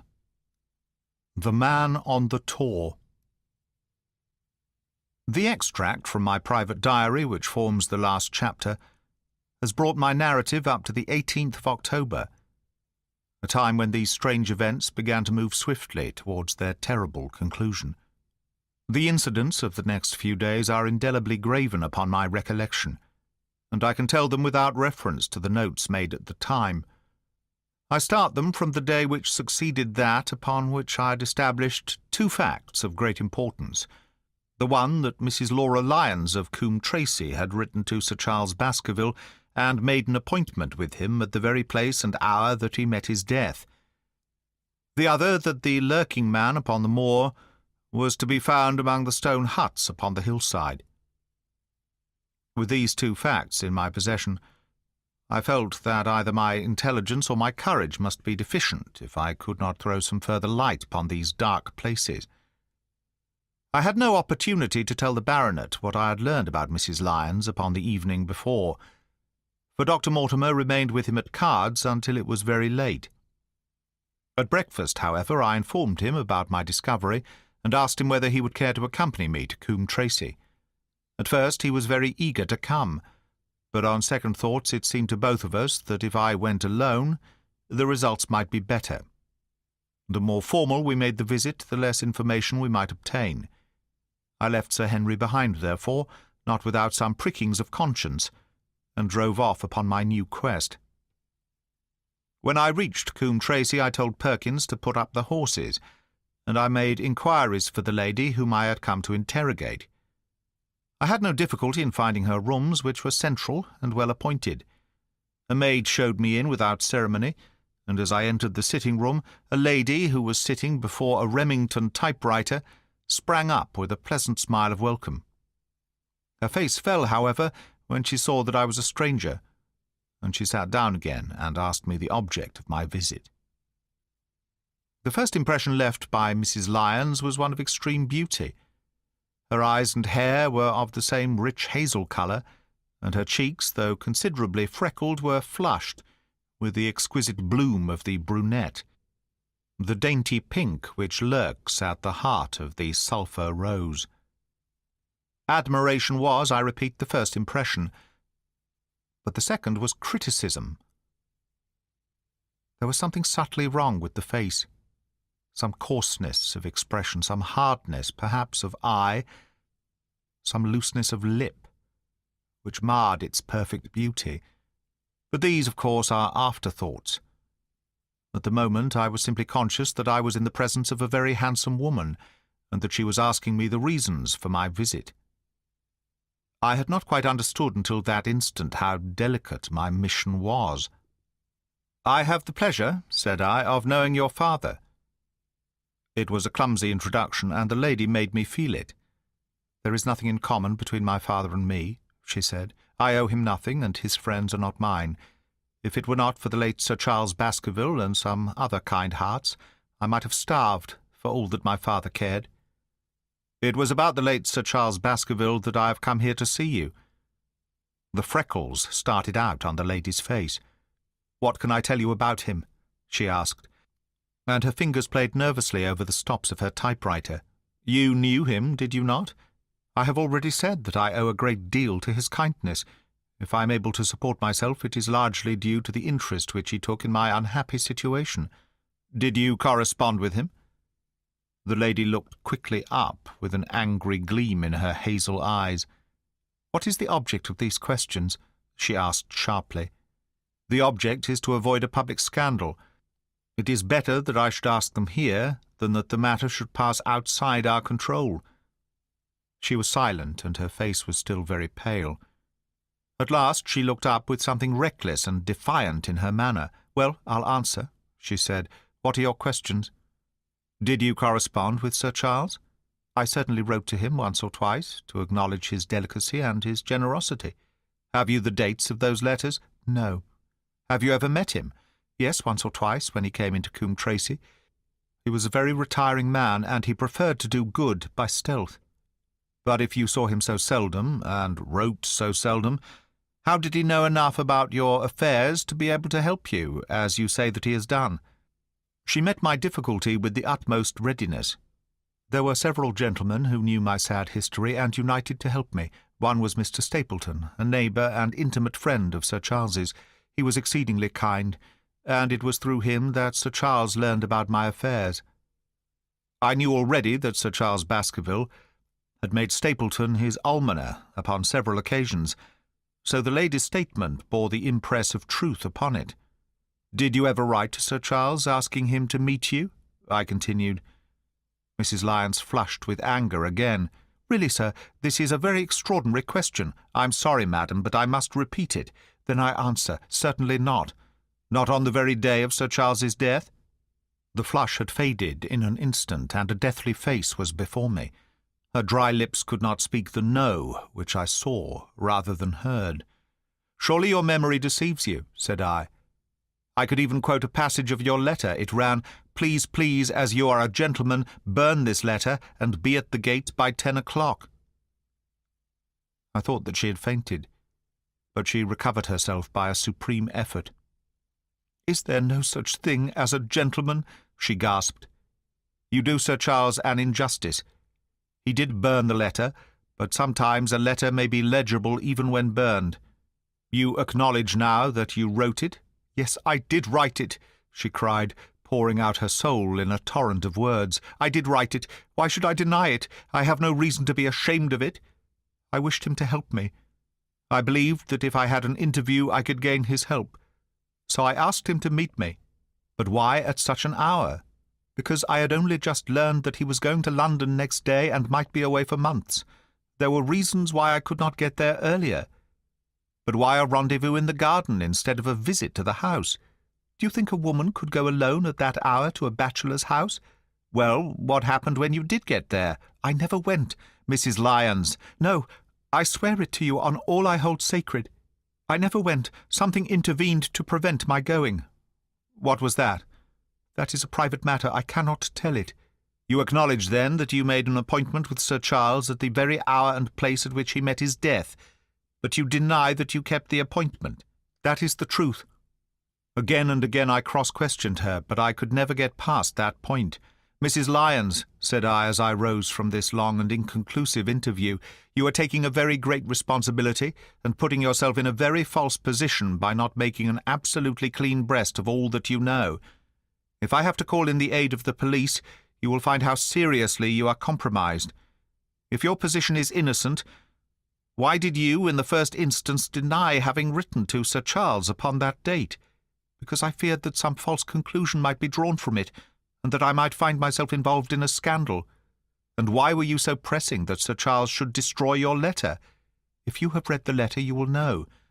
I did not say that I had read all the letter. You quoted some of it. I quoted the postscript. The letter had, as I said, been burned, and it was not all legible. I ask you once again why it was that you were so pressing that Sir Charles should destroy this letter, which he received on the day of his death. The matter is a very private one. The more reason why you should avoid a public investigation. I will tell you then. If you have heard anything of my unhappy history, you will know that I made a rash marriage and had reason to regret it. I have heard so much. My life had been one incessant persecution from a husband whom I abhor. The law is upon his side, and every day I am faced by the possibility that he may force me to live with him. At the time that I wrote this letter to Sir Charles, I had learned that there was a prospect of my regaining my freedom if certain expenses could be met. It meant everything to me. Peace of mind, happiness, self-respect, everything. I knew Sir Charles's generosity, and I thought that if he heard the story from my own lips he would help me. Then how is it that you did not go? Because I received help in the interval from another source. Why then did you not write to Sir Charles and explain this? So I should have done, had I not seen his death in the paper next morning. The woman's story hung coherently together, and all my questions were unable to shake it. I could only check it by finding if she had indeed instituted divorce proceedings against her husband at or about the time of the tragedy. It was unlikely that she would dare to say that she had not been to Baskerville Hall if she really had been, for a trap would be necessary to take her there, and could not have returned to Coombe Tracy until the early hours of the morning. Such an excursion could not be kept secret. The probability was, therefore, that she was telling the truth, or at least a part of the truth. I came away baffled and disheartened. Once again I had reached that dead wall which seemed to be built across every path by which I tried to get at the object of my mission. And yet the more I thought of the lady's face and of her manner, the more I felt that something was being held back from me. Why should she turn so pale? Why should she fight against every admission until it was forced from her? Why should she have been so reticent at the time of the tragedy? Surely the explanation of all this could not be as innocent as she would have me believe. For the moment I could proceed no farther in that direction, but must turn back to that other clue which was to be sought for among the stone huts upon the moor. And that was a most vague direction. I realized it as I drove back and noted how hill after hill showed traces of the ancient people. Barrymore's only indication had been that the stranger lived in one of these abandoned huts, and many hundreds of them are scattered throughout the length and breadth of the moor. But I had my own experience for a guide, since it had shown me the man himself standing upon the summit of the Black Tor. That, then, should be the centre of my search. From there I should explore every hut upon the moor until I lighted upon the right one. If this man were inside it, I should find out from his own lips, at the point of my revolver, if necessary, who he was and why he had dogged us so long. He might slip away from us in the crowd of Regent Street, but it would puzzle him to do so upon the lonely moor. On the other hand, if I should find the hut and its tenant should not be within it, I must remain there, however long the vigil, until he returned. Holmes had missed him in London. It would indeed be a triumph for me if I could run him to earth where my master had failed. Luck had been against us again and again in this inquiry, but now at last it came to my aid. And the messenger of good fortune was none other than Mr. Frankland, who was standing grey-whiskered and red-faced outside the gate of his garden, which opened onto the high road along which I travelled. "Good day, Dr. Watson," cried he with unwonted good humour. "You must really give your horses a rest and come in to have a glass of wine, and to congratulate me." My feelings towards him were very far from being friendly, after what I had heard of his treatment of his daughter, but I was anxious to send Perkins and the wagonette home, and the opportunity was a good one. I alighted and sent a message to Sir Henry that I should walk over in time for dinner. Then I followed Frankland into his dining-room. "It is a great day for me, sir, one of the red-letter days of my life," he cried, with many chuckles. "I have brought off a double event.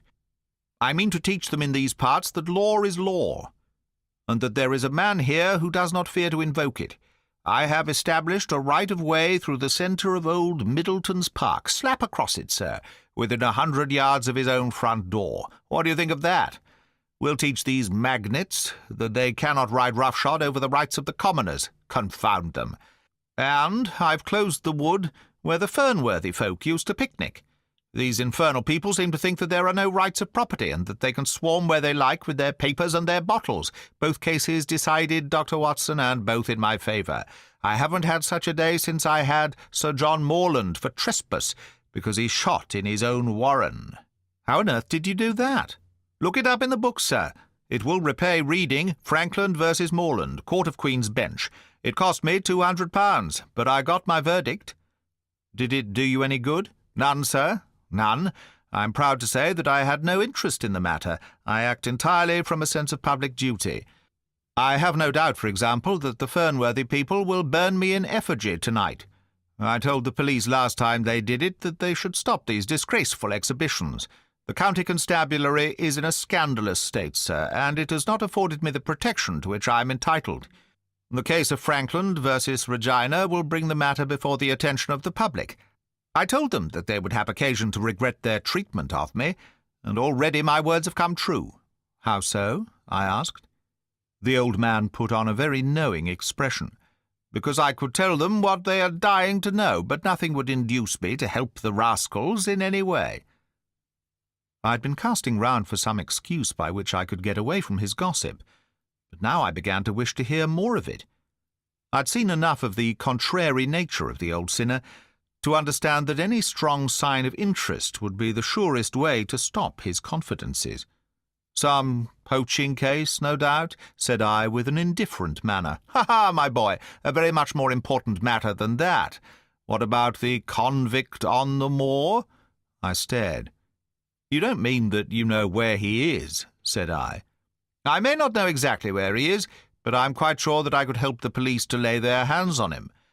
Has it never struck you that the way to catch that man was to find out where he got his food, and so trace it to him?" He certainly seemed to be getting uncomfortably near the truth.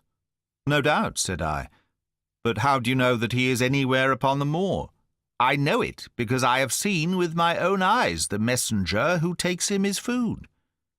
My heart sank for Barrymore.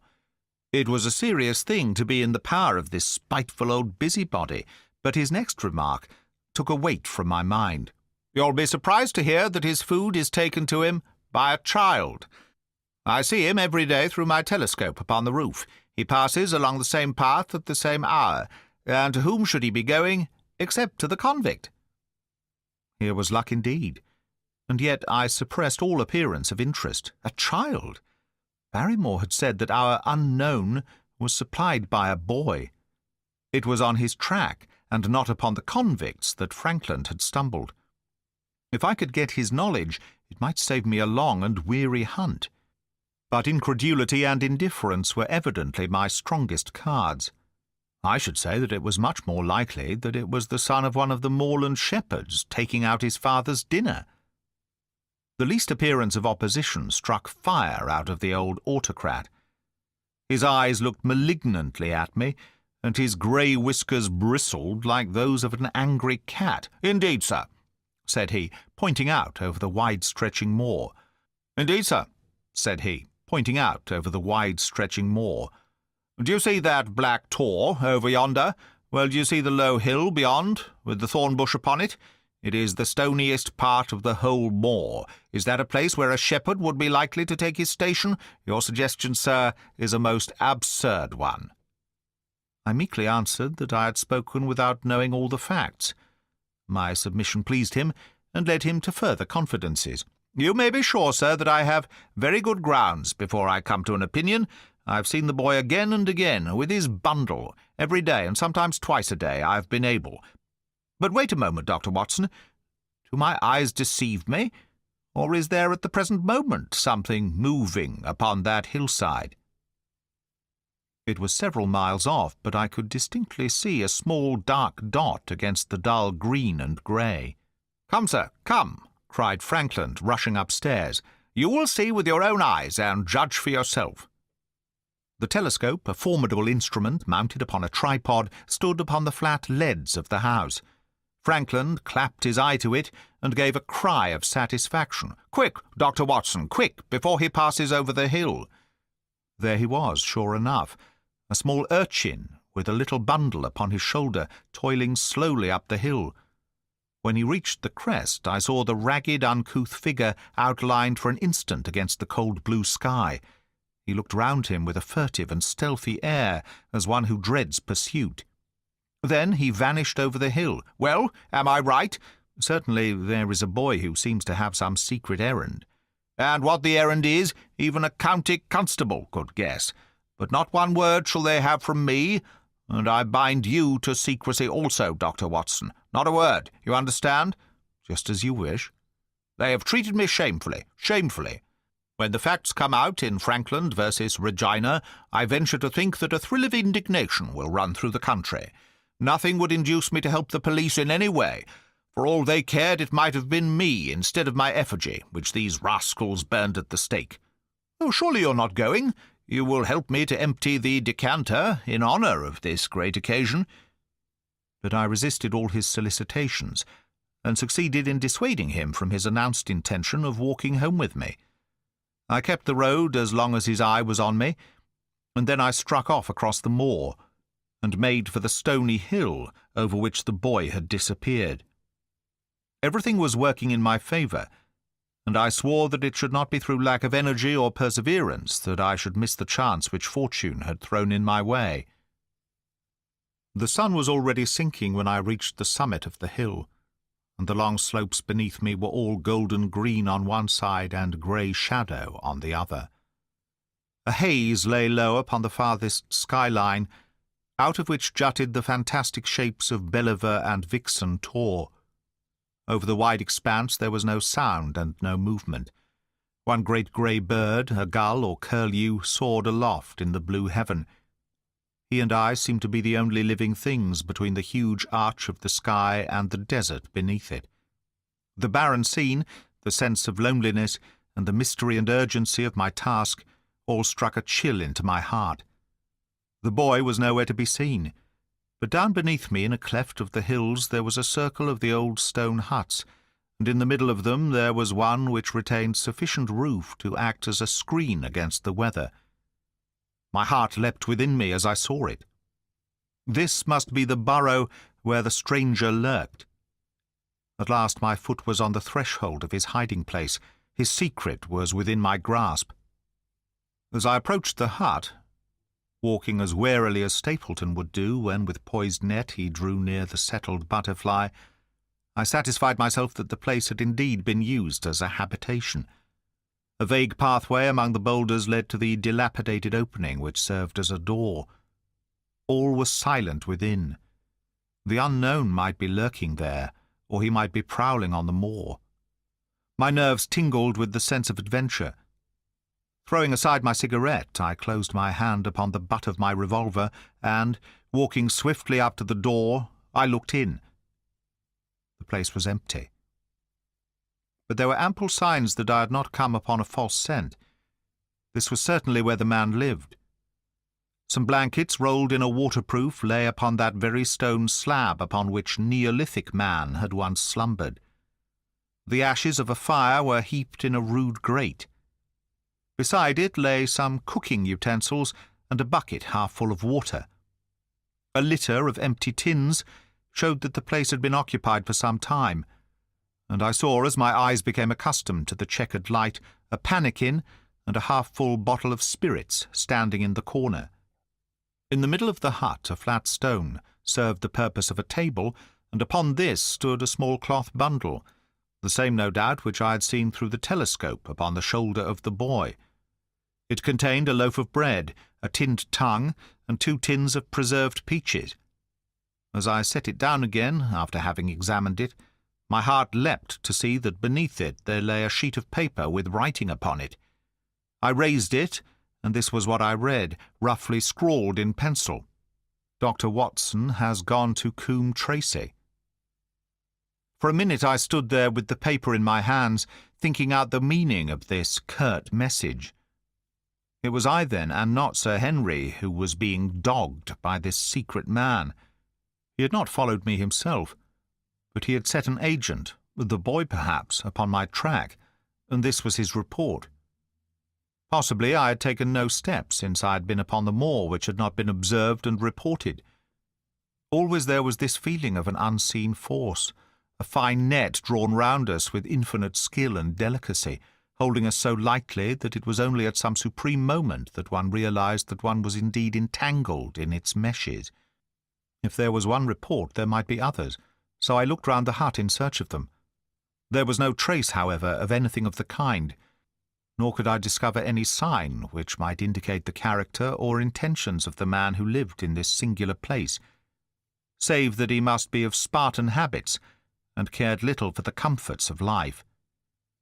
When I thought of the heavy rains and looked at the gaping roof, I understood how strong and immutable must be the purpose which had kept him in that inhospitable abode.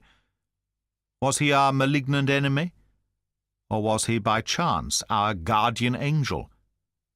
I swore that I would not leave the hut until I knew.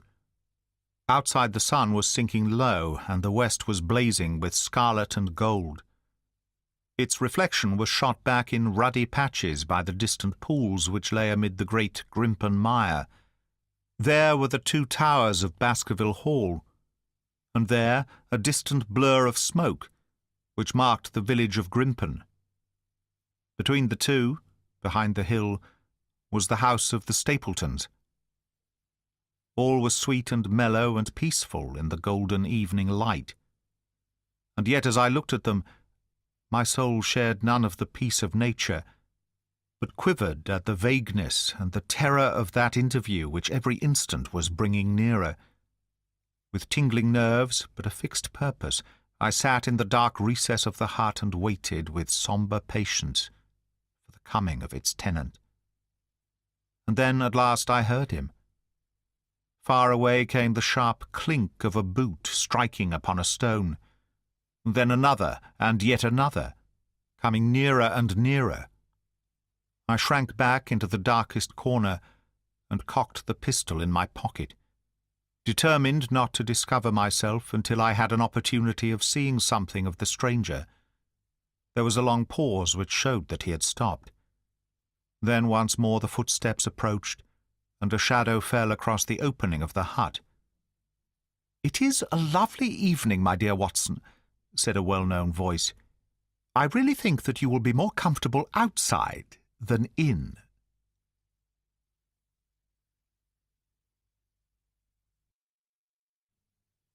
Chapter 12. Death on the Moor.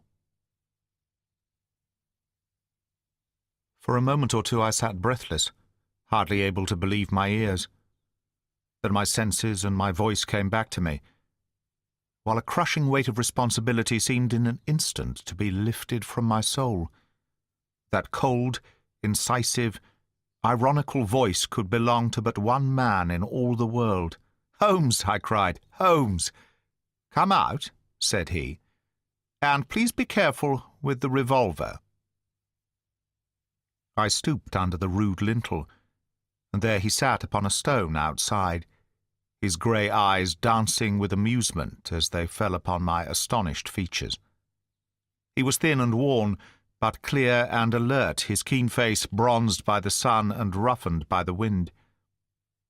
In his tweed suit and cloth cap, he looked like any other tourist upon the moor, and he had contrived, with that cat-like love of personal cleanliness which was one of his characteristics, that his chin should be as smooth and his linen as perfect as if he were in Baker Street. "I never was more glad to see anyone in my life," said I, as I wrung him by the hand. "Or more astonished, eh? Well, I must confess to it. The surprise was not all on one side, I assure you. I had no idea that you had found my occasional retreat, still less that you were inside it until I was within 20 paces of the door. My footprint, I presume?" "No, Watson. I fear that I could not undertake to recognize your footprint amid all the footprints of the world. If you seriously desire to deceive me, you must change your tobacconist. For when I see the stub of a cigarette marked Bradley, Oxford Street, I know that my friend Watson is in the neighbourhood. You will see it there beside the path. You threw it down, no doubt, at that supreme moment when you charged into the empty hut." "Exactly. I thought as much. And knowing your admirable tenacity, I was convinced that you were sitting in ambush, a weapon within reach, waiting for the tenant to return." "So you actually thought that I was the criminal?" "I did not know who you were, but I was determined to find out." "Excellent, Watson. And how did you localize me? You saw me, perhaps, on the night of the convict hunt, when I was so imprudent as to allow the moon to rise behind me." "Yes, I saw you then." "And have no doubt searched all the huts until you came to this one." "No, your boy had been observed, and that gave me a guide where to look." "The old gentleman with the telescope, no doubt." "I could not make it out when first I saw the light flashing upon the lens." He rose and peeped into the hut. "Ha! I see that Cartwright has brought up some supplies. What's this paper? So you have been to Coombe Tracy, have you?" "Yes." "To see Mrs. Laura Lyons?" "Exactly." "Well done. Our researches have evidently been running on parallel lines, and when we unite our results, I expect we shall have a fairly full knowledge of the case. Well, I'm glad from my heart that you are here, for indeed the responsibility and the mystery were both becoming too much for my nerves.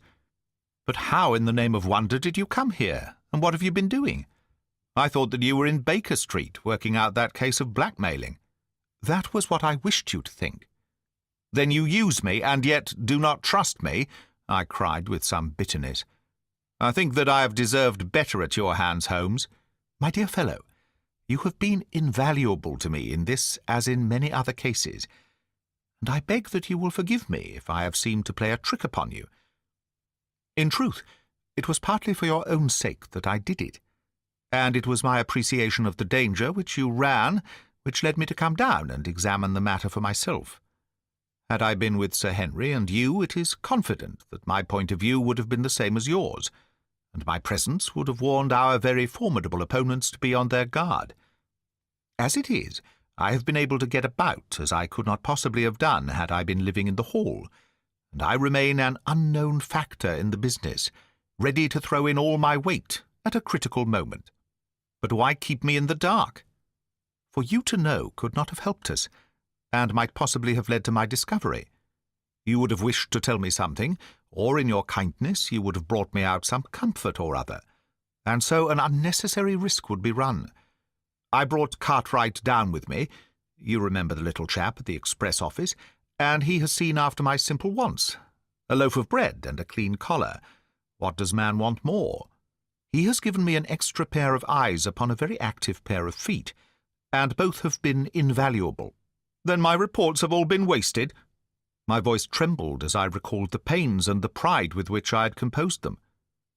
Holmes took a bundle of papers from his pocket. "Here are your reports, my dear fellow, and very well thumbed, I assure you. I made excellent arrangements, and they are only delayed 1 day upon their way. I must compliment you exceedingly upon the zeal and the intelligence which you have shown over an extraordinarily difficult case." I was still rather raw over the deception which had been practised upon me, but the warmth of Holmes's praise drove my anger from my mind. I felt also in my heart that he was right in what he said, and that it was really best for our purpose that I should not have known that he was upon the moor. "That's better," said he, seeing the shadow rise from my face. "And now tell me the result of your visit to Mrs. Laura Lyons. It was not difficult for me to guess that it was to see her that you had gone, for I am already aware that she is the one person in Coombe Tracey who might be of service to us in the matter. In fact, if you had not gone today, it is exceedingly probable that I should have gone tomorrow." The sun had set, and dusk was settling over the moor. The air had turned chill, and we withdrew into the hut for warmth. There, sitting together in the twilight, I told Holmes of my conversation with the lady. So interested was he that I had to repeat some of it twice before he was satisfied. "This is most important," said he when I had concluded. "It fills up a gap which I had been unable to bridge in this most complex affair. You are aware, perhaps, that a close intimacy exists between this lady and the man Stapleton?" I did not know of a close intimacy. "There can be no doubt about the matter. They meet, they write, there is a complete understanding between them. Now, this puts a very powerful weapon into our hands. If I could only use it to detach his wife." "His wife?" "I am giving you some information now, in return for all that you have given me. The lady who has passed here as Miss Stapleton is in reality his wife." "Good heavens, Holmes! Are you sure of what you say? How could he have permitted Sir Henry to fall in love with her?" "Sir Henry's falling in love could do no harm to anyone except Sir Henry. He took particular care that Sir Henry did not make love to her, as you have yourself observed. I repeat that the lady is his wife, and not his sister." "But why this elaborate deception?" "Because he foresaw that she would be very much more useful to him in the character of a free woman." All my unspoken instincts, my vague suspicions, suddenly took shape and centred upon the naturalist. In that impassive, colourless man, with his straw hat and his butterfly net, I seemed to see something terrible, a creature of infinite patience and craft, with a smiling face and a murderous heart. It is he, then, who is our enemy? It is he who dogged us in London? So I read the riddle. And the warning, it must have come from her, exactly. The shape of some monstrous villainy, half seen, half guessed, loomed through the darkness which had girt me so long. "But are you sure of this, Holmes? How do you know that the woman is his wife?" "Because he so far forgot himself as to tell you a true piece of autobiography upon the occasion when he first met you, and I dare say he has many a time regretted it since. He was once a schoolmaster in the north of England. Now, there is no one more easy to trace than a schoolmaster. There are scholastic agencies by which one may identify any man who has been in the profession. A little investigation showed me that a school had come to grief under atrocious circumstances, and that the man who had owned it, the name was different, had disappeared with his wife. The descriptions agreed. When I learned that the missing man was devoted to entomology, the identification was complete. The darkness was rising, but much was still hidden by the shadows. If this woman is in truth his wife, where does Mrs. Laura Lyons come in? I asked. That is one of the points upon which your own researches have shed a light. Your interview with the lady has cleared the situation very much. I did not know about a projected divorce between herself and her husband. In that case, regarding Stapleton as an unmarried man, she counted no doubt upon becoming his wife. And when she is undeceived, why, then we may find the lady of service. It must be our duty to see her, both of us, tomorrow. Don't you think, Watson, that you are away from your charge rather long? Your place should be at Baskerville Hall." The last red streaks had faded away in the west, and night had settled upon the moor. A few faint stars were gleaming in a violet sky. "One last question, Holmes," I said as I rose. "Surely there is no need of secrecy between you and me. What is the meaning of it all? What is he after?" Holmes's voice sank as he answered, "It is murder, Watson. Refined, cold-blooded, deliberate murder. Do not ask me for particulars. My nets are closing upon him, even as his are upon Sir Henry, and with your help he is already almost at my mercy. There is but one danger which can threaten us. It is that he should strike before we are ready to do so. Another day, 2 at the most, and I have my case complete. But until then, guard your charge as closely as ever a fond mother watched her ailing child. Your mission today has justified itself, and yet I could almost wish that you had not left his side. Hark!" A terrible scream, a prolonged yell of horror and anguish, burst out of the silence of the moor. That frightful cry turned the blood to ice in my veins. "Oh, my God!" I gasped. "What is it?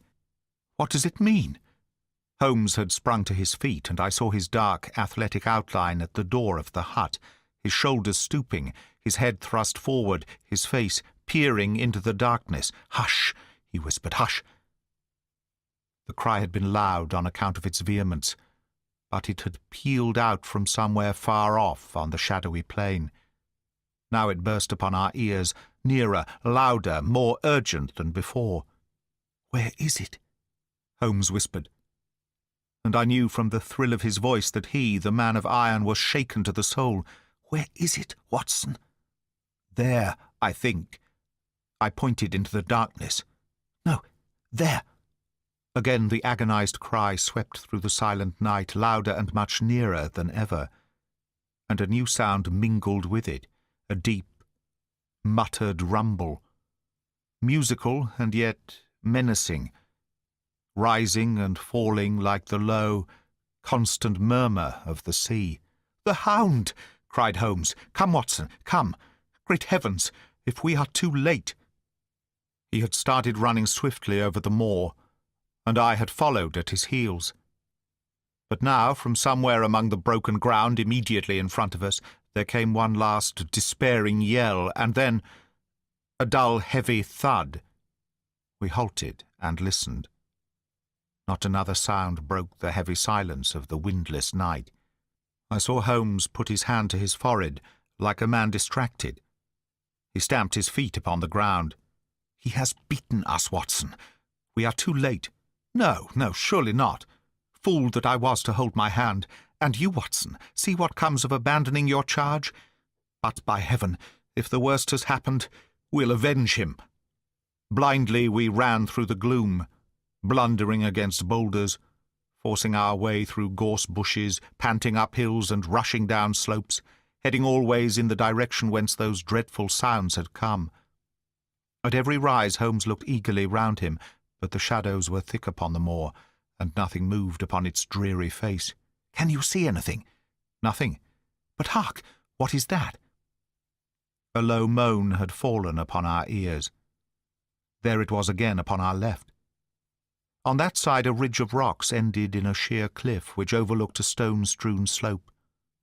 On its jagged face was spread-eagled some dark, irregular object.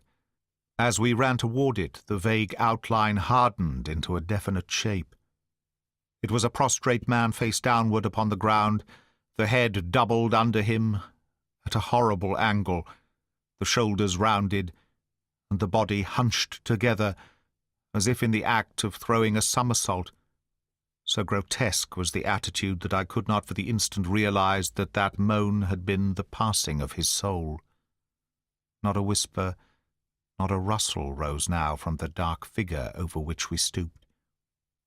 Holmes laid his hand upon him, and held it up again with an exclamation of horror. The gleam of the match which he struck shone upon his clotted fingers and upon the ghastly pool which widened slowly from the crushed skull of the victim. And it shone upon something else which turned our hearts sick and faint within us. The body of Sir Henry Baskerville. There was no chance of either of us forgetting that peculiar ruddy tweed suit, the very one which he had worn on the first morning that we had seen him in Baker Street. We caught the one clear glimpse of it, and then the match flickered and went out, even as the hope had gone out of our souls. Holmes groaned, and his face glimmered white through the darkness. "The brute! The brute!" I cried with clenched hands. "Oh, Holmes, I shall never forgive myself for having left him to his fate." "I am more to blame than you, Watson.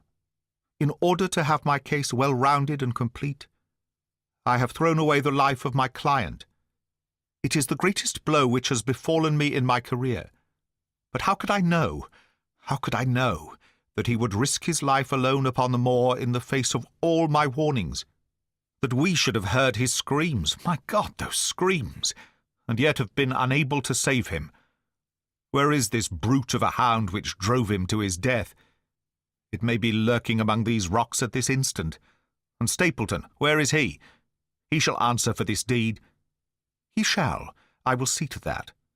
Uncle and nephew have been murdered, the one frightened to death by the very sight of a beast which he thought to be supernatural, the other driven to his end in his wild flight to escape from it. But now we have to prove the connection between the man and the beast. Save from what we heard, we cannot even swear to the existence of the latter, since Sir Henry has evidently died from the fall. But by heavens, cunning as he is, the fellow shall be in my power before another day is past." We stood with bitter hearts on either side of the mangled body, overwhelmed by this sudden and irrevocable disaster which had brought all our long and weary labours to so piteous an end. Then, as the moon rose, we climbed to the top of the rocks over which our poor friend had fallen, and from the summit we gazed out over the shadowy moor, half silver and half gloom. Far away, miles off, in the direction of Grimpen, a single steady yellow light was shining. It could only come from the lonely abode of the Stapletons. With a bitter curse I shook my fist at it as I gazed. Why should we not seize him at once? Our case is not complete. The fellow is wary and cunning to the last degree. It is not what we know, but what we can prove. If we make one false move, the villain may escape us yet. What can we do? There will be plenty for us to do tomorrow. Tonight we can only perform the last offices to our poor friend. Together we made our way down the precipitous slope and approached the body, black and clear against the silvered stones. The agony of those contorted limbs struck me with a spasm of pain and blurred my eyes with tears. "We must send for help, Holmes.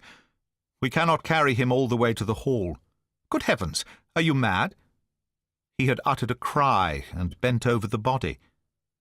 Now he was dancing and laughing and wringing my hand. Could this be my stern, self-contained friend? These were hidden fires indeed. A beard! A beard! The man has a beard! A beard? It is not the baronet. It is... why, it is my neighbour, the convict. With feverish haste we had turned the body over, and that dripping beard was pointing up to the cold, clear moon. There could be no doubt about the beetling forehead, the sunken animal eyes. It was indeed the same face which had glared upon me in the light of the candle from over the rock. The face of Selden, the criminal. Then in an instant it was all clear to me. I remembered how the baronet had told me that he had handed his old wardrobe to Barrymore. Barrymore had passed it on in order to help Selden in his escape. Boots, shirt, cap, it was all Sir Henry's. The tragedy was still black enough, but this man had at least deserved death by the laws of his country. I told Holmes how the matter stood, my heart bubbling over with thankfulness and joy. "Then the clothes have been the poor devil's death," said he. "It is clear enough that the hound has been laid on from some article of Sir Henry's. The boot, which was abstracted in the hotel in all probability, and so ran this man down. There is one very singular thing, however. How came Selden, in the darkness, to know that the hound was on his trail? He heard him. To hear a hound upon the moor would not work a hard man like this convict into such a paroxysm of terror that he would risk recapture by screaming wildly for help. By his cries he must have run a long way after he knew the animal was on his track. How did he know? A greater mystery to me is why this hound, presuming that all our conjectures are correct— I presume nothing. Well, then, why this hound should be loose tonight? I suppose that it does not always run loose upon the moor. Stapleton would not let it go unless he had reason to think that Sir Henry would be there. My difficulty is the more formidable of the two, for I think that we shall very shortly get an explanation of yours, while mine may remain forever a mystery. The question now is, what shall we do with this poor wretch's body? We cannot leave it here to the foxes and the ravens. I suggest that we put it in one of the huts, until we can communicate with the police. Exactly. I have no doubt that you and I could carry it so far. Hello, Watson, what's this? It's the man himself, by all that's wonderful and audacious. Not a word to show your suspicions, not a word, or my plans crumble to the ground. A figure was approaching us over the moor, and I saw the dull red glow of a cigar. The moon shone upon him, and I could distinguish the dapper shape and jaunty walk of the naturalist. He stopped when he saw us, and then came on again. "Why, Dr. Watson, that's not you, is it? You are the last man that I should have expected to see out on the moor at this time of night. But, dear me, what's this? Somebody hurt? Not— Don't tell me that it is our friend Sir Henry." He hurried past me and stooped over the dead man. I heard a sharp intake of his breath, and the cigar fell from his fingers. Who's this?" he stammered. "It is Selden, the man who escaped from Princetown." Stapleton turned a ghastly face upon us, but by a supreme effort he had overcome his amazement and his disappointment. He looked sharply from Holmes to me. "Dear me, what a very shocking affair. How did he die?" "He appears to have broken his neck by falling over these rocks. My friend and I were strolling on the moor when we heard a cry. I heard a cry also. That was what brought me out. I was uneasy about Sir Henry." "Why about Sir Henry in particular?" I could not help asking. "Because I had suggested that he should come over. When he did not come, I was surprised, and I naturally became alarmed for his safety when I heard cries upon the moor.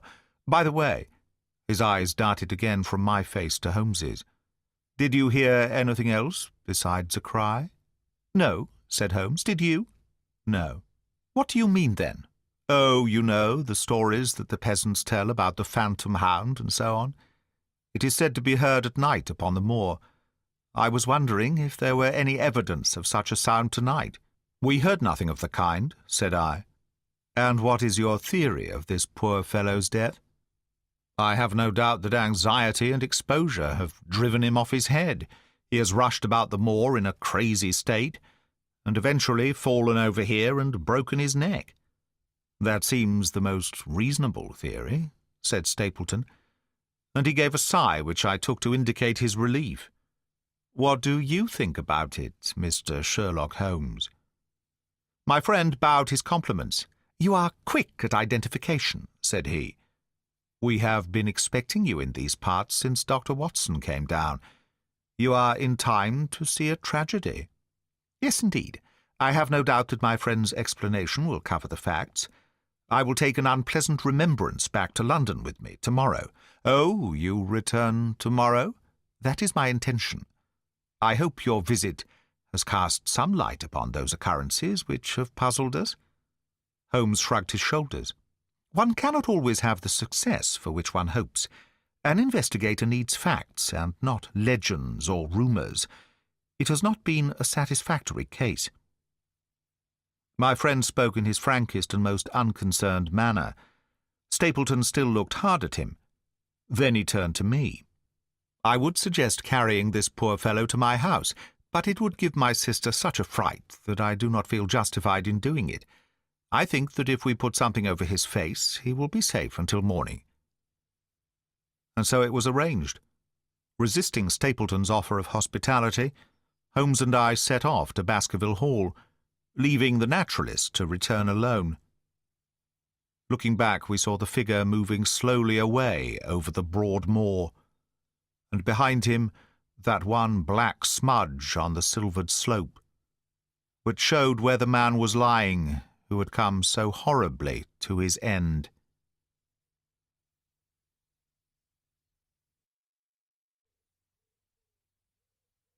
Chapter 13. Fixing the Nets. "We're at close grips at last," said Holmes as we walked together across the moor. "What a nerve the fellow has! How he pulled himself together in the face of what must have been a paralyzing shock, when he found that the wrong man had fallen a victim to his plot. I told you in London, Watson, and I tell you now again, that we have never had a foeman more worthy of our steel. I am sorry that he has seen you, and so was I at first, but there was no getting out of it. What effect do you think it will have upon his plans now that he knows you are here? It may cause him to be more cautious, or it may drive him to desperate measures at once. Like most clever criminals, he may be too confident in his own cleverness, and imagine that he has completely deceived us. Why should we not arrest him at once? My dear Watson, you were born to be a man of action. Your instinct is always to do something energetic. But supposing, for argument's sake, that we had him arrested tonight, what on earth the better off should we be for that? We could prove nothing against him. There's the devilish cunning of it. If he were acting through a human agent, we could get some evidence. But if we were to drag this great dog to the light of day, it would not help us in putting a rope round the neck of its master. Surely we have a case. Not a shadow of one, only surmise and conjecture. We should be laughed out of court if we came with such a story and such evidence. There is Sir Charles's death, found dead without a mark upon him. You and I know that he died of sheer fright, and we also know what frightened him, but how are we to get 12 stolid jurymen to know it? What signs are there of a hound? Where are the marks of its fangs? Of course we know that a hound does not bite a dead body, and that Sir Charles was dead before ever the brute overtook him. But we have to prove all this, and we are not in a position to do it. Well then, tonight? We are not much better off tonight. Again, there was no direct connection between the hound and the man's death. We never saw the hound. We heard it, but we could not prove that it was running upon this man's trail. There is a complete absence of motive. No, my dear fellow, we must reconcile ourselves to the fact that we have no case at present, and that it is worth our while to run any risk in order to establish one. And how do you propose to do so? I have great hopes of what Mrs. Laura Lyons may do for us when the position of affairs is made clear to her, and I have my own plan as well. Sufficient for tomorrow is the evil thereof, but I hope before the day is past to have the upper hand at last." I could draw nothing further from him, and he walked, lost in thought, as far as the Baskerville gates. "Are you coming up?" "Yes, I see no reason for further concealment. But one last word, Watson. Say nothing of the hound to Sir Henry. Let him think that Selden's death was as Stapleton would have us believe. He will have a better nerve for the ordeal which he will have to undergo tomorrow, when he is engaged, if I remember your report aright, to dine with these people. And so am I. Then you must excuse yourself, and he must go alone. That will be easily arranged. And now, if we are too late for dinner, I think that we are both ready for our suppers." Sir Henry was more pleased than surprised to see Sherlock Holmes, for he had for some days been expecting that recent events would bring him down from London. He did raise his eyebrows, however, when he found that my friend had neither any luggage nor any explanations for its absence. Between us we soon supplied his wants, and then, over a belated supper, we explained to the baronet as much of our experience as it seemed desirable that he should know. But first I had the unpleasant duty of breaking the news to Barrymore and his wife. To him it may have been an unmitigated relief, but she wept bitterly in her apron. To all the world he was a man of violence, half animal and half demon, but to her he always remained the little wilful boy of her own girlhood, the child who had clung to her hand. Evil indeed is the man who has not one woman to mourn him. "I've been moping in the house all day since Watson went off in the morning," said the baronet. "I guess I should have some credit, for I've kept my promise. If I hadn't sworn not to go about alone, I might have had a more lively evening, for I had a message from Stapleton asking me over there." "I have no doubt that you would have had a more lively evening," said Holmes dryly. "By the way, I don't suppose you appreciate that we have been mourning over you as having broken your neck." Sir Henry opened his eyes. "How was that?" "This poor wretch was dressed in your clothes. I fear your servant who gave them to him may get into trouble with the police." "That is unlikely. There was no mark on any of them, as far as I know." "That's lucky for him. In fact, it's lucky for all of you, since you are all on the wrong side of the law in this matter. I'm not sure that as a conscientious detective my first duty is not to arrest the whole household. Watson's reports are most incriminating documents." "But how about the case?" asked the baronet. "Have you made anything out of the tangle? I don't know that Watson and I are much the wiser since we came down." "I think that I shall be in a position to make the situation rather more clear to you before long. It has been an exceedingly difficult and most complicated business. There are several points upon which we still want light, but it is coming all the same. We've had one experience, as Watson has no doubt told you. We heard the Hound on the moor, so I can swear that it is not all empty superstition. I had something to do with dogs when I was out west, and I know one when I hear one. If you can muzzle that one and put him on a chain, I'll be ready to swear you are the greatest detective of all time." "I think I will muzzle him and chain him all right, if you will give me your help." "Whatever you tell me to do, I will do." "Very good, and I will ask you also to do it blindly, without always asking the reason." "Just as you like." "If you will do this, I think the chances are that our little problem will soon be solved. I have no doubt—" He stopped suddenly and stared fixedly up over my head into the air.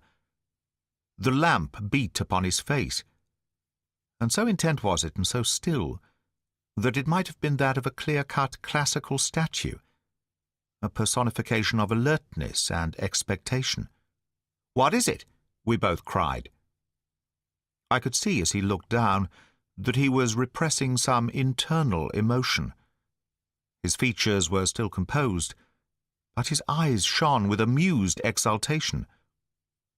"Excuse the admiration of a connoisseur," said he as he waved his hand towards the line of portraits which covered the opposite wall. "Watson won't allow that I know anything of art, but that is mere jealousy because our views upon the subject differ. Now these are a really very fine series of portraits." "Well, I'm glad to hear you say so," said Sir Henry, glancing with some surprise at my friend. "I don't pretend to know much about these things, and I'd be a better judge of a horse or a steer than of a picture. I didn't know that you found time for such things." "I know what is good when I see it, and I see it now. That's a Nella, I'll swear, that lady in the blue silk over yonder, and the stout gentleman with the wig ought to be a Reynolds. They are all family portraits, I presume?" "Every one." "Do you know the names?" "Barrymore has been coaching me in them, and I think I can say my lessons fairly well." "Who is the gentleman with the telescope?"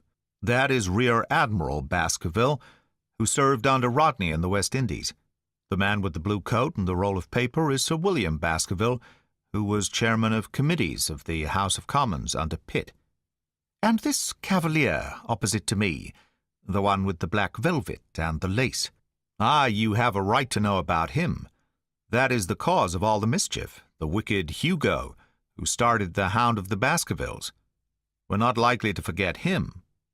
I gazed with interest and some surprise upon the portrait. "Dear me," said Holmes, "he seems a quiet, meek-mannered man enough. But I dare say that there was a lurking devil in his eyes.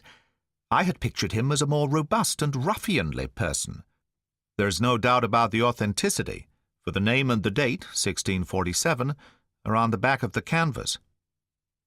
Holmes said little more, but the picture of the old roisterer seemed to have a fascination for him, and his eyes were continually fixed upon it during supper.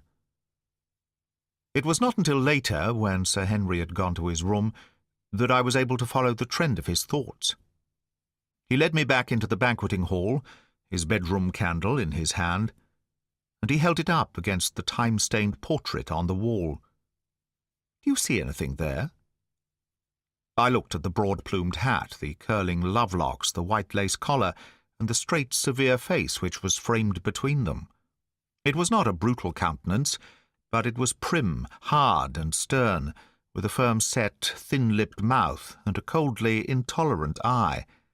"Is it like anyone you know?"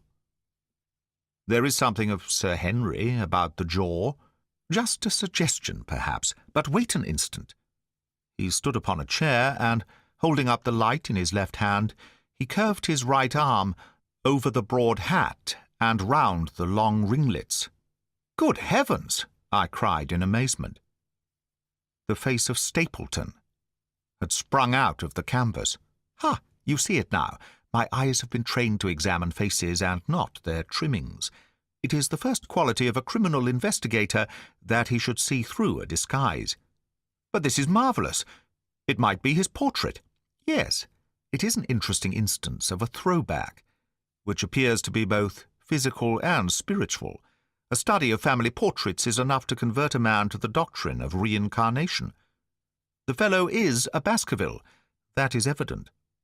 With designs upon the succession. Exactly. This chance of the picture has supplied us with one of our most obvious missing links. We have him, Watson, we have him.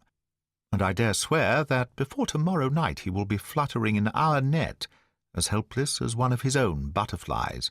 A pin, a cork, and a card, and we add him to the Baker Street collection." He burst into one of his rare fits of laughter as he turned away from the picture. I have not heard him laugh often, and it has always boded ill to somebody. I was up betimes in the morning, but Holmes was afoot earlier still, for I saw him as I dressed coming up the drive. "Yes, we should have a full day today," he remarked, and he rubbed his hands with the joy of action. "The nets are all in place, and the drag is about to begin. We'll know before the day is out whether we have caught our big, lean-jawed pike, or whether he has got through the meshes. Have you been on the moor already?" "I have sent a report from Grimpen to Princetown as to the death of Selden. I think I can promise that none of you will be troubled in the matter. And I have also communicated with my faithful Cartwright, who would certainly have pined away at the door of my hut, as a dog does at his master's grave, if I had not set his mind at rest about my safety." "What is the next move?" "To see Sir Henry. Ah, here he is." "Good morning, Holmes," said the baronet. "You look like a general who is planning a battle with his chief of the staff." "That is the exact situation. Watson was asking for orders." "And so do I." "Very good. You are engaged, as I understand, to dine with our friends, the Stapletons, tonight." "I hope that you will come also. They are very hospitable people, and I am sure that they would be very glad to see you." "I fear that Watson and I must go to London." "To London?" "Yes, I think that we should be more useful there at the present juncture." The baronet's face perceptibly lengthened. "I hoped that you were going to see me through this business. The Hall and the moor are not very pleasant places when one is alone." "My dear fellow, you must trust me implicitly, and do exactly what I tell you. You can tell your friends that we should have been happy to have come with you, but that urgent business required us to be in town. We hope very soon to return to Devonshire. Will you remember to give them that message? If you insist upon it. There is no alternative, I assure you. I saw by the baronet's clouded brow that he was deeply hurt by what he regarded as our desertion. When do you desire to go? He asked coldly. Immediately after breakfast. We will drive into Coombe Tracey, but Watson will leave his things as a pledge that he will come back to you. Watson, you will send a note to Stapleton to tell him that you regret that you cannot come. I have a good mind to go to London with you, said the baronet. Why should I stay here alone? Because it is your post of duty, because you gave me your word that you would do as you were told, and I tell you to stay. All right, then, I'll stay. One more direction. I wish you to drive to Merripit House. Send back your trap, however, and let them know that you intend to walk home. To walk across the moor? Yes. But that is the very thing which you have so often cautioned me not to do. This time you may do it with safety. If I had not every confidence in your nerve and courage, I would not suggest it. But it is essential that you should do it. Then I will do it. And as you value your life, do not go across the moor in any direction, save along the straight path which leads from Merripit House to the Grimpen Road, and is your natural way home. I will do just what you say. Very good. I should be glad to get away as soon after breakfast as possible, so as to reach London in the afternoon.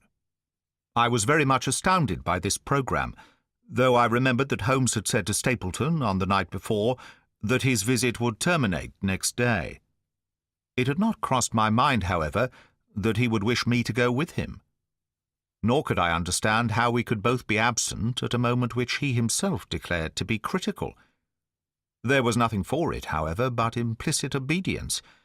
So we bade good-bye to our rueful friend, and a couple of hours afterwards we were at the station of Coombe Tracey, and had dispatched the trap upon its return journey. A small boy was waiting upon the platform. Any orders, sir? You will take this train to town, Cartwright. The moment you arrive, you will send a wire to Sir Henry Baskerville in my name to say that if he finds the pocket-book which I have dropped, he is to send it by registered post to Baker Street. Yes, sir. And ask at the station if there is a message for me. The boy returned with the telegram, which Holmes handed to me. It ran, Wire received, coming down with unsigned warrant. Arrived 5:40, Lestrade. That is in answer to mine of this morning. He is the best of the professionals, I think, and we may need his assistance. Now, Watson, I think that we cannot employ our time better than by calling upon your acquaintance, Mrs. Laura Lyons.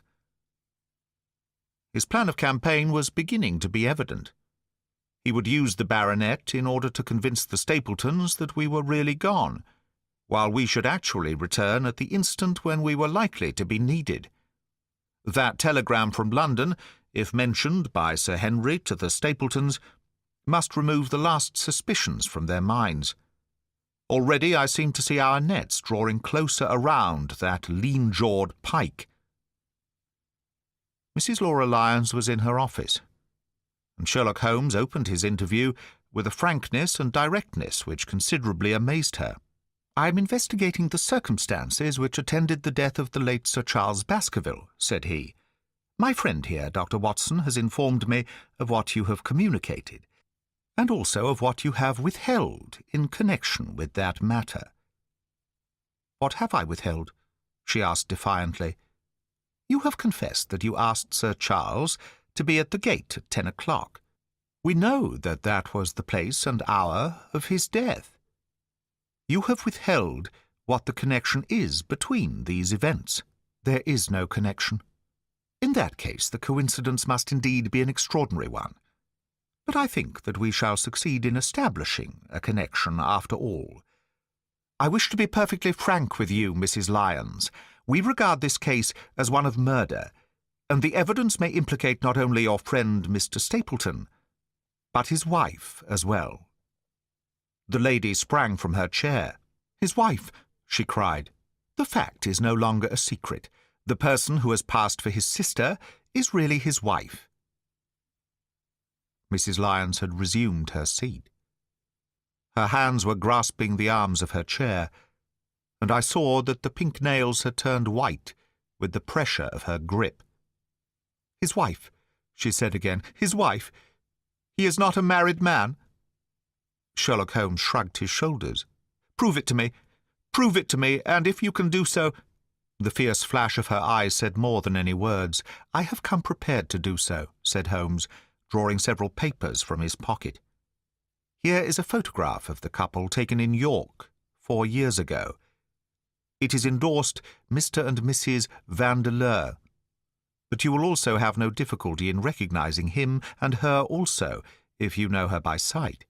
Here are 3 written descriptions by trustworthy witnesses of Mr. and Mrs. Vandeleur, who at that time kept St. Oliver's private school. Read them and see if you can doubt the identity of these people." She glanced at them, and then looked up at us with the set, rigid face of a desperate woman. "Mr. Holmes," she said, "this man had offered me marriage on condition that I could get a divorce from my husband. He has lied to me, the villain, in every conceivable way. Not one word of truth has he ever told me. And why? Why? I imagined that all was for my own sake. But now I see that I was never anything but a tool in his hands. Why should I preserve faith with him, who never kept any with me? Why should I try to shield him from the consequences of his own wicked acts? Ask me what you like, and there is nothing which I shall hold back.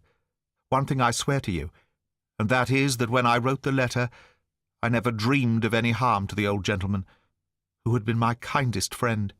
"I entirely believe you, madam," said Sherlock Holmes. "The recital of these events must be very painful to you, and perhaps it will make it easier if I tell you what occurred. And you can check me if I make any material mistake. The sending of this letter was suggested to you by Stapleton? He dictated it. I presume that the reason he gave was that you would receive help from Sir Charles for legal expenses connected with your divorce?" "Exactly. And then, after you had sent the letter, he dissuaded you from keeping the appointment. He told me that it would hurt his self-respect, that any other man should find the money for such an object, and that though he was a poor man himself, he would devote his last penny to removing the obstacles which divided us. He appears to be a very consistent character. And then you heard nothing until you read the reports of the death in the paper?" "No." "And he made you swear to say nothing about your appointment with Sir Charles?" "He did. He said that the death was a very mysterious one, and that I should certainly be suspected if the facts came out. He frightened me into remaining silent." "Quite so. But you had your suspicions?" She hesitated and looked down. "I knew him," she said. "But if he had kept faith with me, I should always have done so with him. I think that on the whole you have had a fortunate escape," said Sherlock Holmes. "You have had him in your power, and he knew it. And yet you are alive. You have been walking for some months very near to the edge of a precipice. We must wish you good morning now, Mrs. Lyons, and it is probable that you will very shortly hear from us again. Our case becomes rounded off, and difficulty after difficulty thins away in front of us," said Holmes, as we stood waiting for the arrival of the express from town. "I shall soon be in the position of being able to put into a single connected narrative one of the most singular and sensational crimes of modern times. Students of criminology will remember the analogous incidents in Godno, in Little Russia, in the year 66. And, of course, there are the Anderson murders in North Carolina. But this case possesses some features which are entirely its own. Even now we have no clear case against this very wily man, but I shall be very much surprised if it is not clear enough before we go to bed this night." The London express came roaring into the station, and a small, wiry bulldog of a man had sprung from a first-class carriage. We all 3 shook hands, and I saw at once, from the reverential way in which Lestrade gazed at my companion, that he had learned a good deal since the days when they had first worked together. I could well remember the scorn which the theories of the reasoner used then to excite in the practical man. "Anything good?" he asked. "The biggest thing for years," said Holmes. "We have 2 hours before we need to think of starting." I think we might employ it in getting some dinner, and then, Lestrade, we will take the London fog out of your throat by giving you a breath of the pure night air of Dartmoor. Never been there? Ah, well, I don't suppose you will forget your first visit.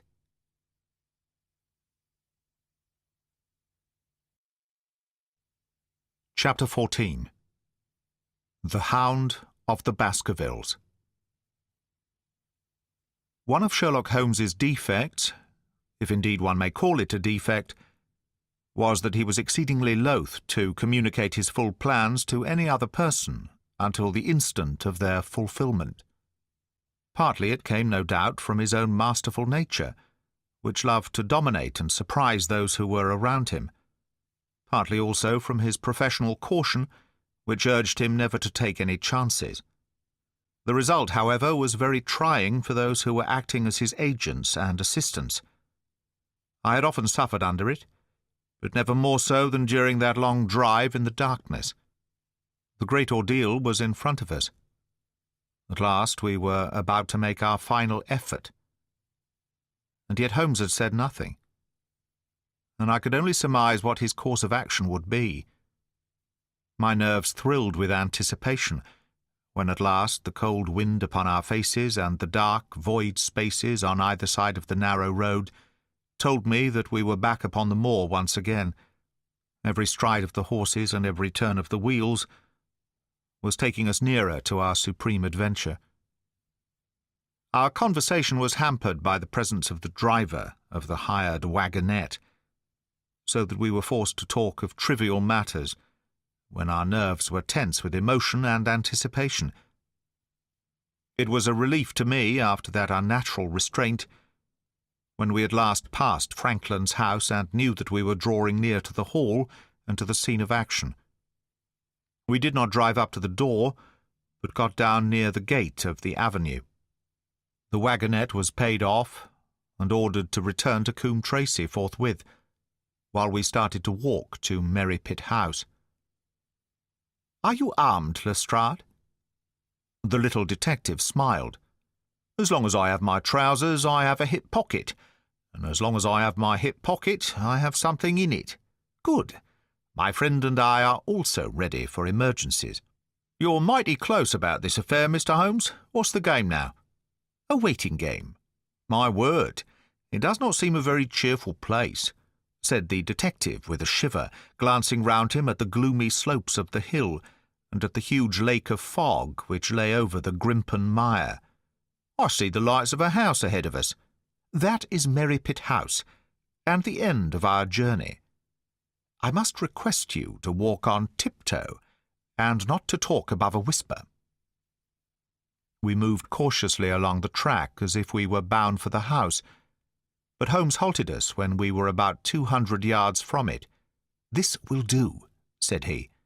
"These rocks upon the right will make an admirable screen." "We are to wait here?" "Yes. We shall make our little ambush here. Get into this hollow, Lestrade. You have been inside the house, have you not, Watson? Can you tell the position of the rooms? What are those latticed windows at this end?" "I think they are the kitchen windows." "And the one beyond, which shines so brightly?" "That is certainly the dining room." "The blinds are up. You know the lie of the land best. Creep forward quietly and see what they are doing. But for heaven's sake, don't let them know that they are watched." I tiptoed down the path and stood behind the low wall which surrounded the stunted orchard. Creeping in its shadow, I reached a point whence I could look straight through the uncurtained window. There were only two men in the room, Sir Henry and Stapleton.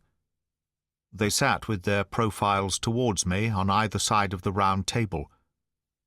Both of them were smoking cigars, and coffee and wine were in front of them. Stapleton was talking with animation, but the baronet looked pale and distrait. Perhaps the thought of that lonely walk across the ill-omened moor was weighing heavily upon his mind.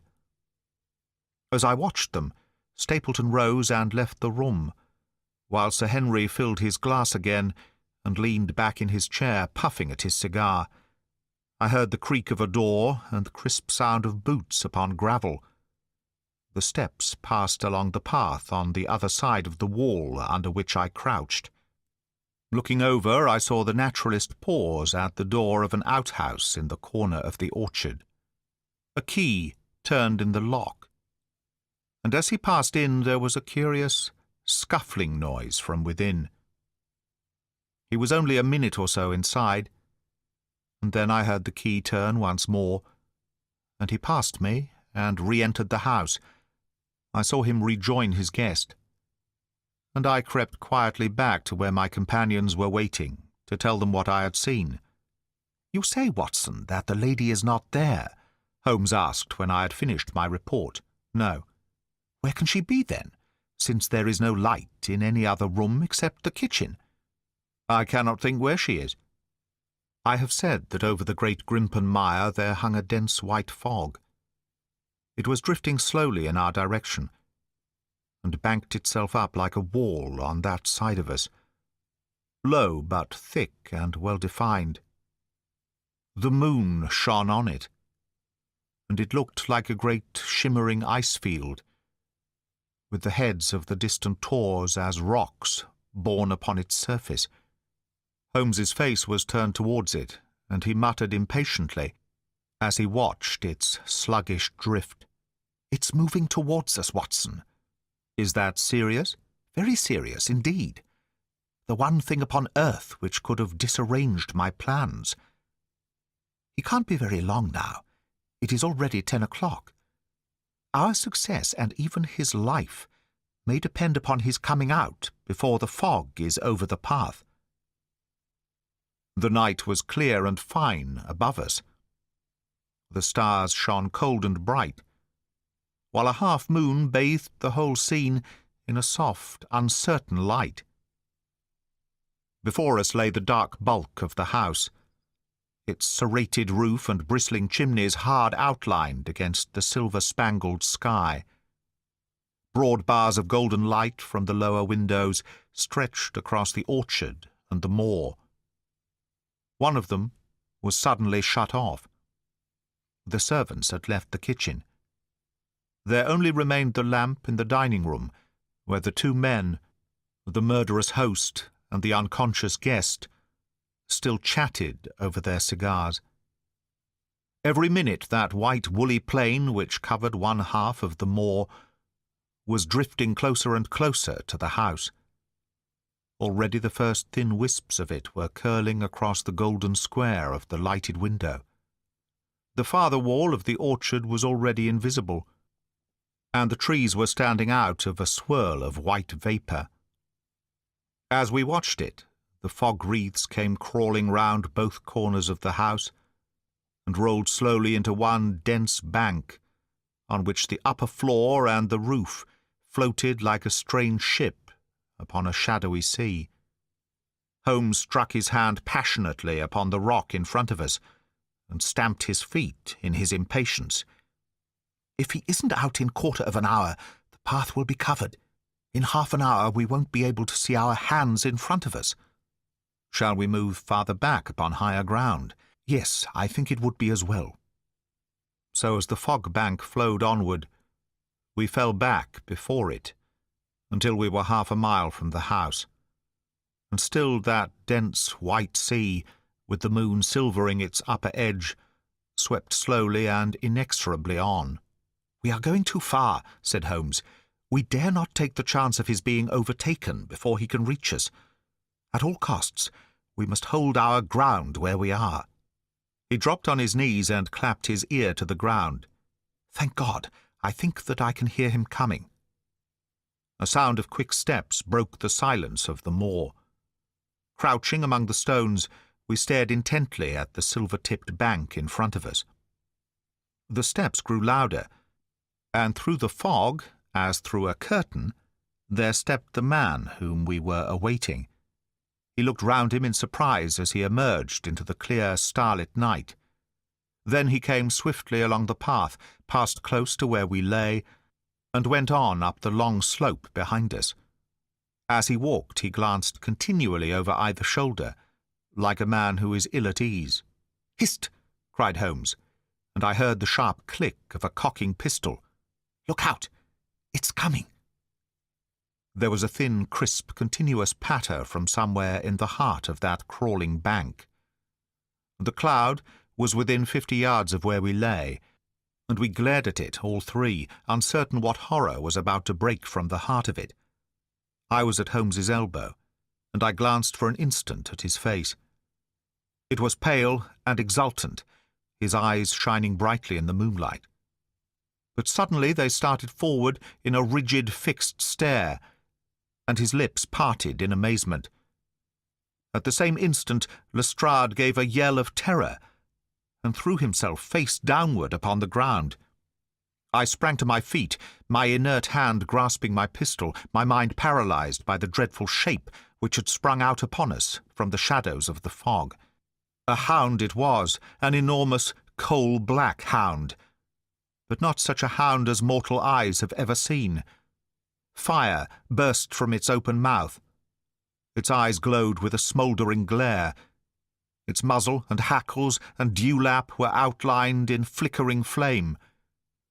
Never in the delirious dream of a disordered brain could anything more savage, more appalling, more hellish be conceived than that dark form and savage face which broke upon us out of the wall of fog. With long bounds, the huge black creature was leaping down the track, following hard upon the footsteps of our friend. So paralyzed were we by the apparition that we allowed him to pass before we had recovered our nerve. Then Holmes and I both fired together, and the creature gave a hideous howl, which showed that one at least had hit him. He did not pause, however, but bounded onward. Far away on the path, we saw Sir Henry looking back, his face white in the moonlight, his hands raised in horror, glaring helplessly at the frightful thing which was hunting him down. But that cry of pain from the hound had blown all our fears to the winds. If he was vulnerable, he was mortal, and if we could wound him, we could kill him. Never have I seen a man run as Holmes ran that night. I am reckoned fleet of foot, but he outpaced me as much as I outpaced the little professional. In front of us, as we flew up the track, we heard scream after scream from Sir Henry, and the deep roar of the hound. I was in time to see the beast spring upon its victim, hurl him to the ground, and worry at his throat. But the next instant, Holmes had emptied 5 barrels of his revolver into the creature's flank. With a last howl of agony and a vicious snap in the air, it rolled upon its back, 4 feet pouring furiously, and then fell limp upon its side. I stood, panting, and pressed my pistol to the dreadful shimmering head. But it was useless to press the trigger. The giant hound was dead. Sir Henry lay insensible where he had fallen. We tore away his collar, and Holmes breathed a prayer of gratitude when we saw that there was no sign of a wound, and that the rescue had been in time. Already our friend's eyelids shivered, and he made a feeble effort to move. Lestrade thrust his brandy flask between the baronet's teeth, and 2 frightened eyes were looking up at us. "My God," he whispered. "What was it? What in heaven's name was it?" "It's dead, whatever it is," said Holmes. "We've laid the family ghost once and forever." In mere size and strength, it was a terrible creature which was lying stretched before us. It was not a pure bloodhound, and it was not a pure mastiff, but it appeared to be a combination of the two, gaunt, savage, and as large as a small lioness. Even now, in the stillness of death, the huge jaws seemed to be dripping with a bluish flame, and the small, deep-set, cruel eyes were ringed with fire. I placed my hand upon the glowing muzzle, and as I held them up, my own fingers smouldered and gleamed in the darkness. "Phosphorus," I said. "A cunning preparation of it," said Holmes, sniffing at the dead animal. "There is no smell which might have interfered with his power of scent. We owe you a deep apology, Sir Henry, for having exposed you to this fright. I was prepared for a hound, but not for such a creature as this, and the fog gave us little time to receive him. You have saved my life. Having first endangered it, are you strong enough to stand? Give me another mouthful of that brandy, and I shall be ready for anything. So, now you will help me up. What do you propose to do? To leave you here. You are not fit for further adventures tonight. If you will wait, one or other of us will go back with you to the hall. He tried to stagger to his feet, but he was still ghastly pale and trembling in every limb. We helped him to a rock where he sat shivering, with his face buried in his hands. We must leave you now, said Holmes. The rest of our work must be done, and every moment is of importance. We have our case, and now we only want our man. It's 1,000 to 1 against our finding him at the house, he continued as we retraced our steps swiftly down the path. Those shots must have told him that the game was up. We were some distance off, and this fog may have deadened them. He followed the hound to call him off, of that you may be certain. No, he's gone by this time. But we'll search the house and make sure. The front door was open, so we rushed in and hurried from room to room, to the amazement of a doddering old manservant who met us in the passage. There was no light save in the dining-room, but Holmes caught up the lamp and left no corner of the house unexplored. No sign could we see of the man whom we were chasing. On the upper floor, however, one of the bedroom doors was locked. "There's someone in here," cried Lestrade. "I can hear a movement. Open this door." A faint moaning and rustling came from within. Holmes struck the door just over the lock with the flat of his foot, and it flew open. Pistol in hand, we all three rushed into the room.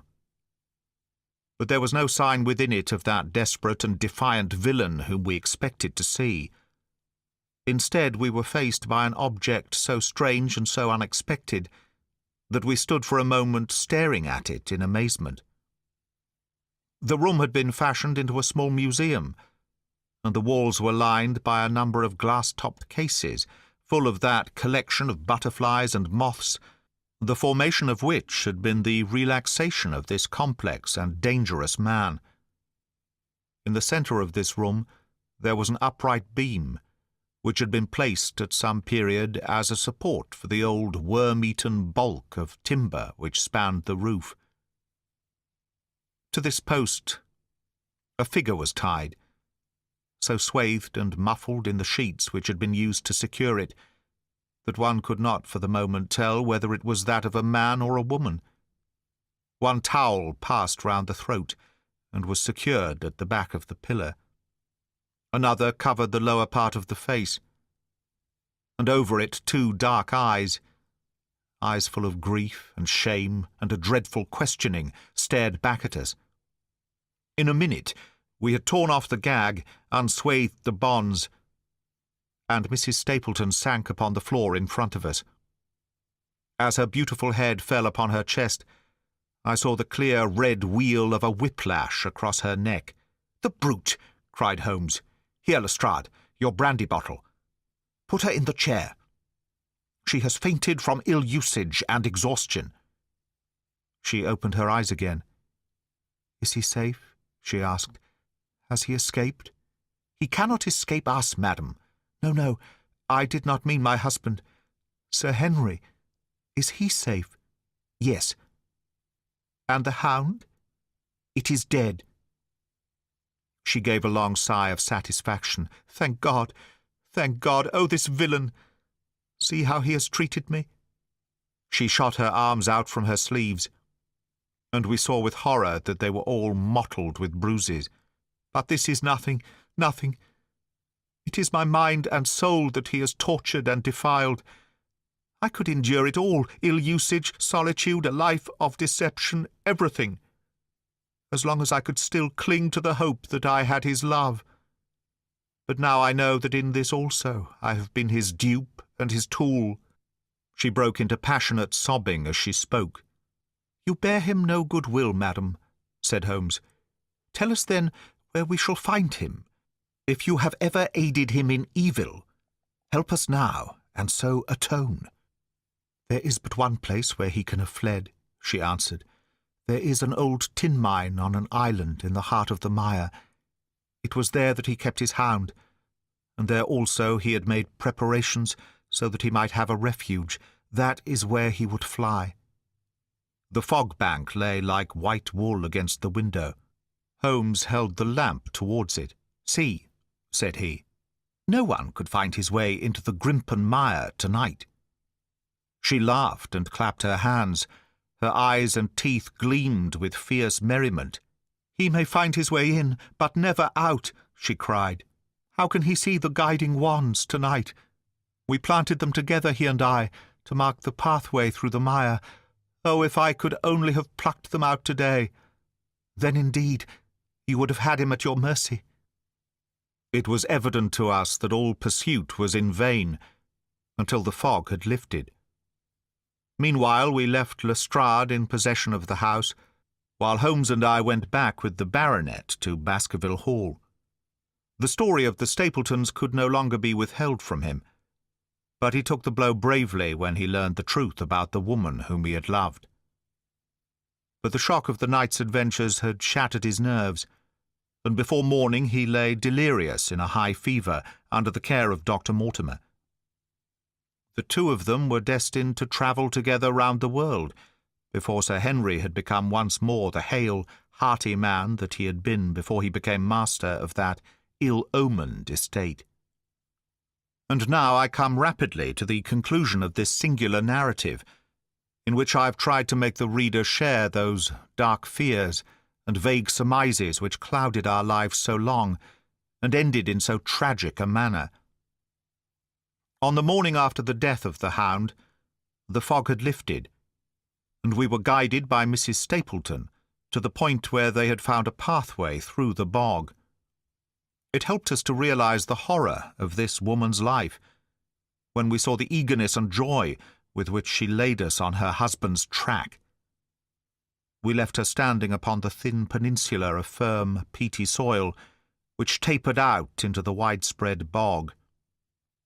From the end of it, a small wand, planted here and there, showed where the path zigzagged from tuft to tuft of rushes among those green-scummed pits and foul quagmires which barred the way to the stranger. Rank reeds and lush, slimy water plants sent an odour of decay and a heavy miasmatic vapour onto our faces, while a false step plunged us more than once thigh-deep into the dark, quivering mire, which shook for yards in soft undulations around our feet. Its tenacious grip plucked at our heels as we walked, and when we sank into it, it was as if some malignant hand was tugging us down into those obscene depths, so grim and purposeful was the clutch in which it held us. Once only we saw a trace that someone had passed that perilous way before us. From amid a tuft of cotton grass, which bore it up out of the slime, some dark thing was projecting. Holmes sank to his waist as he stepped from the path to seize it, and had we not been there to drag him out, he could never have set his foot upon firm land again. He held an old black boot in the air. Myers Toronto was printed on the leather inside. "It is worth a mud bath," said he. "It is our friend Sir Henry's missing boot, thrown there by Stapleton in his flight." "Exactly. He retained it in his hand after using it to set the Hound upon the track.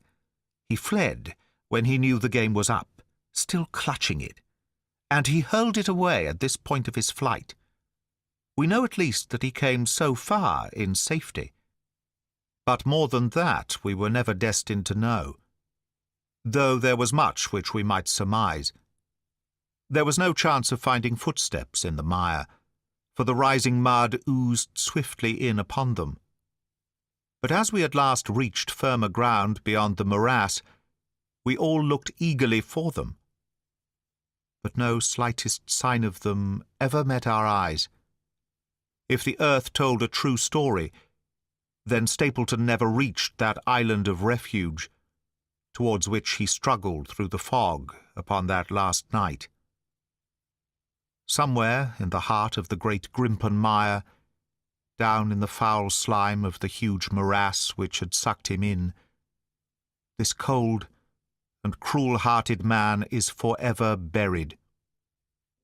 Many traces we found of him in the bog-girt island where he had hid his savage ally. A huge driving wheel and a shaft half filled with rubbish showed the position of an abandoned mine.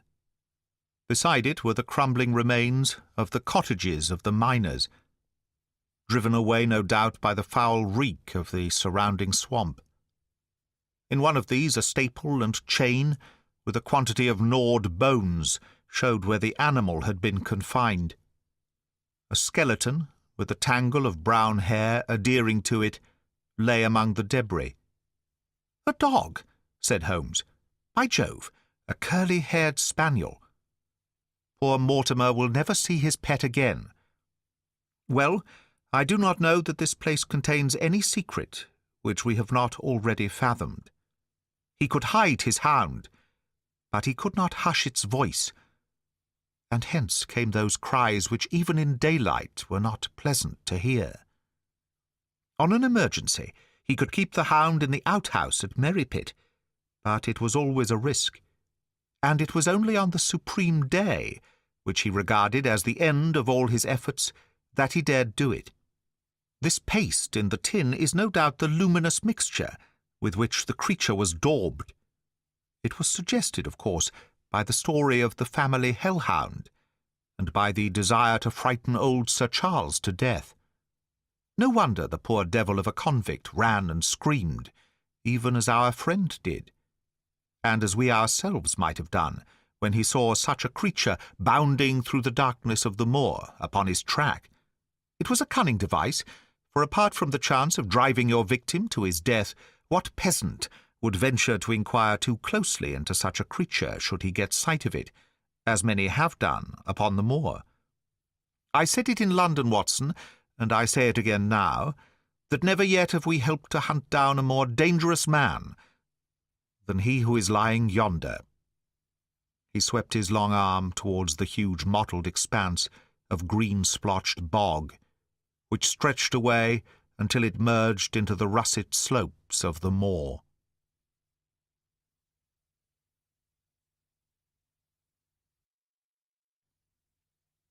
Chapter 15. A Retrospection. It was the end of November, and Holmes and I sat, upon a raw and foggy night, on either side of a blazing fire in our sitting-room in Baker Street.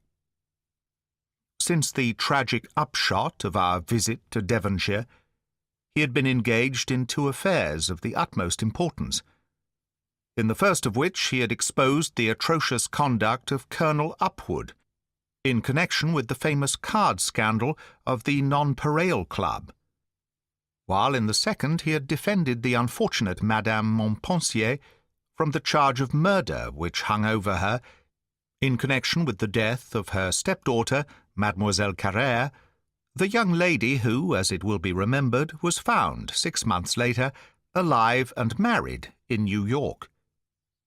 My friend was in excellent spirits over the success which had attended a succession of difficult and important cases, so that I was able to induce him to discuss the details of the Baskerville mystery.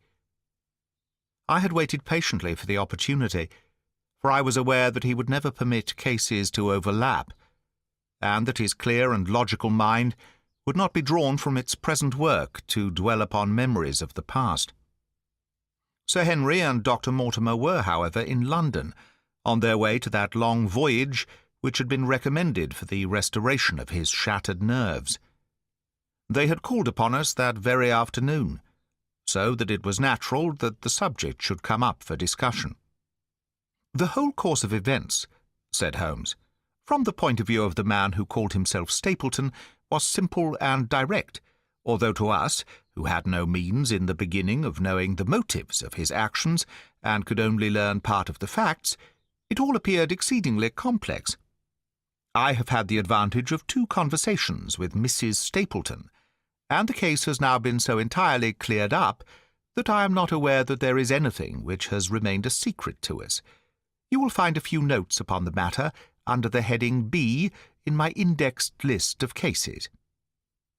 Perhaps you would kindly give me a sketch of the course of events from memory. Certainly, though I cannot guarantee that I carry all the facts in my mind. Intense mental concentration has a curious way of blotting out what has passed. The barrister, who has his case at his fingers' ends and is able to argue with an expert upon his own subject, finds that a week or two of the courts will drive it all out of his head once more. So each of my cases displaces the last, and Mademoiselle Carrère has blurred my recollection of Baskerville Hall. Tomorrow some other little problem may be submitted to my notice, which will in turn dispossess the fair French lady and the infamous Upwood. So far as the case of the Hound goes, however, I will give you the course of events as nearly as I can, and you will suggest anything which I may have forgotten. My inquiries show beyond all question that the family portrait did not lie, and that this fellow was indeed a Baskerville. He was a son of that Roger Baskerville, the younger brother of Sir Charles, who fled with a sinister reputation to South America, where he was said to have died unmarried. He did, as a matter of fact, marry, and had one child, this fellow, whose real name is the same as his father's. He married Beryl Garcia, one of the beauties of Costa Rica, and having purloined a considerable sum of public money, he changed his name to Vandeleur, and fled to England, where he established a school in the east of Yorkshire. His reason for attempting this special line of business was that he had struck up an acquaintance with a consumptive tutor upon the voyage home, and that he had used this man's ability to make the undertaking a success. Fraser, the tutor, died, however, and the school, which had begun well, sank from disrepute into infamy. The Vandeleurs found it convenient to change their name to Stapleton, and he brought the remains of his fortune, his schemes for the future, and his taste for entomology to the south of England. I learned at the British Museum that he was a recognized authority upon the subject, and that the name of Vandeleur has been permanently attached to a certain moth which he had, in his Yorkshire days, been the first to describe. We now come to that portion of his life which has proved to be of such intense interest to us. The fellow had evidently made inquiry, and found that only 2 lives intervened between him and a valuable estate. When he went to Devonshire, his plans were, I believe, exceedingly hazy, but that he meant mischief from the first is evident from the way in which he took his wife with him in the character of his sister. The idea of using her as a decoy was clearly already in his mind, though he may not have been certain how the details of his plot were to be arranged. He meant in the end to have the estate, and he was ready to use any tool or run any risk for that end. His first act was to establish himself as near to his ancestral home as he could, and his second was to cultivate a friendship with Sir Charles Baskerville and with the neighbours. The baronet himself told him about the family hound, and so prepared the way for his own death. Stapleton, as I will continue to call him, knew that the old man's heart was weak, and that a shock would kill him. So much he had learned from Dr. Mortimer. He had heard also that Sir Charles was superstitious, and had taken this grim legend very seriously. His ingenious mind instantly suggested a way by which the baronet could be done to death. And yet it would be hardly possible to bring home the guilt to the real murderer. Having conceived the idea, he proceeded to carry it out with considerable finesse. An ordinary schemer would have been content to work with a savage hound. The use of artificial means to make the creature diabolical was a flash of genius upon his part. The dog he bought in London from Ross and Mangles, the dealers in Fulham Road. It was the strongest and most savage in their possession. He brought it down by the North Devon line, and walked a great distance over the moor so as to get it home without exciting any remarks. He had already, on his insect hunts, learned to penetrate the Grimpen mire, and so had found a safe hiding-place for the creature. Here he kennelled it, and waited his chance. But it was some time coming, The old gentleman could not be decoyed outside of his grounds at night. Several times Stapleton lurked about with his hound, but without avail. It was during these fruitless quests that he, or rather his ally, was seen by peasants, and that the legend of the demon dog received a new confirmation. He had hoped that his wife might lure Sir Charles to his ruin, but here she proved unexpectedly independent. She would not endeavour to entangle the old man in a sentimental attachment, which might deliver him over to his enemy. Threats and even, I am sorry to say, blows refused to move her. She would have nothing to do with it, and for a time Stapleton was at a deadlock. He found a way out of his difficulties through the chance that Sir Charles, who had conceived a friendship for him, made him the minister of his charity in the case of this unfortunate woman, Mrs. Laura Lyons. By representing himself as a single man, he acquired complete influence over her, and he gave her to understand that in the event of her obtaining a divorce from her husband, he would marry her. His plans were suddenly brought to a head by his knowledge that Sir Charles was about to leave the Hall on the advice of Dr. Mortimer, with whose opinion he himself pretended to coincide. He must act at once, or his victim might get beyond his power. He therefore put pressure upon Mrs. Lyons to write this letter, imploring the old man to give her an interview on the evening before his departure for London. He then, by a specious argument, prevented her from going, and so had the chance for which he had waited. Driving back in the evening from Coombe Tracey, he was in time to get his hound, to treat it with his infernal paint, and to bring the beast round to the gate, at which he had reason to expect that he would find the old gentleman waiting. The dog, incited by its master, sprang over the wicket gate and pursued the unfortunate baronet, who fled screaming down the yew alley. In that gloomy tunnel it must indeed have been a dreadful sight to see that huge black creature with its flaming jaws and blazing eyes bounding after its victim. He fell dead at the end of the alley from heart disease and terror. The hound had kept upon the grassy border, while the baronet had run down the path, so that no track but the man's was visible. On seeing him lying still, the creature had probably approached to sniff at him, but finding him dead, had turned away again. It was then that it left the print, which was actually observed by Dr. Mortimer. The hound was called off and hurried away to its lair in the Grimpen mire, and a mystery was left which puzzled the authorities, alarmed the countryside, and finally brought the case within the scope of our observation. So much for the death of Sir Charles Baskerville. You perceive the devilish cunning of it, for really it would be almost impossible to make a case against the real murderer. His only accomplice was one who could never give him away, and the grotesque, inconceivable nature of the device only served to make it more effective.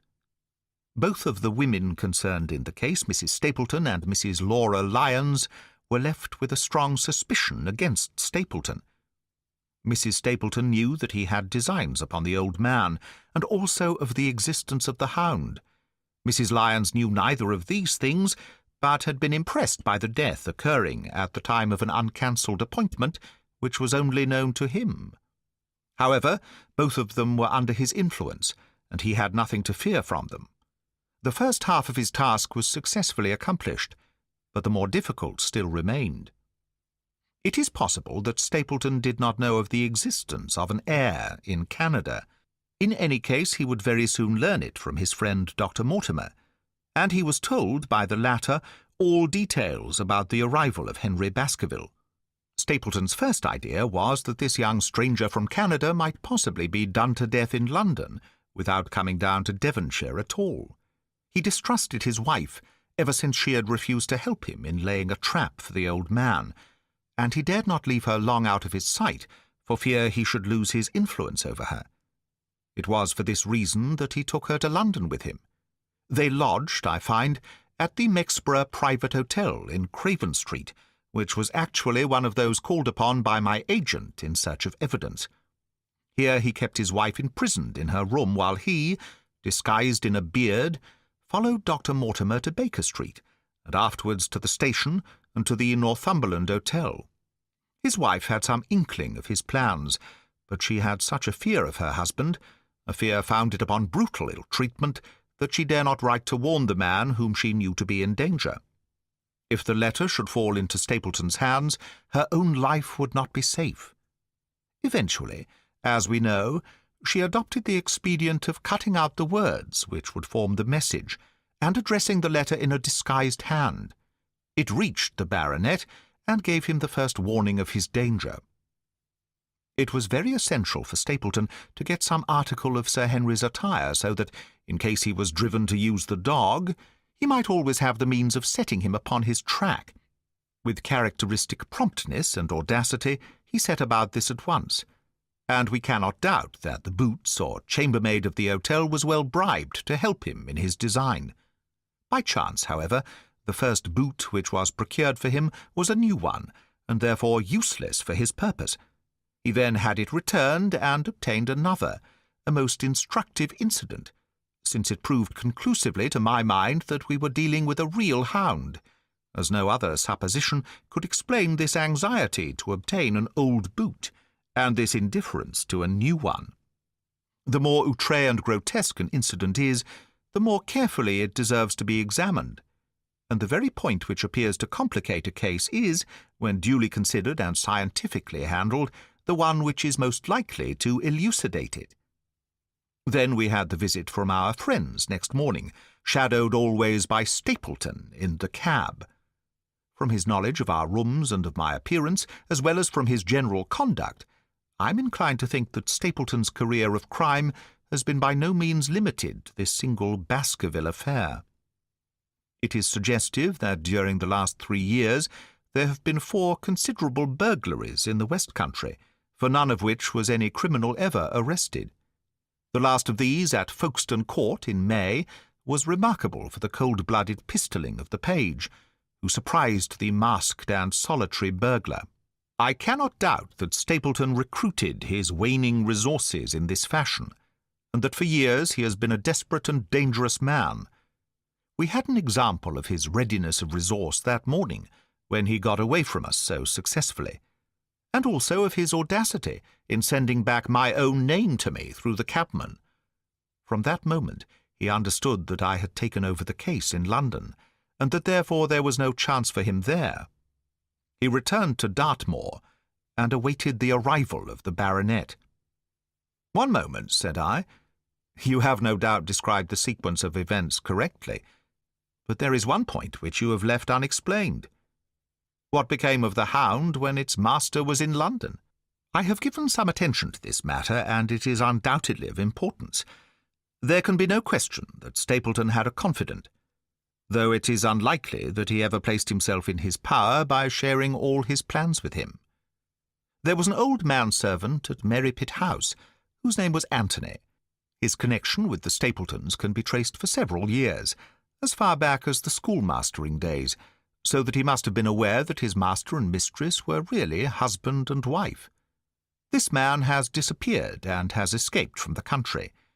It is suggestive that Antony is not a common name in England, while Antonio is so in all Spanish or Spanish-American countries. The man, like Mrs. Stapleton herself, spoke good English, but with a curious lisping accent. I have myself seen this old man cross the Grimpen Mire by the path which Stapleton has marked out. It is very probable, therefore, that in the absence of his master it was he who cared for the Hound, though he may never have known the purpose for which the beast was used. The Stapletons then went down to Devonshire, whither they were soon followed by Sir Henry and you. One word now as to how I stood myself at that time. It may possibly recur to your memory that when I examined the paper upon which the printed words were fastened, I made a close inspection for the watermark. In doing so, I held it within a few inches of my eyes, and was conscious of a faint smell of the scent known as white jessamine. There are 75 perfumes, which it is very necessary that a criminal expert should be able to distinguish from each other, and cases have more than once, within my own experience, depended upon their prompt recognition. The scent suggested the presence of a lady, and already my thought began to turn towards the Stapletons. Thus I had made certain of the Hound and had guessed at the criminal before ever we went to the West Country. It was my game to watch Stapleton. It was evident, however, that I could not do this if I were with you, since he would be keenly on his guard. I deceived everybody, therefore, yourself included, and I came down secretly when I was supposed to be in London. My hardships were not so great as you imagined, though such trifling details must never interfere with the investigation of a case. I stayed for the most part at Coombe Tracey, and only used the hut upon the moor when it was necessary to be near the scene of action. Cartwright had come down with me, and in his disguise as a country boy he was of great assistance to me. I was dependent upon him for food and clean linen. When I was watching Stapleton, Cartwright was frequently watching you, so that I was able to keep my hand upon all the strings. I have already told you that your reports reached me rapidly and forwarded instantly from Baker Street to Coombe Tracey. They were of great service to me, and especially that one incidentally truthful piece of biography of Stapleton's. I was able to establish the identity of the man and the woman, and knew at last exactly how I stood. The case had been considerably complicated through the incident of the escaped convict and the relations between him and the Barrymores. This also you cleared up in a very effective way, though I had already come to the same conclusions from my own observations. By the time that you discovered me upon the moor, I had a complete knowledge of the whole business, but I had not a case which could go to a jury. Even Stapleton's attempt upon Sir Henry that night, which ended in the death of the unfortunate convict, did not help us much in proving murder against our man. There seemed to be no alternative but to catch him red-handed, and to do so we had to use Sir Henry, alone, and apparently unprotected, as a bait. We did so, and at the cost of a severe shock to our client, we succeeded in completing our case and driving Stapleton to his destruction. That Sir Henry should have been exposed to this is, I must confess, a reproach to my management of the case. But we had no means of foreseeing the terrible and paralyzing spectacle which the beast presented, nor could we predict the fog which enabled him to burst upon us at such short notice. We succeeded in our object at a cost which both the specialist and Dr. Mortimer assure me will be a temporary one. A long journey may enable our friend to recover not only from his shattered nerves, but also from his wounded feelings. His love for the lady was deep and sincere, and to him the saddest part of all this black business was that he should have been deceived by her. It only remains to indicate the part which she had played throughout. There can be no doubt that Stapleton exercised an influence over her which may have been love or may have been fear, or very possibly both, since they are by no means incompatible emotions. It was at least absolutely effective. At his command she consented to pass as his sister, though he found the limits of his power over her when he endeavoured to make her the direct accessory to murder. She was ready to warn Sir Henry so far as she could, without implicating her husband, and again she tried to do so. Stapleton himself seems to have been capable of jealousy, and when he saw the baronet paying court to the lady, even though it was part of his own plan, still he could not help interrupting with a passionate outburst which revealed the fiery soul which his self-contained manner so cleverly concealed. By encouraging the intimacy, he made it certain that Sir Henry would frequently come to Merrypit House, and that he would sooner or later get the opportunity which he desired. On the day of the crisis, however, his wife turned suddenly against him. She had learned something of the death of the convict, and she knew that the Hound was being kept in the outhouse on the evening that Sir Henry was coming to dinner. She taxed her husband with his intended crime, and a furious scene followed in which he showed her for the first time that she had a rival in his love. Her fidelity turned in an instant to bitter hatred, and he saw that she would betray him. He tied her up, therefore, that she might have no chance of warning Sir Henry, and he hoped, no doubt, that when the whole countryside put down the baronet's death to the curse of his family, as they certainly would do, he could win his wife back to accept an accomplished fact, and to keep silent upon what she knew. In this I fancied that in any case he made a miscalculation, and that, if we had not been there, his doom would none the less have been sealed. A woman of Spanish blood does not condone such an injury so lightly. And now, my dear Watson, without referring to my notes, I cannot give you a more detailed account of this curious case. I do not know that anything essential has been left unexplained. He could not hope to frighten Sir Henry to death, as he had done the old uncle with his bogey hound. The beast was savage and half-starved. If its appearance did not frighten its victim to death, at least it would paralyze the resistance which might be offered. No doubt. There only remains one difficulty.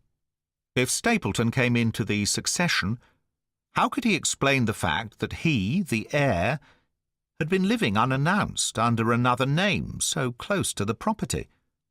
How could he claim it without causing suspicion and inquiry? It is a formidable difficulty, and I fear that you ask too much when you expect me to solve it. The past and the present are within the field of my inquiry, but what a man may do in the future is a hard question to answer. Mrs. Stapleton has heard her husband discuss the problem on several occasions. There were 3 possible courses. He might claim the property from South America, establish his identity before the British authorities there, and so obtain the fortune without ever coming to England at all. Or he might adopt an elaborate disguise during the short time that he need be in London. Or again, he might furnish an accomplice with the proofs and papers, putting him in as heir, and retaining a claim upon some proportion of his income. We cannot doubt, from what we know of him, that he would have found some way out of the difficulty. And now, my dear Watson, we have had some weeks of severe work, and for one evening, I think, we may turn our thoughts into more pleasant channels. I have a box for les Huguenots. Have you heard the Dureshkis? Might I trouble you, then, to be ready in half an hour, and we can stop at Marcini's for a little dinner on the way.